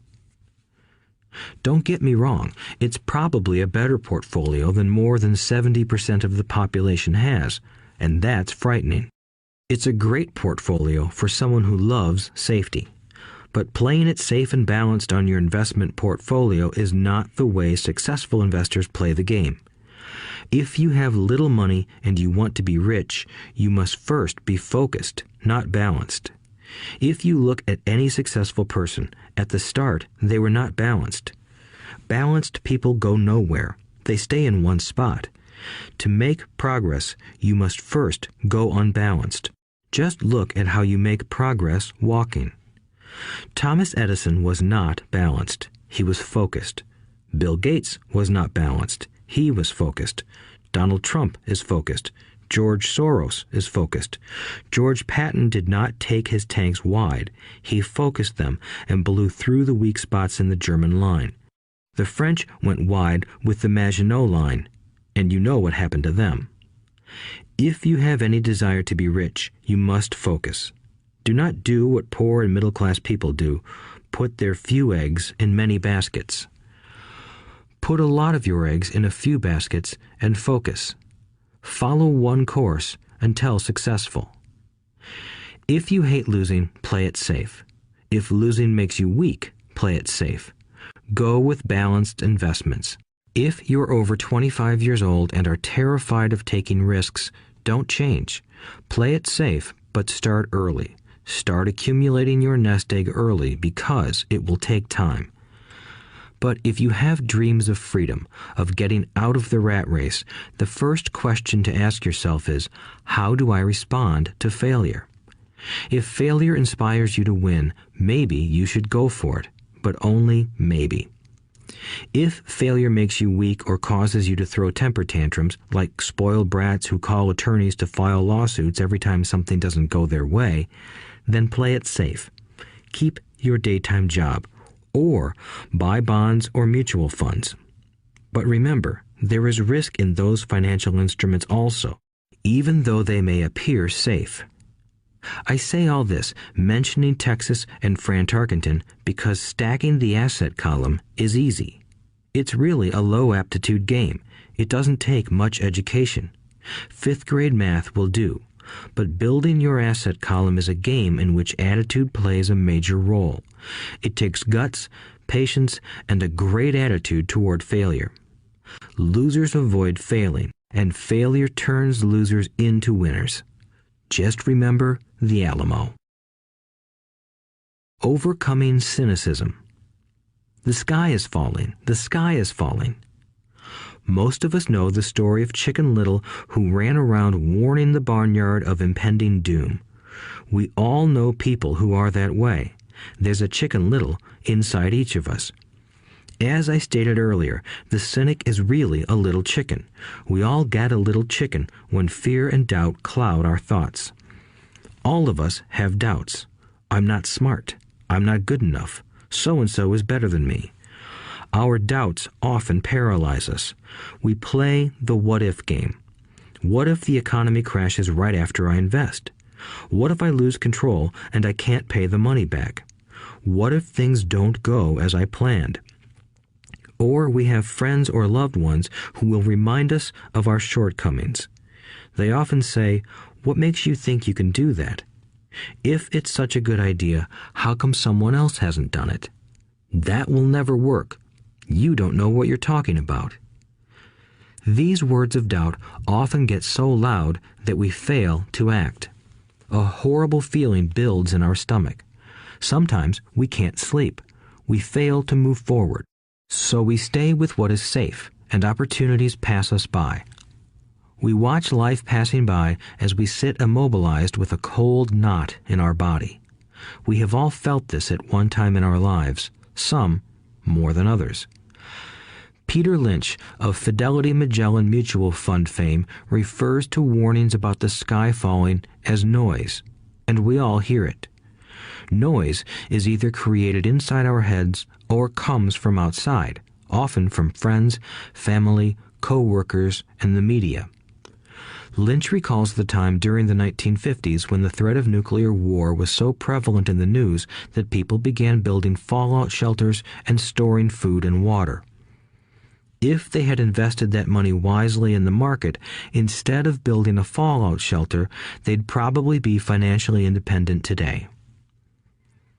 When violence breaks out in a city, gun sales go up all over the country. A person dies from rare hamburger meat in the state of Washington, and the Arizona Health Department orders restaurants to have all beef cooked well done. A drug company runs a TV commercial in February showing people catching the flu. Colds go up as well as sales of cold medicine. Most people are poor because when it comes to investing, the world is filled with Chicken Littles running around yelling, "The sky is falling, the sky is falling." And Chicken Littles are effective because every one of us is a little chicken.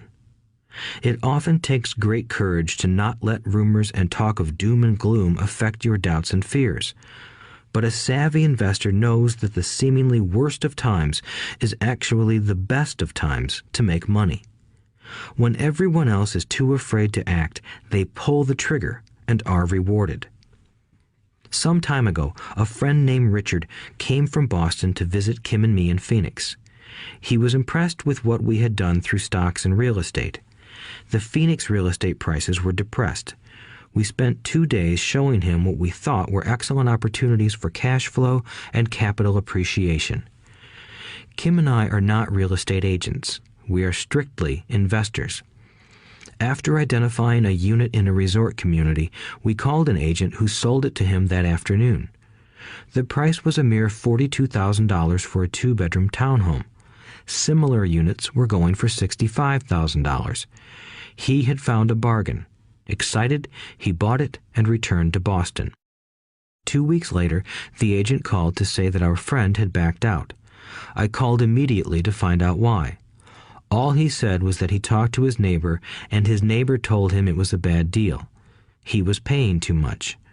I asked Richard if his neighbor was an investor. Richard said he was not. When I asked why he listened to him, Richard got defensive and simply said he wanted to keep looking. The real estate market in Phoenix turned, and a few years later, that little unit was renting for $1,000 a month, $2,500 in the peak winter months. The unit was worth $95,000. All Richard had to put down was $5,000, and he would have had a start at getting out of the rat race. Today, he still has done nothing. Richard's backing out did not surprise me. It's called buyer's remorse, and it affects all of us. The little chicken won, and a chance at freedom was lost. In another example, I hold a small portion of my assets in tax lien certificates instead of CDs. I earn 16% per year on my money, which certainly beats the interest rates banks offer on CDs. The certificates are secured by real estate and enforced by state law, which is also better than most banks. The formula they're bought on makes them safe. They just lack liquidity. So I look at them as 2 to 7 year CDs. Almost every time I tell someone that I hold my money this way, especially if they have money in CDs, they will tell me it's risky. They tell me why I should not do it. When I ask them where they get their information, they say from a friend or an investment magazine. They've never done it, and they're telling someone who's doing it why they shouldn't. The lowest yield I look for is 16%, but people who are filled with doubt are willing to accept a far lower return. Doubt is expensive. My point is that it's those doubts and cynicism that keep most people poor and playing it safe. The real world is simply waiting for you to get rich. Only a person's doubts keep them poor. As I said, getting out of the rat race is technically easy. It doesn't take much education, but those doubts are cripplers for most people. Cynics never win, said Rich Dad. Unchecked doubt and fear creates a cynic. Cynics criticize and winners analyze was another of his favorite sayings. Rich Dad explained that criticism blinded while analysis opened eyes. Analysis allowed winners to see that critics were blind and to see opportunities that everyone else missed. And finding what people miss is key to any success. Real estate is a powerful investment tool for anyone seeking financial independence or freedom. It is a unique investment tool. Yet every time I mention real estate as a vehicle, I often hear, "I don't want to fix toilets." That's what Peter Lynch calls noise. That's what my rich dad would say is the cynic talking, someone who criticizes and does not analyze, someone who lets their doubts and fears close their mind instead of open their eyes.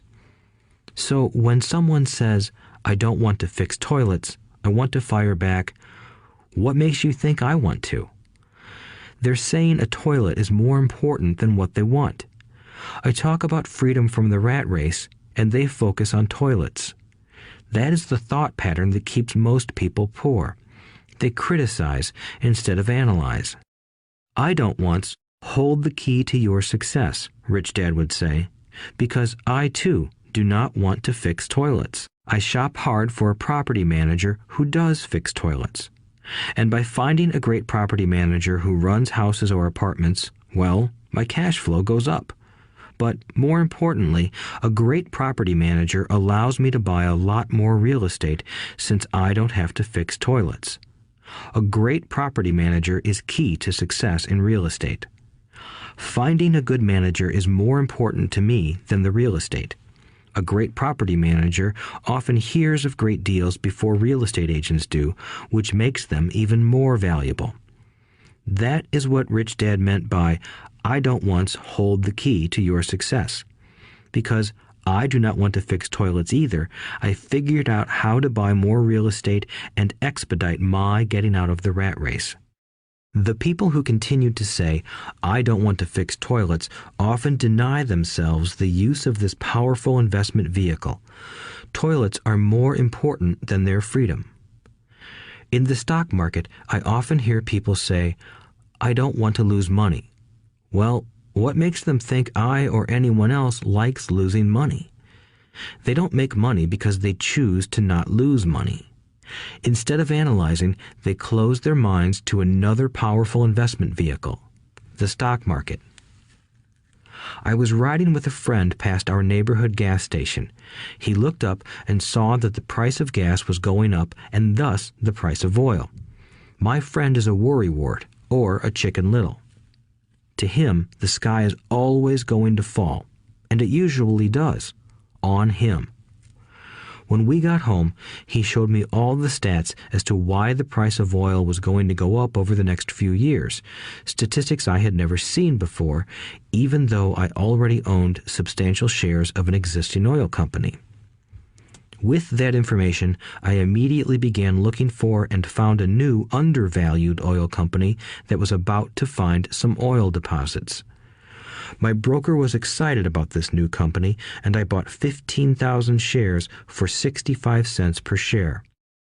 3 months later, this same friend and I drove by the same gas station, and sure enough, the price per gallon had gone up nearly 15%. Again, the Chicken Little worried and complained. I smiled, because a month earlier, that little oil company hit oil, and those 15,000 shares went up to more than $3 per share since he had first given me the tip. And the price of gas will continue to go up if what my friend says is true.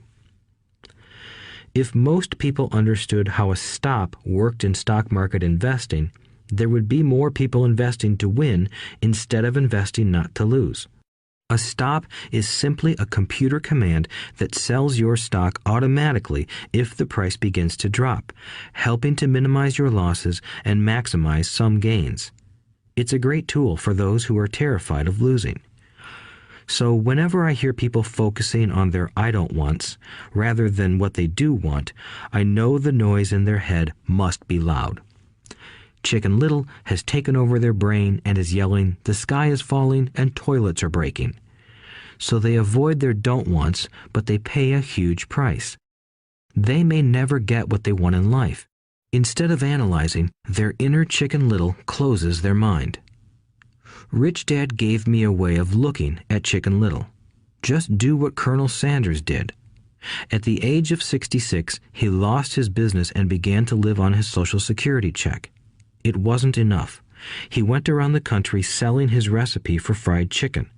He was turned down 1,009 times before someone said yes, and he went on to become a multimillionaire at an age when most people are quitting.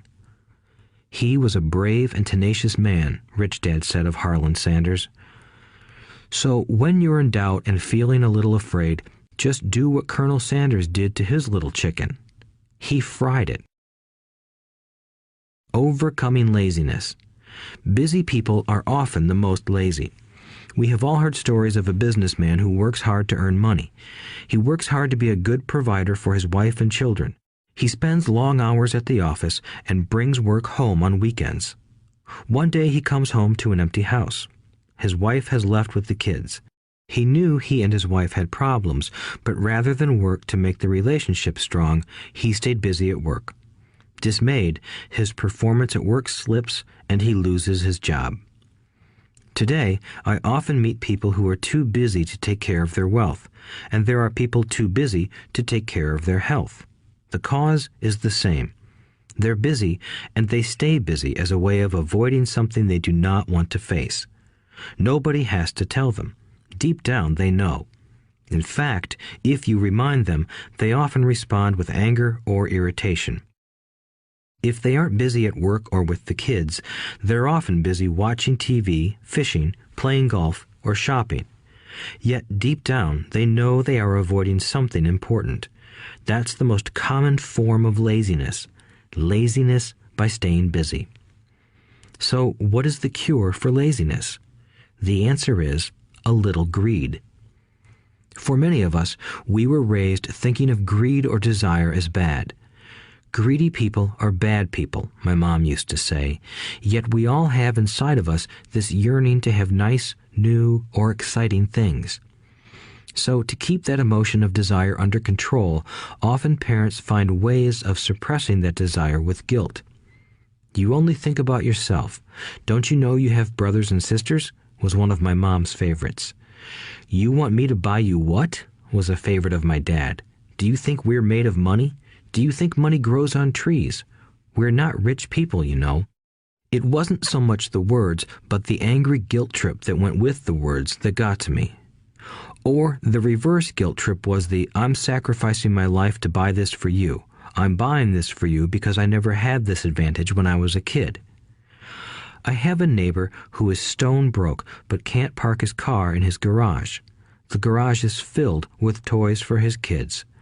Those spoiled brats get everything they ask for. I don't want them to know the feeling of want are his everyday words. He has nothing set aside for their college or his retirement, but his kids have every toy ever made. He recently got a new credit card in the mail and took his kids to visit Las Vegas. I'm doing it for the kids, he said with great sacrifice. Rich Dad forbade the words, I can't afford it. In my real home, that's all I heard. Instead, Rich Dad required his children to say, how can I afford it? He believed that the words, I can't afford it, shut down your brain. It didn't have to think anymore. How can I afford it opened up the brain and forced it to think and search for answers. But most importantly, he felt the words, I can't afford it, were a lie, and the human spirit knows it. The human spirit is very, very powerful, he would say. It knows it can do anything. By having a lazy mind that says, I can't afford it, a war breaks out inside you. Your spirit is angry, and your lazy mind must defend its lie. The spirit is screaming, come on, let's go to the gym and work out. And the lazy mind says, but I'm tired. I worked really hard today. Or the human spirit says, I'm sick and tired of being poor. Let's get out there and get rich. To which the lazy mind says, rich people are greedy. Besides, it's too much bother. It's not safe. I might lose money. I'm working hard enough as it is. I've got too much to do at work anyway. Look at what I have to do tonight. My boss wants it finished by morning. I can't afford it also causes sadness, a helplessness that leads to despondency and often depression. How can I afford it opens up possibilities, excitement, and dreams. So Rich Dad was not so concerned about what we wanted to buy as long as we understood that how can I afford it creates a stronger mind and a dynamic spirit. Thus, he rarely gave Mike or me anything. He would instead ask, how can you afford it? And that included college, which we paid for ourselves. It was not the goal, but the process of attaining the goal that he wanted us to learn. The problem I see today is that there are millions of people who feel guilty about their desire or their greed. It's old conditioning from their childhood. While they desire to have the finer things that life offers, most have been conditioned subconsciously to say, I can't have that, or I'll never be able to afford that. When I decided to exit the rat race, it was simply a question of how can I afford to never work again? And my mind began to kick out answers and solutions. The hardest part was fighting my real parents' dogma. We can't afford that. Stop thinking only about yourself. Why don't you think about others? And other similar sentiments designed to instill guilt to suppress my greed. So, how do you beat laziness? Once again, the answer is a little greed. It's that radio station WIIFM, which stands for What's in it for me? A person needs to sit down and ask, what would my life be like if I never had to work again? What would I do if I had all the money I needed? Without that little greed, the desire to have something better, progress is not made. Our world progresses because we all desire a better life. New inventions are made because we desire something better. We go to school and study hard because we want something better. So whenever you find yourself avoiding something you know you should be doing, then the only thing to ask yourself is, what's in it for me? Be a little greedy. It's the best cure for laziness. Too much greed, however, as anything in excess can be, is not good. But just remember what Michael Douglas said in the movie Wall Street. Greed is good. Rich Dad said it differently. Guilt is worse than greed, for guilt robs the body of its soul. I think Eleanor Roosevelt said it best. Do what you feel in your heart to be right, for you'll be criticized anyway. You'll be damned if you do, and damned if you don't. Overcoming bad habits. Our lives are a reflection of our habits more than our education. After seeing the movie Conan the Barbarian, starring Arnold Schwarzenegger, a friend said, "I'd love to have a body like Schwarzenegger." Most of the guys nodded in agreement. "I even heard he was really puny and skinny at one time," another friend added. "Yeah, I heard that too," another one said. "I heard he has a habit of working out almost every day in the gym." "Yeah, I'll bet he has to." "Nah," said the group's cynic. "I'll bet he was born that way. Besides, let's stop talking about Arnold and get some beers." This is an example of habits controlling behavior. I remember asking my rich dad about the habits of the rich. Instead of answering me outright, he wanted me to learn through example, as usual. "When does your dad pay his bills?" Rich Dad asked. "The first of the month," I said. "Does he have anything left over?" he asked. "Very little," I said. "That's the main reason he struggles," said Rich Dad. "He has bad habits. Your dad pays everyone else first. He pays himself last, but only if he has anything left over." "Which he usually doesn't," I said. "But he has to pay his bills, doesn't he? You're saying he shouldn't pay his bills?" "Of course not," said Rich Dad. "I firmly believe in paying my bills on time. I just pay myself first, before I pay even the government." "But what happens if you don't have enough money?" I asked. "What do you do then?" "The same," said Rich Dad. "I still pay myself first, even if I'm short of money. My asset column is far more important to me than the government." "But," I said, "don't they come after you?" "Yes, if you don't pay," said Rich Dad. "Look, I did not say not to pay. I just said I pay myself first, even if I'm short of money." "But," I replied, "how do you do that?" "It's not how.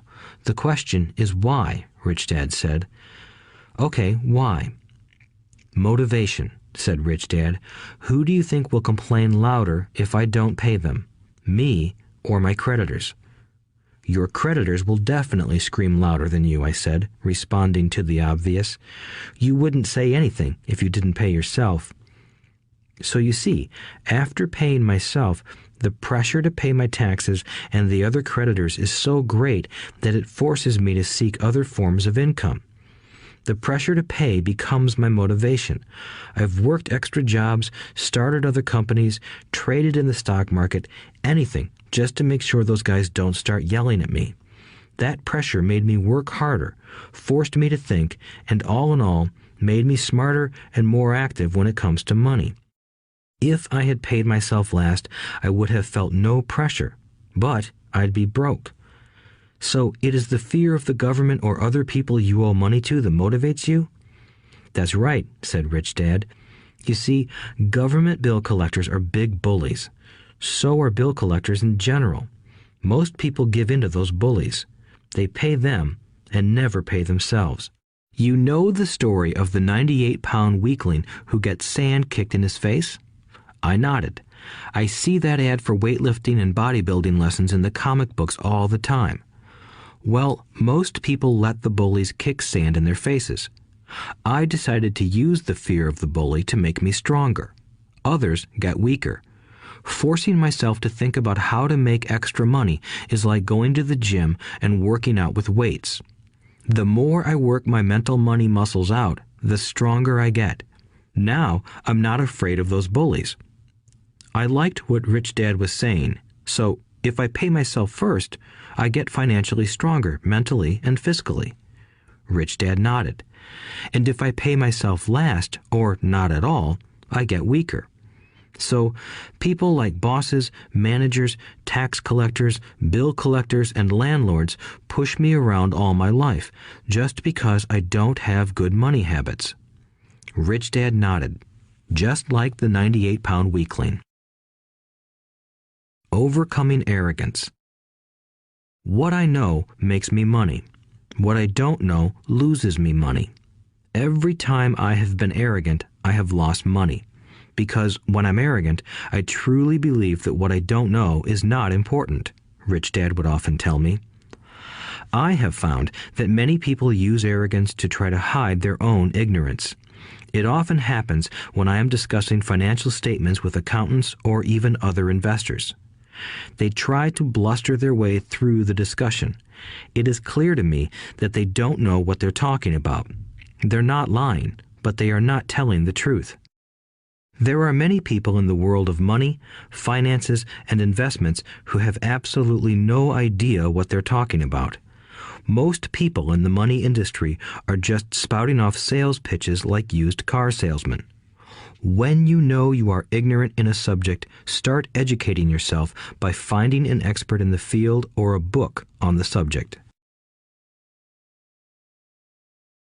Chapter 8.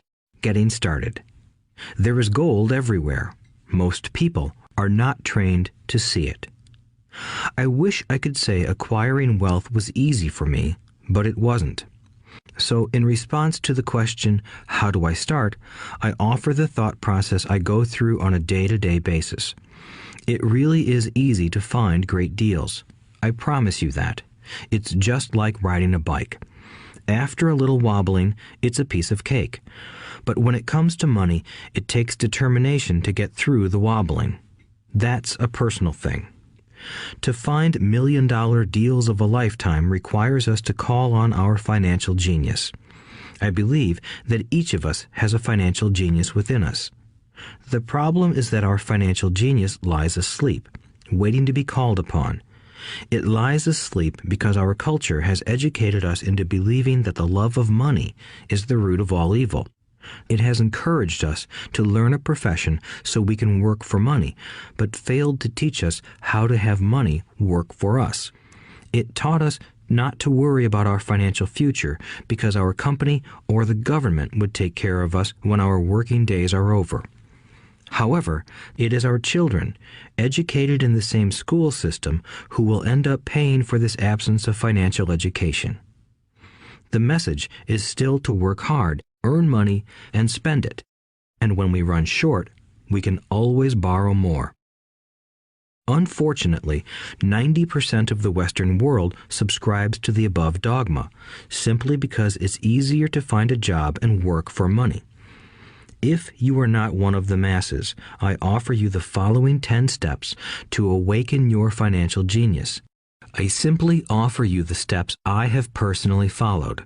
If you want to follow some of them, great. If you don't, make up your own. Your financial genius is smart enough to develop its own list. While in Peru, I asked a gold miner of 45 years how he was so confident about finding a gold mine. He replied, "There is gold everywhere. Most people are not trained to see it." And I would say that is true. In real estate, I can go out and in a day come up with 4 or 5 great potential deals. while the average person will go out and find nothing, even looking in the same neighborhood. The reason is that they have not taken the time to develop their financial genius. I offer you the following 10 steps as a process to develop your God-given powers, powers over which only you have control. 1. Find a reason greater than reality, the power of spirit. If you ask most people if they would like to be rich or financially free, they would say yes. But then reality sets in. The road seems too long with too many hills to climb. It's easier to just work for money and hand the excess over to your broker. I once met a young woman who had dreams of swimming for the U.S. Olympic team. The reality was that she had to get up every morning at 4 o'clock to swim for 3 hours before going to school. She did not party with her friends on Saturday night. She had to study and keep her grades up, just like everyone else. When I asked her what fueled her superhuman ambition and sacrifice, she simply said, "I do it for myself and the people I love. It's love that gets me over the hurdles and sacrifices." A reason or a purpose is a combination of wants and don't wants. When people ask me what my reason for wanting to be rich is, I tell them that it is a combination of deep emotional wants and don't wants. I will list a few. First, the don't wants, for they create the wants. I don't want to work all my life. I don't want what my parents aspired for, which was job security and a house in the suburbs. I don't like being an employee. I hated that my dad always missed my football games because he was so busy working on his career. I hated it when my dad worked hard all his life and the government took most of what he worked for at his death. He could not even pass on what he worked so hard for when he died. The rich don't do that. They work hard and pass it on to their children. Now, the wants. I want to be free to travel the world and live in the lifestyle I love. I want to be young when I do this. I want to simply be free. I want control over my time and my life. I want money to work for me. Those are my deep-seated emotional reasons. What are yours? If they are not strong enough, then the reality of the road ahead may be greater than your reasons. I have lost money and been set back many times, but it was the deep emotional reasons that kept me standing up and going forward. I wanted to be free by age 40, but it took me until I was 47, with many learning experiences along the way. As I said, I wish I could say it was easy. It wasn't, but it wasn't that hard either. I've learned that without a strong reason or purpose, anything in life is hard. If you do not have a strong reason, there is no sense listening further. It will sound like too much work. 2. Make daily choices. The power of choice. Choice is the main reason people want to live in a free country. We want the power to choose. Financially, with every dollar we get in our hands, we hold the power to choose our future, to be rich, poor, or middle class. Our spending habits reflect who we are. Poor people simply have poor spending habits. The benefit I had as a boy was that I loved playing Monopoly constantly. Nobody told me Monopoly was only for kids, so I just kept playing the game as an adult. I also had a rich dad who pointed out to me the difference between an asset and a liability. So a long time ago, as a little boy, I chose to be rich, and I knew that all I had to do was learn to acquire assets, real assets. My best friend, Mike, had an asset column handed to him, but he still had to choose to learn to keep it. Many rich families lose their assets in the next generation simply because there was no one trained to be a good steward over their assets. Most people choose not to be rich.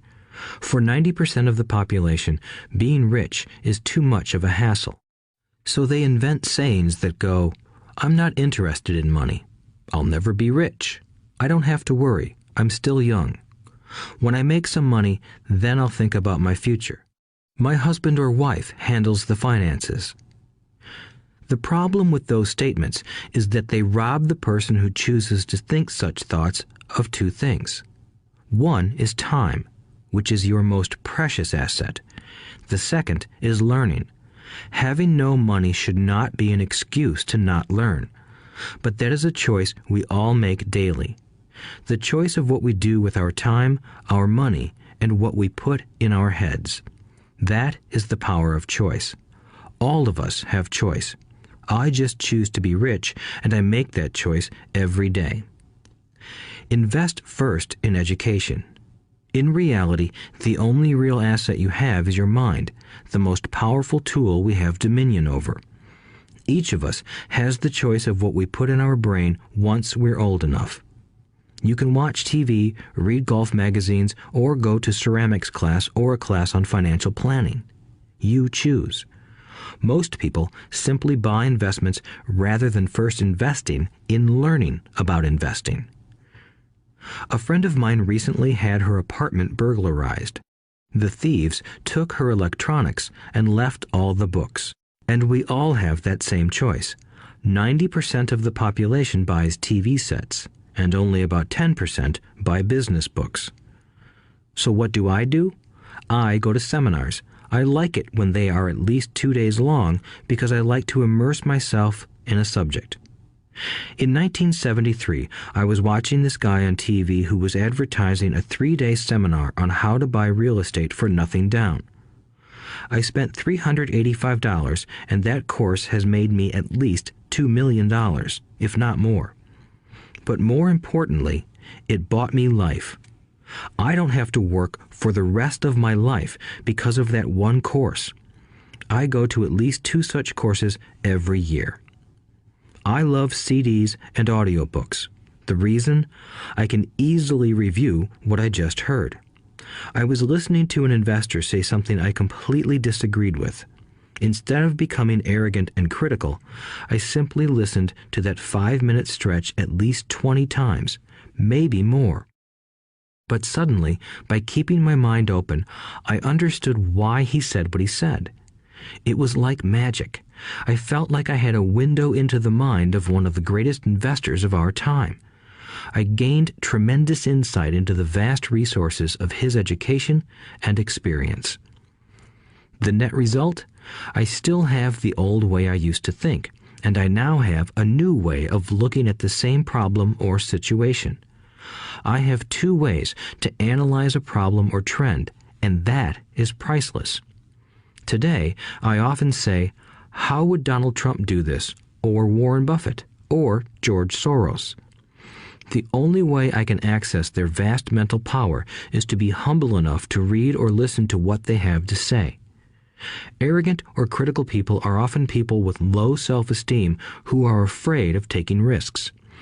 That's because if you learn something new, you are then required to make mistakes in order to fully understand what you have learned. If you have listened this far, arrogance is not one of your problems. Arrogant people rarely read or listen to experts.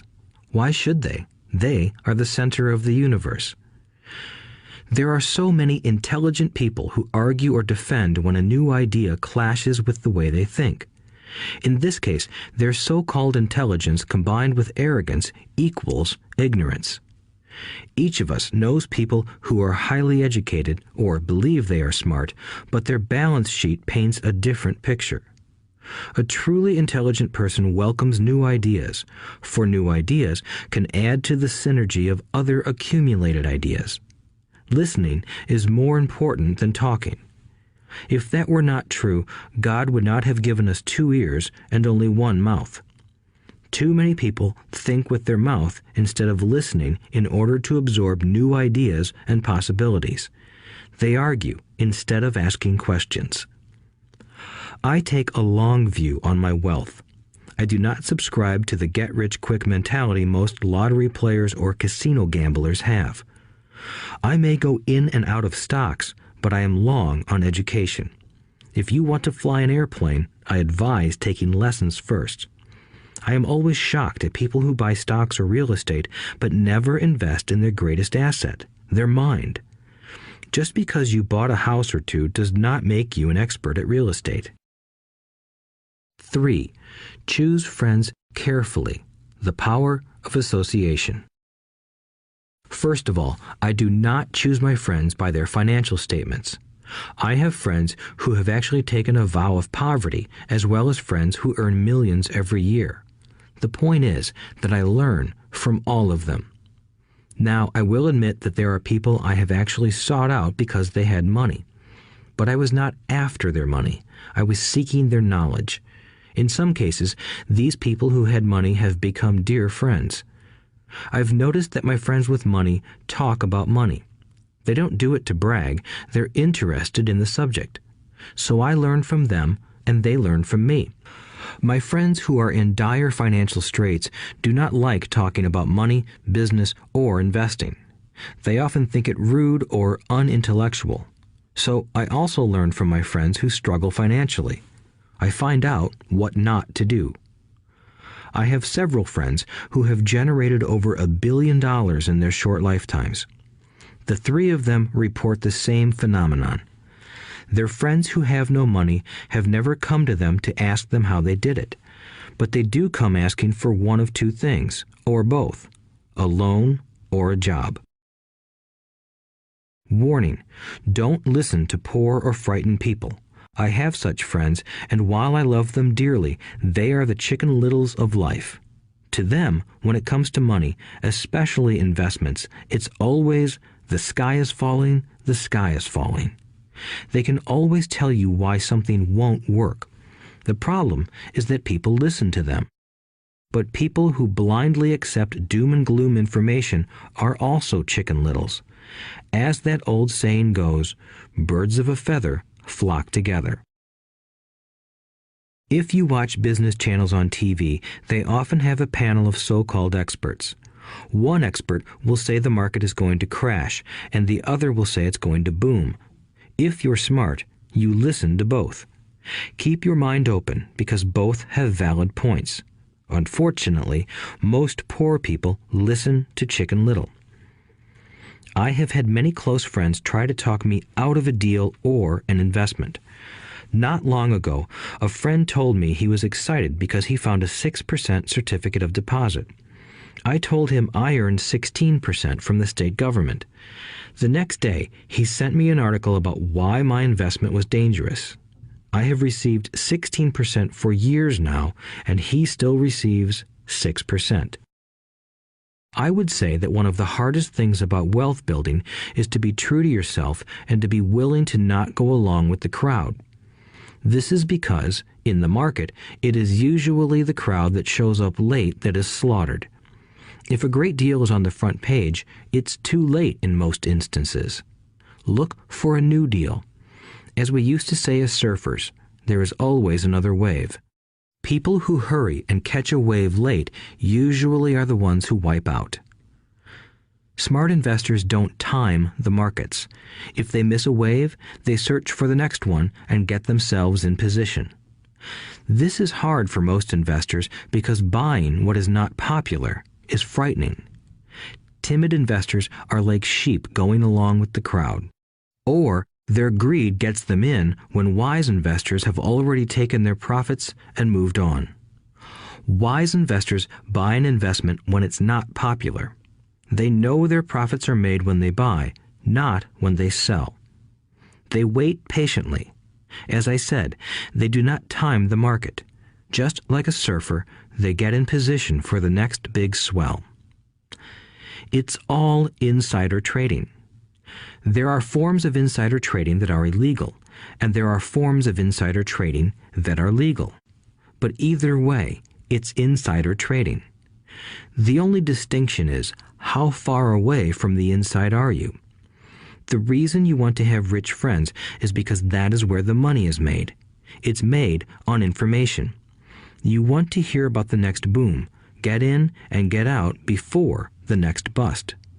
I'm not saying do it illegally, but the sooner you know, the better your chances are for profits with minimal risk.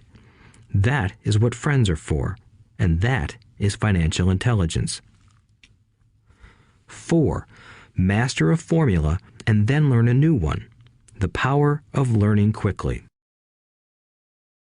In order to make bread, every baker follows a recipe, even if it's only held in their head. The same is true for making money. Most of us have heard the saying, "You are what you eat." I have a different slant. I say, "You become what you study." In other words, be careful what you learn, because your mind is so powerful that you become what you put in your head.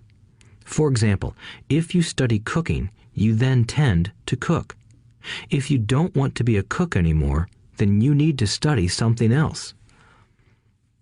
When it comes to money, the masses generally have one basic formula they learned in school, and it's this: work for money.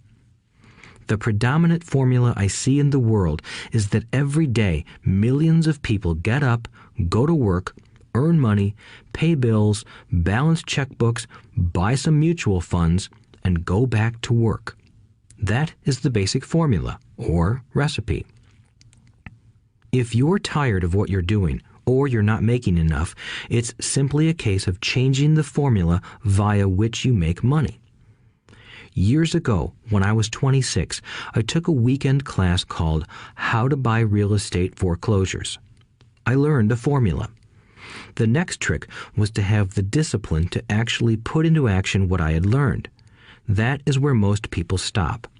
For 3 years, while working for Xerox, I spent my spare time learning to master the art of buying foreclosures. I've made several $million using that formula. So, after I mastered that formula, I went in search of other formulas. For many of the classes, I did not directly use the information I learned, but I always learned something new. I have attended classes designed for derivative traders, commodity option traders, and chaologists. I was way out of my league, being in a room full of people with doctorates in nuclear physics and space science. Yet, I learned a lot that made my stock and real estate investing more meaningful and lucrative. Most junior colleges and community colleges have classes on financial planning and buying traditional investments. They are good places to start, but I always search for a faster formula. That is why, on a fairly regular basis, I make more in a day than many people will make in their lifetime. Another side note, in today's fast-changing world, it's not so much what you know anymore that counts, because often what you know is old. It is how fast you learn. That skill is priceless. It's priceless in finding faster formulas, recipes, if you will, for making dough. Working hard for money is an old formula born in the day of cavemen. 5.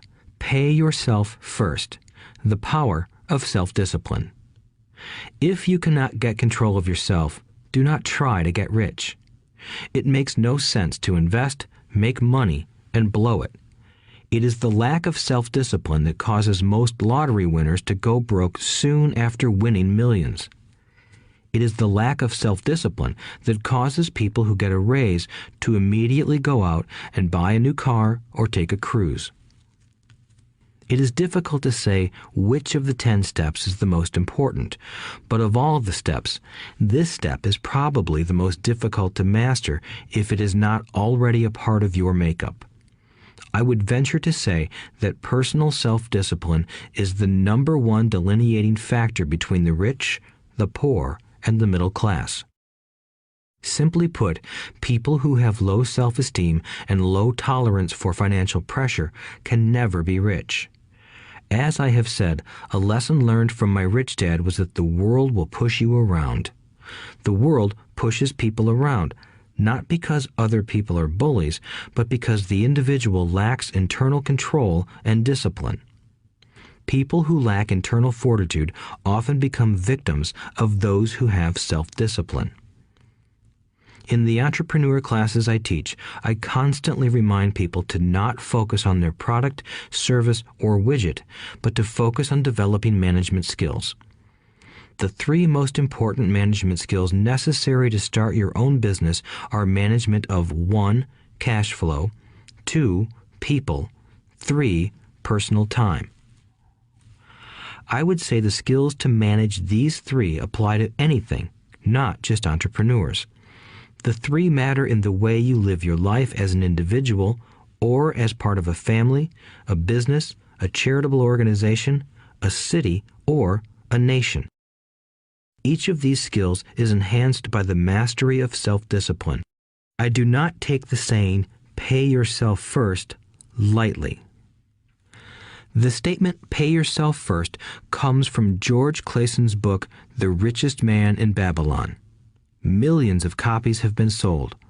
But while millions of people freely repeat that powerful statement, few follow the advice.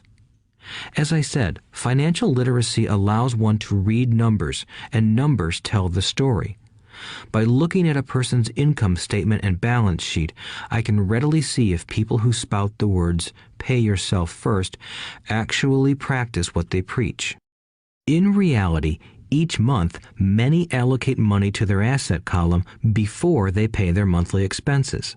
Although millions of people have read Clayson's book and understand the words, "pay yourself first," in reality, they pay themselves last. Now, I can hear the howls from those of you who sincerely believe in paying your bills first, and I can hear all the responsible people who pay their bills on time. I am not saying be irresponsible and not pay your bills. All I am saying is do what the book says, which is pay yourself first. If you can truly begin to understand the power of cash flow, you will soon realize why 90% of people work hard all their lives and need government support like Social Security when they are no longer able to work. Kim and I have had many bookkeepers, accountants, and bankers who have had a major problem with this way of looking at pay yourself first. The reason is that these financial professionals actually do what the masses do. They pay themselves last. There have been times in my life when, for whatever reason, cash flow was far less than my bills. I still paid myself first. My accountant and bookkeeper screamed in panic. "They're going to come after you. The IRS is going to put you in jail. You're going to ruin your credit rating. They'll cut off the electricity." I still paid myself first. Why, you ask? Because that's what the story, The Richest Man in Babylon, was all about. The power of self-discipline and the power of internal fortitude. As my rich dad taught me the first month I worked for him, most people allow the world to push them around. A bill collector calls and you pay or else. A sales clerk says, "Oh, just put it on your charge card." Your real estate agent tells you, "Go ahead. The government allows you a tax deduction on your home." That is what the book is really about. Having the guts to go against the tide and get rich. You may not be weak, but when it comes to money, many people get wimpy. I am not saying be irresponsible. The reason I don't have high credit card debt and doodad debt is because I pay myself first. The reason I minimize my income is because I don't want to pay it to the government. That is why my income comes from my asset column through a Nevada corporation. If I work for money, the government takes it. Although I pay my bills last, I am financially astute enough to not get into a tough financial situation. I don't like consumer debt. I actually have liabilities that are higher than 99% of the population, but I don't pay for them. Other people pay for my liabilities. They're called tenants. So rule number 1 in paying yourself first is don't get into debt in the first place. Although I pay my bills last, I set it up to have only small, unimportant bills that are due. When I occasionally come up short, I still pay myself first. I let the creditors and even the government scream. I like it when they get tough. Why? Because those guys do me a favor. They inspire me to go out and create more money. So I pay myself first, invest the money, and let the creditors yell. I generally pay them right away anyway. Kim and I have excellent credit. We just don't cave into pressure and spend our savings or liquidate stocks to pay for consumer debt. That is not too financially intelligent. To successfully pay yourself first, keep the following in mind. 1. Don't get into large debt positions that you have to pay for. Keep your expenses low. Build up assets first. Then buy the big house or nice car. Being stuck in the rat race is not intelligent. 2. When you come up short, let the pressure build and don't dip into your savings or investments. Use the pressure to inspire your financial genius to come up with new ways of making more money and then pay your bills. You will have increased your ability to make more money as well as your financial intelligence. So many times I have gotten into financial hot water and used my brain to create more income while staunchly defending the assets in my asset column. My bookkeeper has screamed and dived for cover, but I was like a good soldier defending the fort. Fort assets. Poor people have poor habits. A common bad habit is innocently called dipping into savings. The rich know that savings are only used to create more money, not to pay bills. I know that sounds tough, but as I said, if you're not tough inside, the world will always push you around anyway. If you do not like financial pressure, then find a formula that works for you. A good one is to cut expenses, put your money in the bank, pay more than your fair share of income tax, buy safe mutual funds, and take the vow of the average. But this violates the pay yourself first rule. This rule does not encourage self-sacrifice or financial abstinence. It doesn't mean pay yourself first and starve. Life was meant to be enjoyed. If you call on your financial genius, you can have all the goodies of life, get rich, and pay bills. And that is financial intelligence. 6. Pay your brokers well. The power of good advice. Sometimes I see people posting a sign in front of their house that says, "For sale by owner." Or I see people on TV claiming to be discount brokers. My rich dad taught me to take the opposite approach. He believed in paying professionals well, and I have adopted that policy also. Today, I have expensive attorneys, accountants, real estate brokers, and stockbrokers. Why? Because if, and I do mean if, the people are professionals, their services should make you money. And the more money they make, the more money I make. We live in the information age. Information is priceless. A good broker should provide you with information as well as take the time to educate you. I have several brokers who do that for me. Some taught me when I had little or no money, and I am still with them today. What I pay a broker is tiny in comparison with what kind of money I can make because of the information they provide. I love it when my real estate broker or stockbroker makes a lot of money because that usually means I made a lot of money. A good broker saves me time in addition to making me money. Like when I bought the vacant land for $9,000 and sold it immediately for over $25,000 so I could buy my Porsche quicker. A broker is my eyes and ears in the market. They're there every day, so I do not have to be. I'd rather play golf. People who sell their house on their own must not value their time much. Why would I want to save a few bucks when I could use that time to make more money or spend it with those I love? What I find funny is that so many poor and middle-class people insist on tipping restaurant help 15 to 20%, even for bad service, but complain about paying a broker 3 to 7%. They enjoy tipping people in the expense column and stiffing people in the asset column. That is not financially intelligent. Keep in mind that not all brokers are created equal. Unfortunately, most brokers are only salespeople. They sell, but they themselves own little or no real estate. There is a tremendous difference between a broker who sells houses and a broker who sells investments. The same is true for stock, bond, mutual fund, and insurance, brokers who call themselves financial planners. When I interview any paid professional, I first find out how much property or stocks they personally own and what percentage they pay in taxes. And that applies to my tax attorney as well as my accountant. I have an accountant who minds his own business.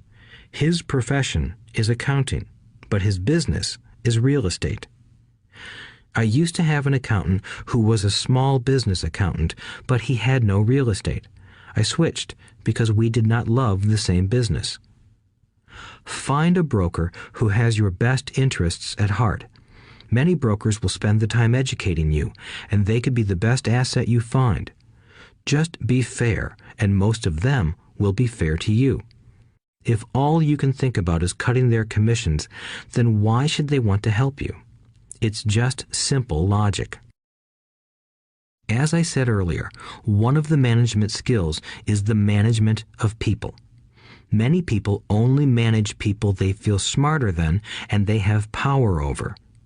Many middle managers remain middle managers, failing to get promoted because they know how to work with people below them, but not with people above them. The real skill is to manage and reward the people who are smarter than you in some technical area. That is why companies have a board of directors. You should have one too. That is financial intelligence. 7. Be an Indian giver. The power of getting something for nothing. When the first European settlers came to America, they were taken aback by a cultural practice some American Indians had. For example, if a settler was cold, the Indian would give the person a blanket. Mistaking it for a gift, the settler was often offended when the Indian asked for it back. The Indians also got upset when they realized that settlers did not want to give it back.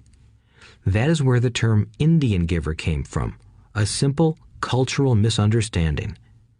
In the world of the asset column, being an Indian giver is vital to wealth. The sophisticated investor's first question is, how fast do I get my money back? They also want to know what they get for free, also called a piece of the action.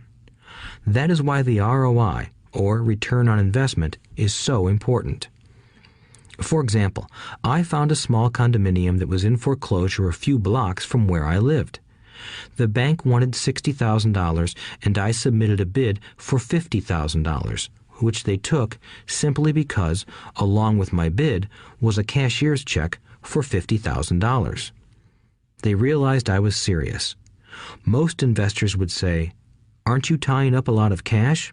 Would it not be better to get a loan on it?" The answer is, not in this case.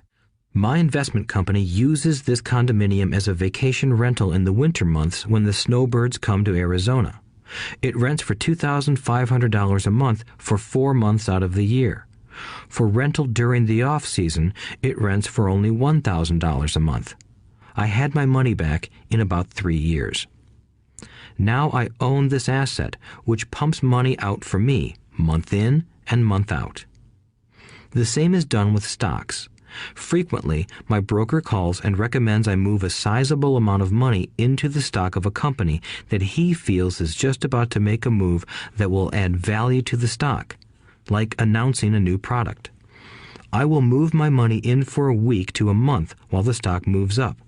Then I pull my initial dollar amount out and stop worrying about the fluctuations of the market because my initial money is back and ready to work on another asset. So my money goes in, and then it comes out, and I own an asset that was technically free.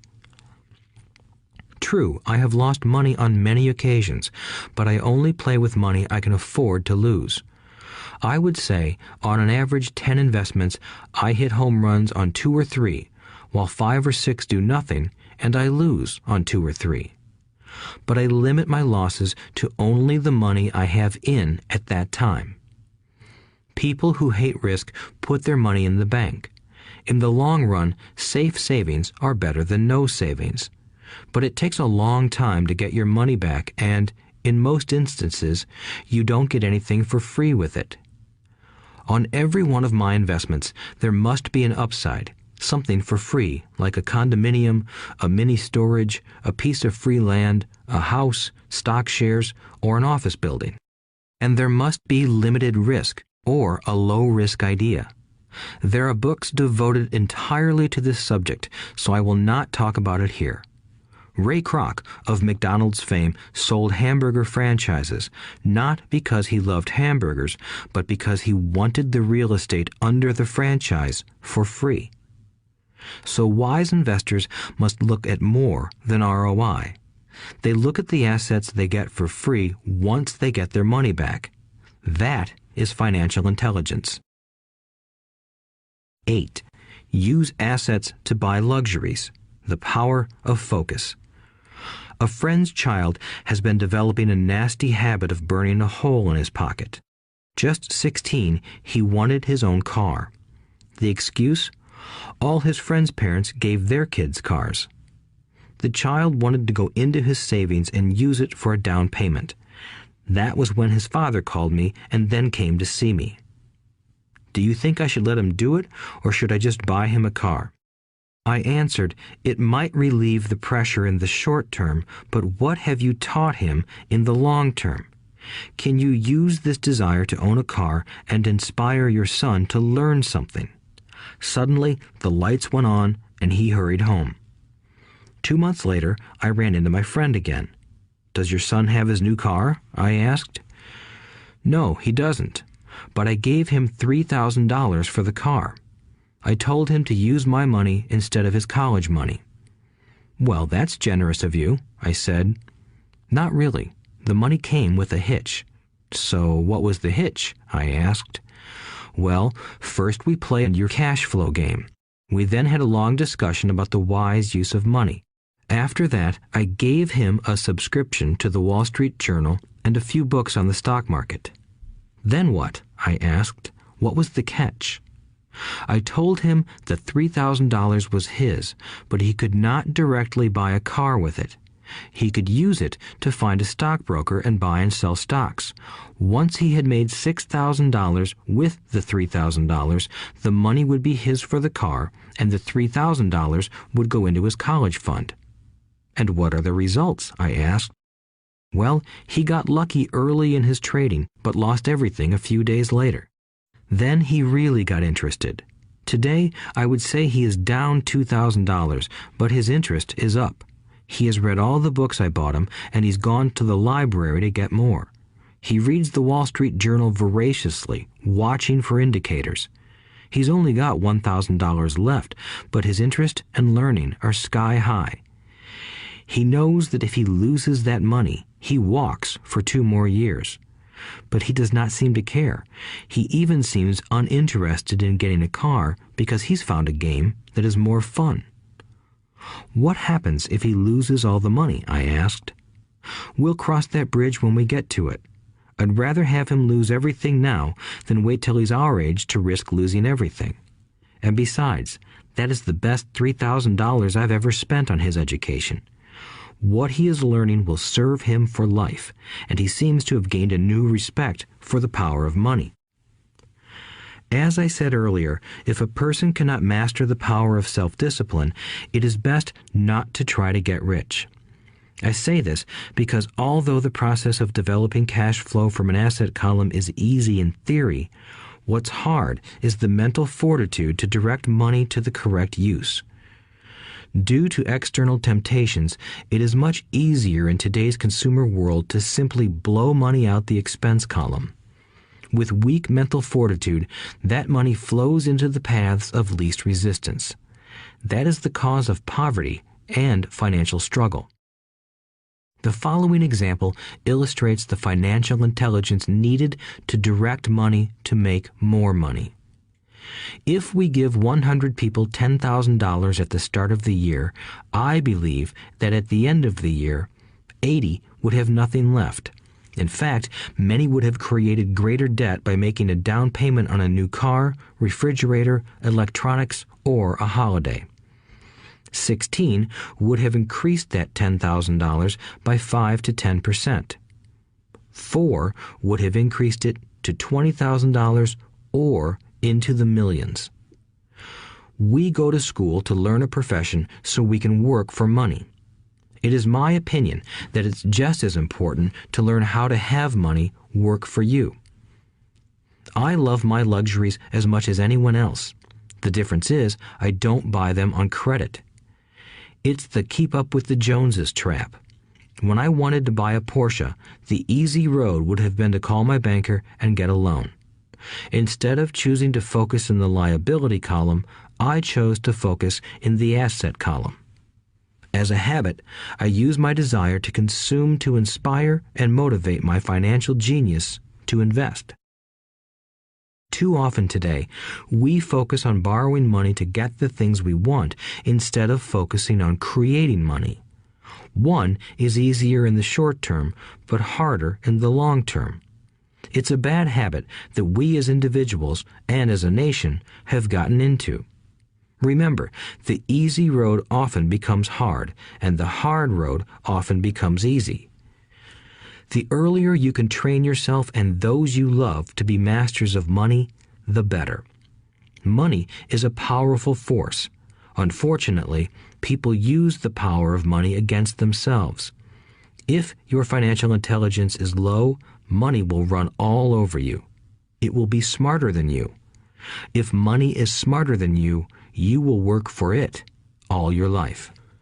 To be the master of money, you need to be smarter than it.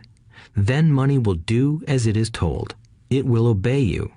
Instead of being a slave to it, you will be the master of it. That is financial intelligence. 9. Choose heroes. The power of myth. When I was a kid, I greatly admired Willie Mays, Hank Aaron, and Yogi Berra.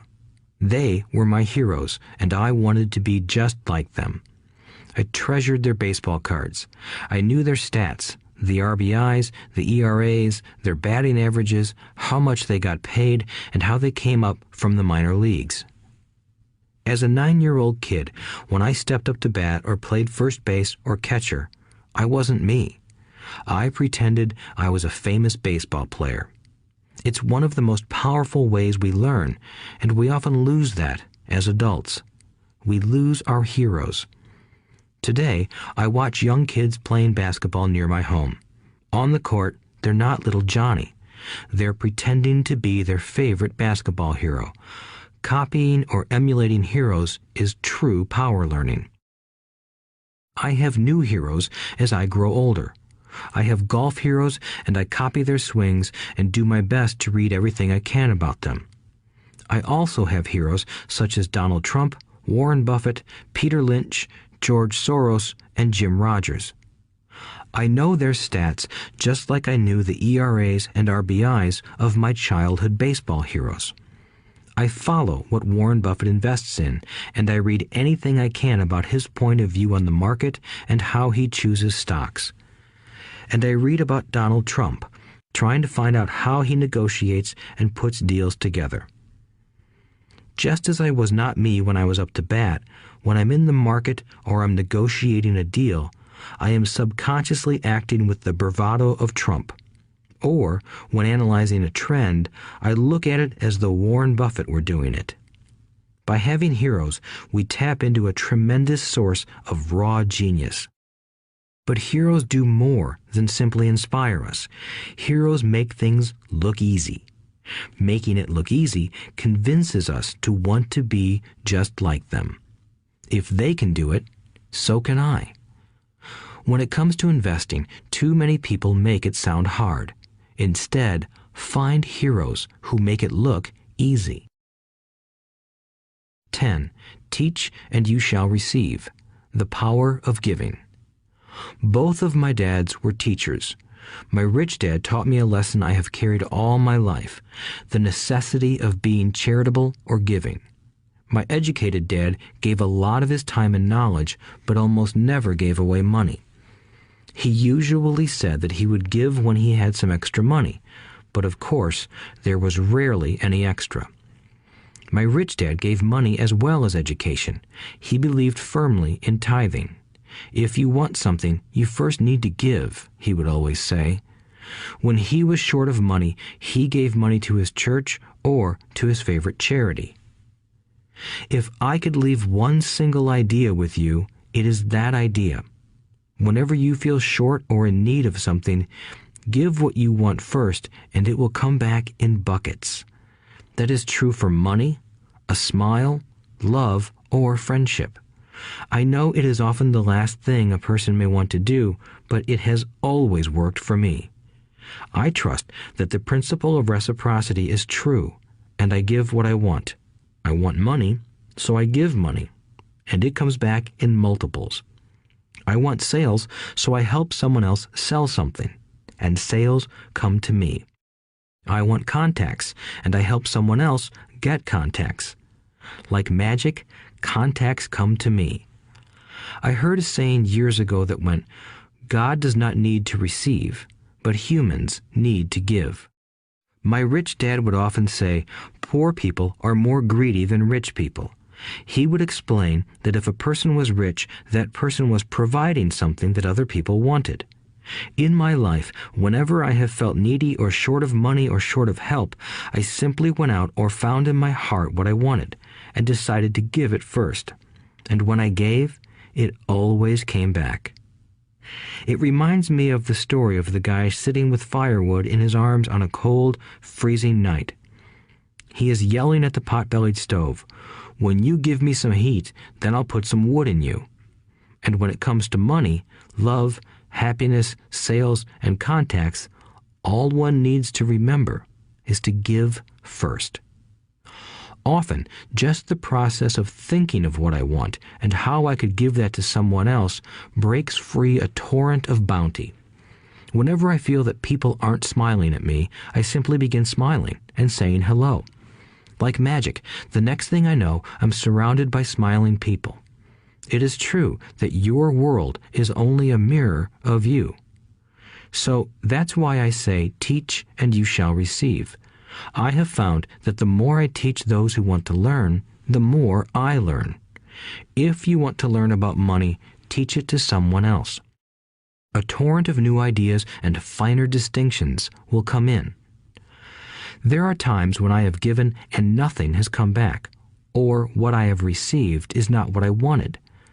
But upon closer inspection and soul-searching, I was often giving to receive in those instances, instead of giving for the joy that giving itself brings. My dad taught teachers, and he became a master teacher. My rich dad always taught young people his way of doing business. In retrospect, it was their generosity with what they knew that made them smarter. There are powers in this world that are much smarter than we are. You can get there on your own, but it's easier with the help of the powers that be. You only need to be generous with what you have. Chapter 9. Still want more? Here are some to-dos. Many people may not be satisfied with my 10 steps. They see them more as philosophies than actions. I think understanding the philosophy is just as important as the action. There are many people who want to do instead of think, and then there are people who think but do not do. I would say that I am both. I love new ideas, and I love action. So for those who want a to-do list on how to get started, I will share with you some of the things I do in abbreviated form. Stop doing what you're doing. In other words, take a break and assess what is working and what is not working. The definition of insanity is doing the same thing over and over and expecting a different result. Stop doing what is not working and look for something new. Look for new ideas. For new investing ideas, I go to bookstores and search for books on different and unique subjects. I call them formulas. I buy how-to books on formulas I know nothing about. For example, in the bookstore I found the book The 16% Solution by Joel Moskowitz. I bought the book and read it, and the next Thursday I did exactly as the book said. Most people do not take action, or they let someone talk them out of whatever new formula they are studying. My neighbor told me why 16% would not work. I did not listen to him, because he's never done it. Find someone who has done what you want to do. Take them to lunch and ask them for tips and tricks of the trade. As for 16% tax lien certificates, I went to the county tax office and found the government employee who worked in that office. I found out that she too invested in the tax liens. Immediately, I invited her to lunch. She was thrilled to tell me everything she knew and how to do it. After lunch, she spent all afternoon showing me everything. By the next day, I found 2 great properties with her help that have been accruing interest at 16% ever since. It took a day to read the book, a day to take action, an hour for lunch, and a day to acquire 2 great deals. Take classes, read, and attend seminars. I search newspapers and the internet for new and interesting classes, many of which are free or inexpensive. I also attend and pay for expensive seminars on what I want to learn. I am wealthy and free from needing a job simply because of the courses I took. I have friends who did not take those classes who told me I was wasting my money, and yet they're still at the same job. Make lots of offers. When I want a piece of real estate, I look at many properties and generally write an offer. If you don't know what the right offer is, neither do I. That is the job of the real estate agent. They make the offers. I do as little work as possible. A friend wanted me to show her how to buy apartment houses. So one Saturday, she, her agent, and I went and looked at 6 apartment houses. 4 were dogs, but 2 were good. I said to write offers on all 6, offering half of what the owners asked for. She and the agent nearly had heart attacks. They thought it was rude and would offend the sellers, but I really don't think the agent wanted to work that hard. So they did nothing and went on looking for a better deal. No offers were ever made, and that person is still looking for the right deal at the right price. Well, you don't know what the right price is until you have a second party who wants to deal. Most sellers ask too much. It is rare that a seller asks a price that is less than something is worth. Moral of the story: make offers. People who are not investors have no idea what it feels like to try to sell something. I have had a piece of real estate that I wanted to sell for months. I would have welcomed any offer. They could have offered me 10 pigs and I would have been happy. Not at the offer, but just because someone was interested. I would have countered, maybe for a pig farm in exchange. But that's how the game works. The game of buying and selling is fun. Keep that in mind. It's fun and only a game. Make offers. Someone might say yes. I always make offers with escape clauses. In real estate, I make an offer with language that details subject to contingencies, such as the approval of a business partner. Never specify who the business partner is. Most people don't know that my partner is my cat. If they accept the offer and I don't want the deal, I call home and speak to my cat. I make this ridiculous statement to illustrate how absurdly easy and simple the game is. So many people make things too difficult and take it too seriously. Finding a good deal, the right business, the right people, the right investors, or whatever is just like dating. You must go to the market and talk to a lot of people, make a lot of offers, counter-offers, negotiate, reject, and accept. I know single people who sit at home and wait for the phone to ring, but it's better to go to the market, even if it's only the supermarket. Search, offer, reject, negotiate, and accept are all parts of the process of almost everything in life. Jog, walk, or drive a certain area once a month for 10 minutes. I have found some of my best real estate investments doing this. I will jog a certain neighborhood for a year and look for change. For there to be profit in a deal, there must be 2 elements: a bargain and change. There are lots of bargains, but it's change that turns a bargain into a profitable opportunity. So when I jog a neighborhood I might like to invest in. It is the repetition that causes me to notice slight differences. I notice real estate signs that are up for a long time. That means the seller might be more agreeable to deal. I watch for moving trucks going in or out. I stop and talk to the drivers. I talk to the postal carriers. It's amazing how much information they acquire about an area. I find a bad area, especially an area that the news has scared everyone away from. I drive it for sometimes a year, waiting for signs of something changing for the better. I talk to retailers, especially new ones, and find out why they're moving in. It takes only a few minutes a month, and I do it while doing something else, like exercising or going to and from the store. Shop for bargains in all markets. Consumers will always be poor. When the supermarket has a sale, say on toilet paper, the consumer runs in and stocks up. But when the housing or stock market has a sale, most often called a crash or correction, the same consumer often runs away from it. When the supermarket raises its prices, the consumer shops somewhere else. But when housing or the stock market raises their prices, the same consumer often rushes in and starts buying. Always remember, profits are made in the buying, not in the selling. Look in the right places. A neighbor bought a condominium for $100,000. I bought the identical condo next door for $50,000. He told me he's waiting for the price to go up. I told him that profit is made when you buy, not when you sell. He shopped with a real estate broker who owns no property of her own. I shopped at the foreclosure auction. I paid $500 for a class on how to do this. My neighbor thought that the $500 for a real estate investment class was too expensive. He said he could not afford the money or the time. So he waits for the prices to go up.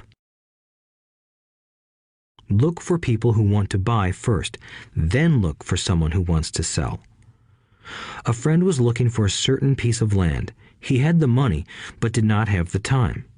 I found a large piece of land, larger than what my friend wanted to buy, tied it up with an option, called my friend, and he said he wanted a piece of it.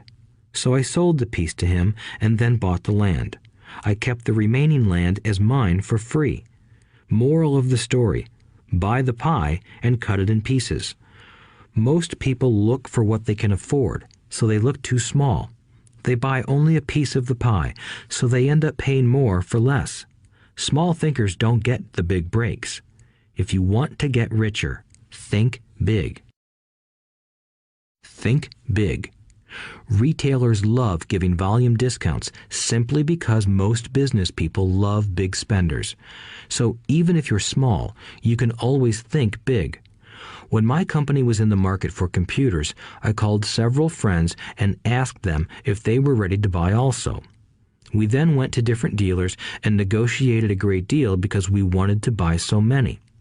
I have done the same with stocks. Small people remain small because they think small, act alone, or don't act at all. Learn from history. All the big companies on the stock exchange started out as small companies. Colonel Sanders did not get rich until after he lost everything in his 60s. Bill Gates was one of the richest men in the world before he was 30. Action always beats inaction. These are just a few of the things I have done and continue to do to recognize opportunities. The important words are have done and do. As repeated many times throughout this audiobook, you must take action before you can receive the financial rewards. Act now. Final thoughts. I would like to share some final thoughts with you.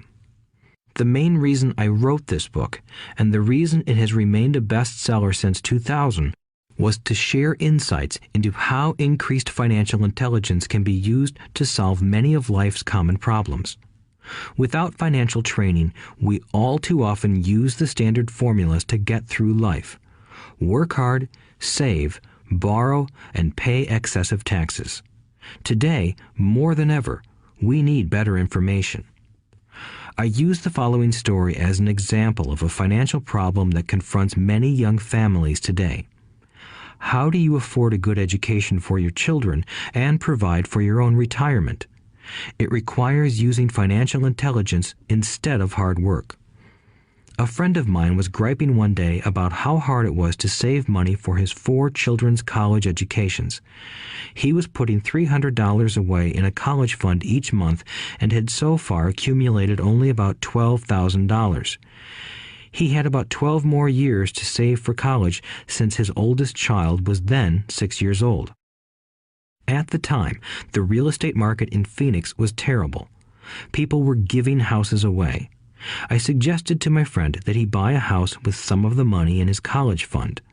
The idea intrigued him, and we began to discuss the possibility.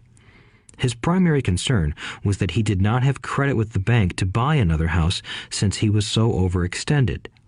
I assured him that there were other ways to finance a property rather than through the bank. We looked for a house for 2 weeks, a house that would fit all our criteria. There were plenty to choose from, so shopping was fun. Finally, we found a 3-bedroom, 2-bath home in a prime neighborhood. The owner had been downsized and needed to sell that day because he and his family were moving to California where another job waited. The owner wanted $102,000, but we offered only $79,000. He took it immediately and agreed to carry back the loan with a 10% down payment. All my friend had to come up with was $7,900. As soon as the owner moved, my friend put the house up for rent. After all expenses were paid, including the mortgage, he put $125 in his pocket each month. His plan was to keep the house for 12 years and let the mortgage get paid down faster by applying the extra $125 to the principal each month. We figured that in 12 years, a large portion of the mortgage would be paid off and he could possibly be clearing $800 a month by the time his first child went to college. He could also sell the house if it had appreciated in value. 3 years later, the real estate market greatly improved in Phoenix, and he was offered $156,000 for the same house by the tenant who lived in it. Again, he asked me what I thought. I advised that he sell it, using a 1031 tax-deferred exchange. Suddenly, he had nearly $80,000 to operate with. I called another friend in Austin, Texas, who then moved this tax-deferred capital gain into a mini storage facility. Within 3 months, he began receiving checks for a little less than $1,000 a month, which he then poured back into the college fund. A couple of years later, the mini warehouse sold, and he received a check for nearly $330,000 as proceeds from the sale. He rolled those funds into a new project that would now generate over $3,000 a month in income, again going into the college fund. He is now very confident that his goal will be met easily. It only took $7,900 to start and a little financial intelligence. His children will be able to afford the education they want, and he will then use the underlying asset, wrapped in his legal entity, to pay for his retirement. As a result of this successful investment strategy, he will be able to retire early. Thank you for listening to this audiobook. I hope it has provided some insights into utilizing the power of money to work for you. Today, we need greater financial intelligence to simply survive. The idea that it takes money to make money is the thinking of financially unsophisticated people. It does not mean that they're not intelligent. They have simply not learned the science of money making money. Money is only an idea. If you want more money, simply change your thinking. Every self-made person started small with an idea and then turned it into something big. The same applies to investing. It takes only a few dollars to start and grow it into something big. I meet so many people who spend their lives chasing the big deal or trying to amass a lot of money to get into a big deal. But to me, that is foolish. Too often, I have seen unsophisticated investors put their large nest egg into one deal and lose most of it rapidly. They may have been good workers, but they were not good investors. Education and wisdom about money are important. Start early. Buy a book. Go to a seminar. Practice. Start small. I turned $5,000 cash into a $1 million asset, producing $5,000 a month cash flow in less than 6 years. But I started learning as a kid. I encourage you to learn because it's not that hard. In fact, it's pretty easy once you get the hang of it. I think I have made my message clear. It's what is in your head that determines what is in your hands. Money is only an idea. There is a great book called Think and Grow Rich. The title is not Work Hard and Grow Rich. Learn to have money work hard for you, and your life will be easier and happier. Today, don't play it safe. Play it smart. The 3 incomes. In the world of accounting, there are 3 different types of income. 1. Ordinary earned. 2. Portfolio. 3. Passive. When my poor dad said to me, "Go to school, get good grades, and find a safe, secure job," he was recommending I work for earned income. When my rich dad said, "The rich don't work for money, they have their money work for them," he was talking about passive income and portfolio income. Passive income, in most cases, is income derived from real estate investments. Portfolio income is income derived from paper assets such as stocks and bonds. Portfolio income is the income that makes Bill Gates the richest man in the world, not earned income. Rich Dad used to say, the key to becoming wealthy is the ability to convert earned income into passive income or portfolio income as quickly as possible. He would say, taxes are highest on earned income. The least taxed income is passive income. That is another reason why you want your money working hard for you. The government taxes the income you work hard for more than the income your money works hard for. In my second book, Rich Dad's Cash Flow Quadrant, I explain the 4 different types of people who make up the world of business.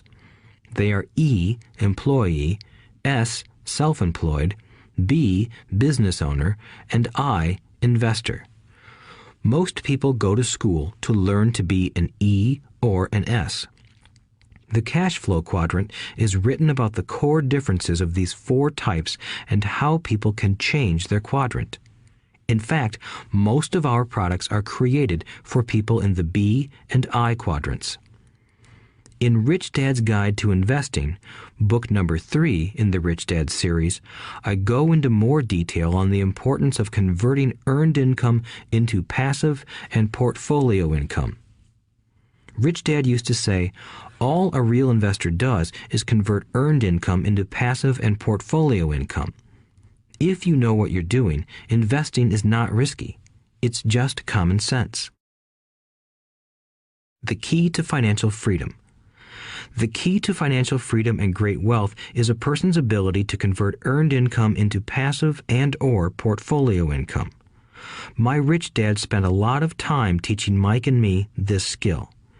Having this ability is the reason my wife Kim and I are financially free, never needing to work again. We continue to work because we choose to.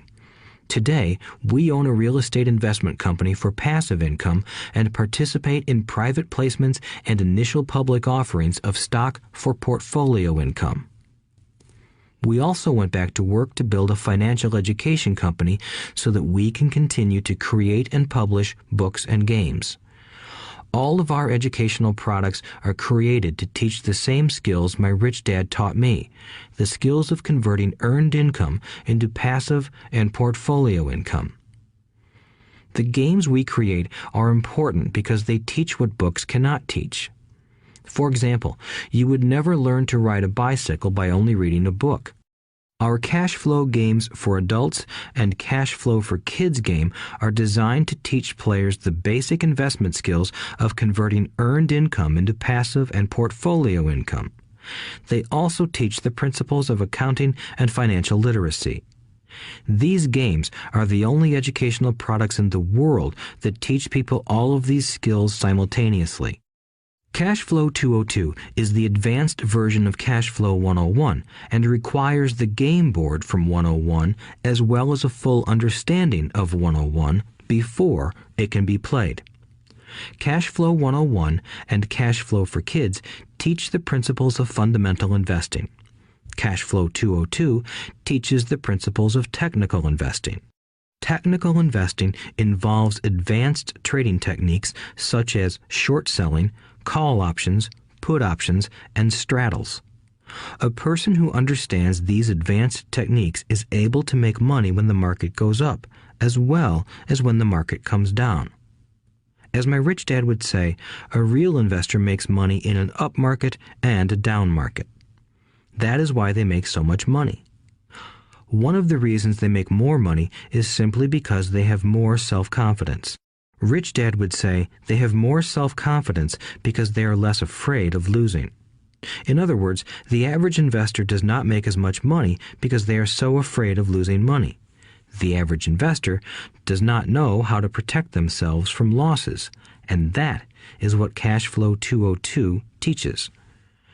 Average investors think investing is risky because they have not been formally trained to be professional investors. As Warren Buffett, America's richest investor, says, risk comes from not knowing what you're doing. My board games teach the simple basics of fundamental investing and technical investing while people are having fun. I occasionally hear someone say, your educational games are expensive, which poses the question of ROI, the return on investment, or the value returned for the price paid. I nod my head and reply, yes, they may be expensive, especially when compared to entertainment board games. But my games are not as expensive as a college education, working hard all your life for earned income, paying excessive taxes, and then living in terror of losing all of your money in the investment markets. When someone walks away mumbling about the price, I can hear my rich dad saying, if you want to be rich, you must know what kind of income to work hard for, how to keep it, and how to protect it from loss. That is the key to great wealth. Rich Dad would also say, if you do not understand the differences in those three incomes and do not learn the skills on how to acquire and protect those incomes, you will probably spend your life earning less than you could and working harder than you should. My poor dad thought a good education, a good job, and years of hard work were all you needed to be successful. My rich dad also thought a good education was important. But to him, it was also important that Mike and I know the differences in the three incomes and what kind of income to work hard for. To him, that was basic financial education. Knowing the differences in the three incomes and learning the investment skills of how to acquire the different incomes is basic education for anyone who strives to acquire great wealth and achieve financial freedom, a special kind of freedom that only a few will ever know. As Rich Dad states in lesson number 1, the rich do not work for money. They know how to have money work hard for them. Rich Dad said, earned income is money you work for, and passive and portfolio income is money working for you.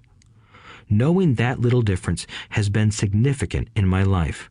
Or, as Robert Frost ends his poem, and that has made all the difference. Take action. All of you were given two great gifts, your mind and your time. It is up to you to do what you please with both.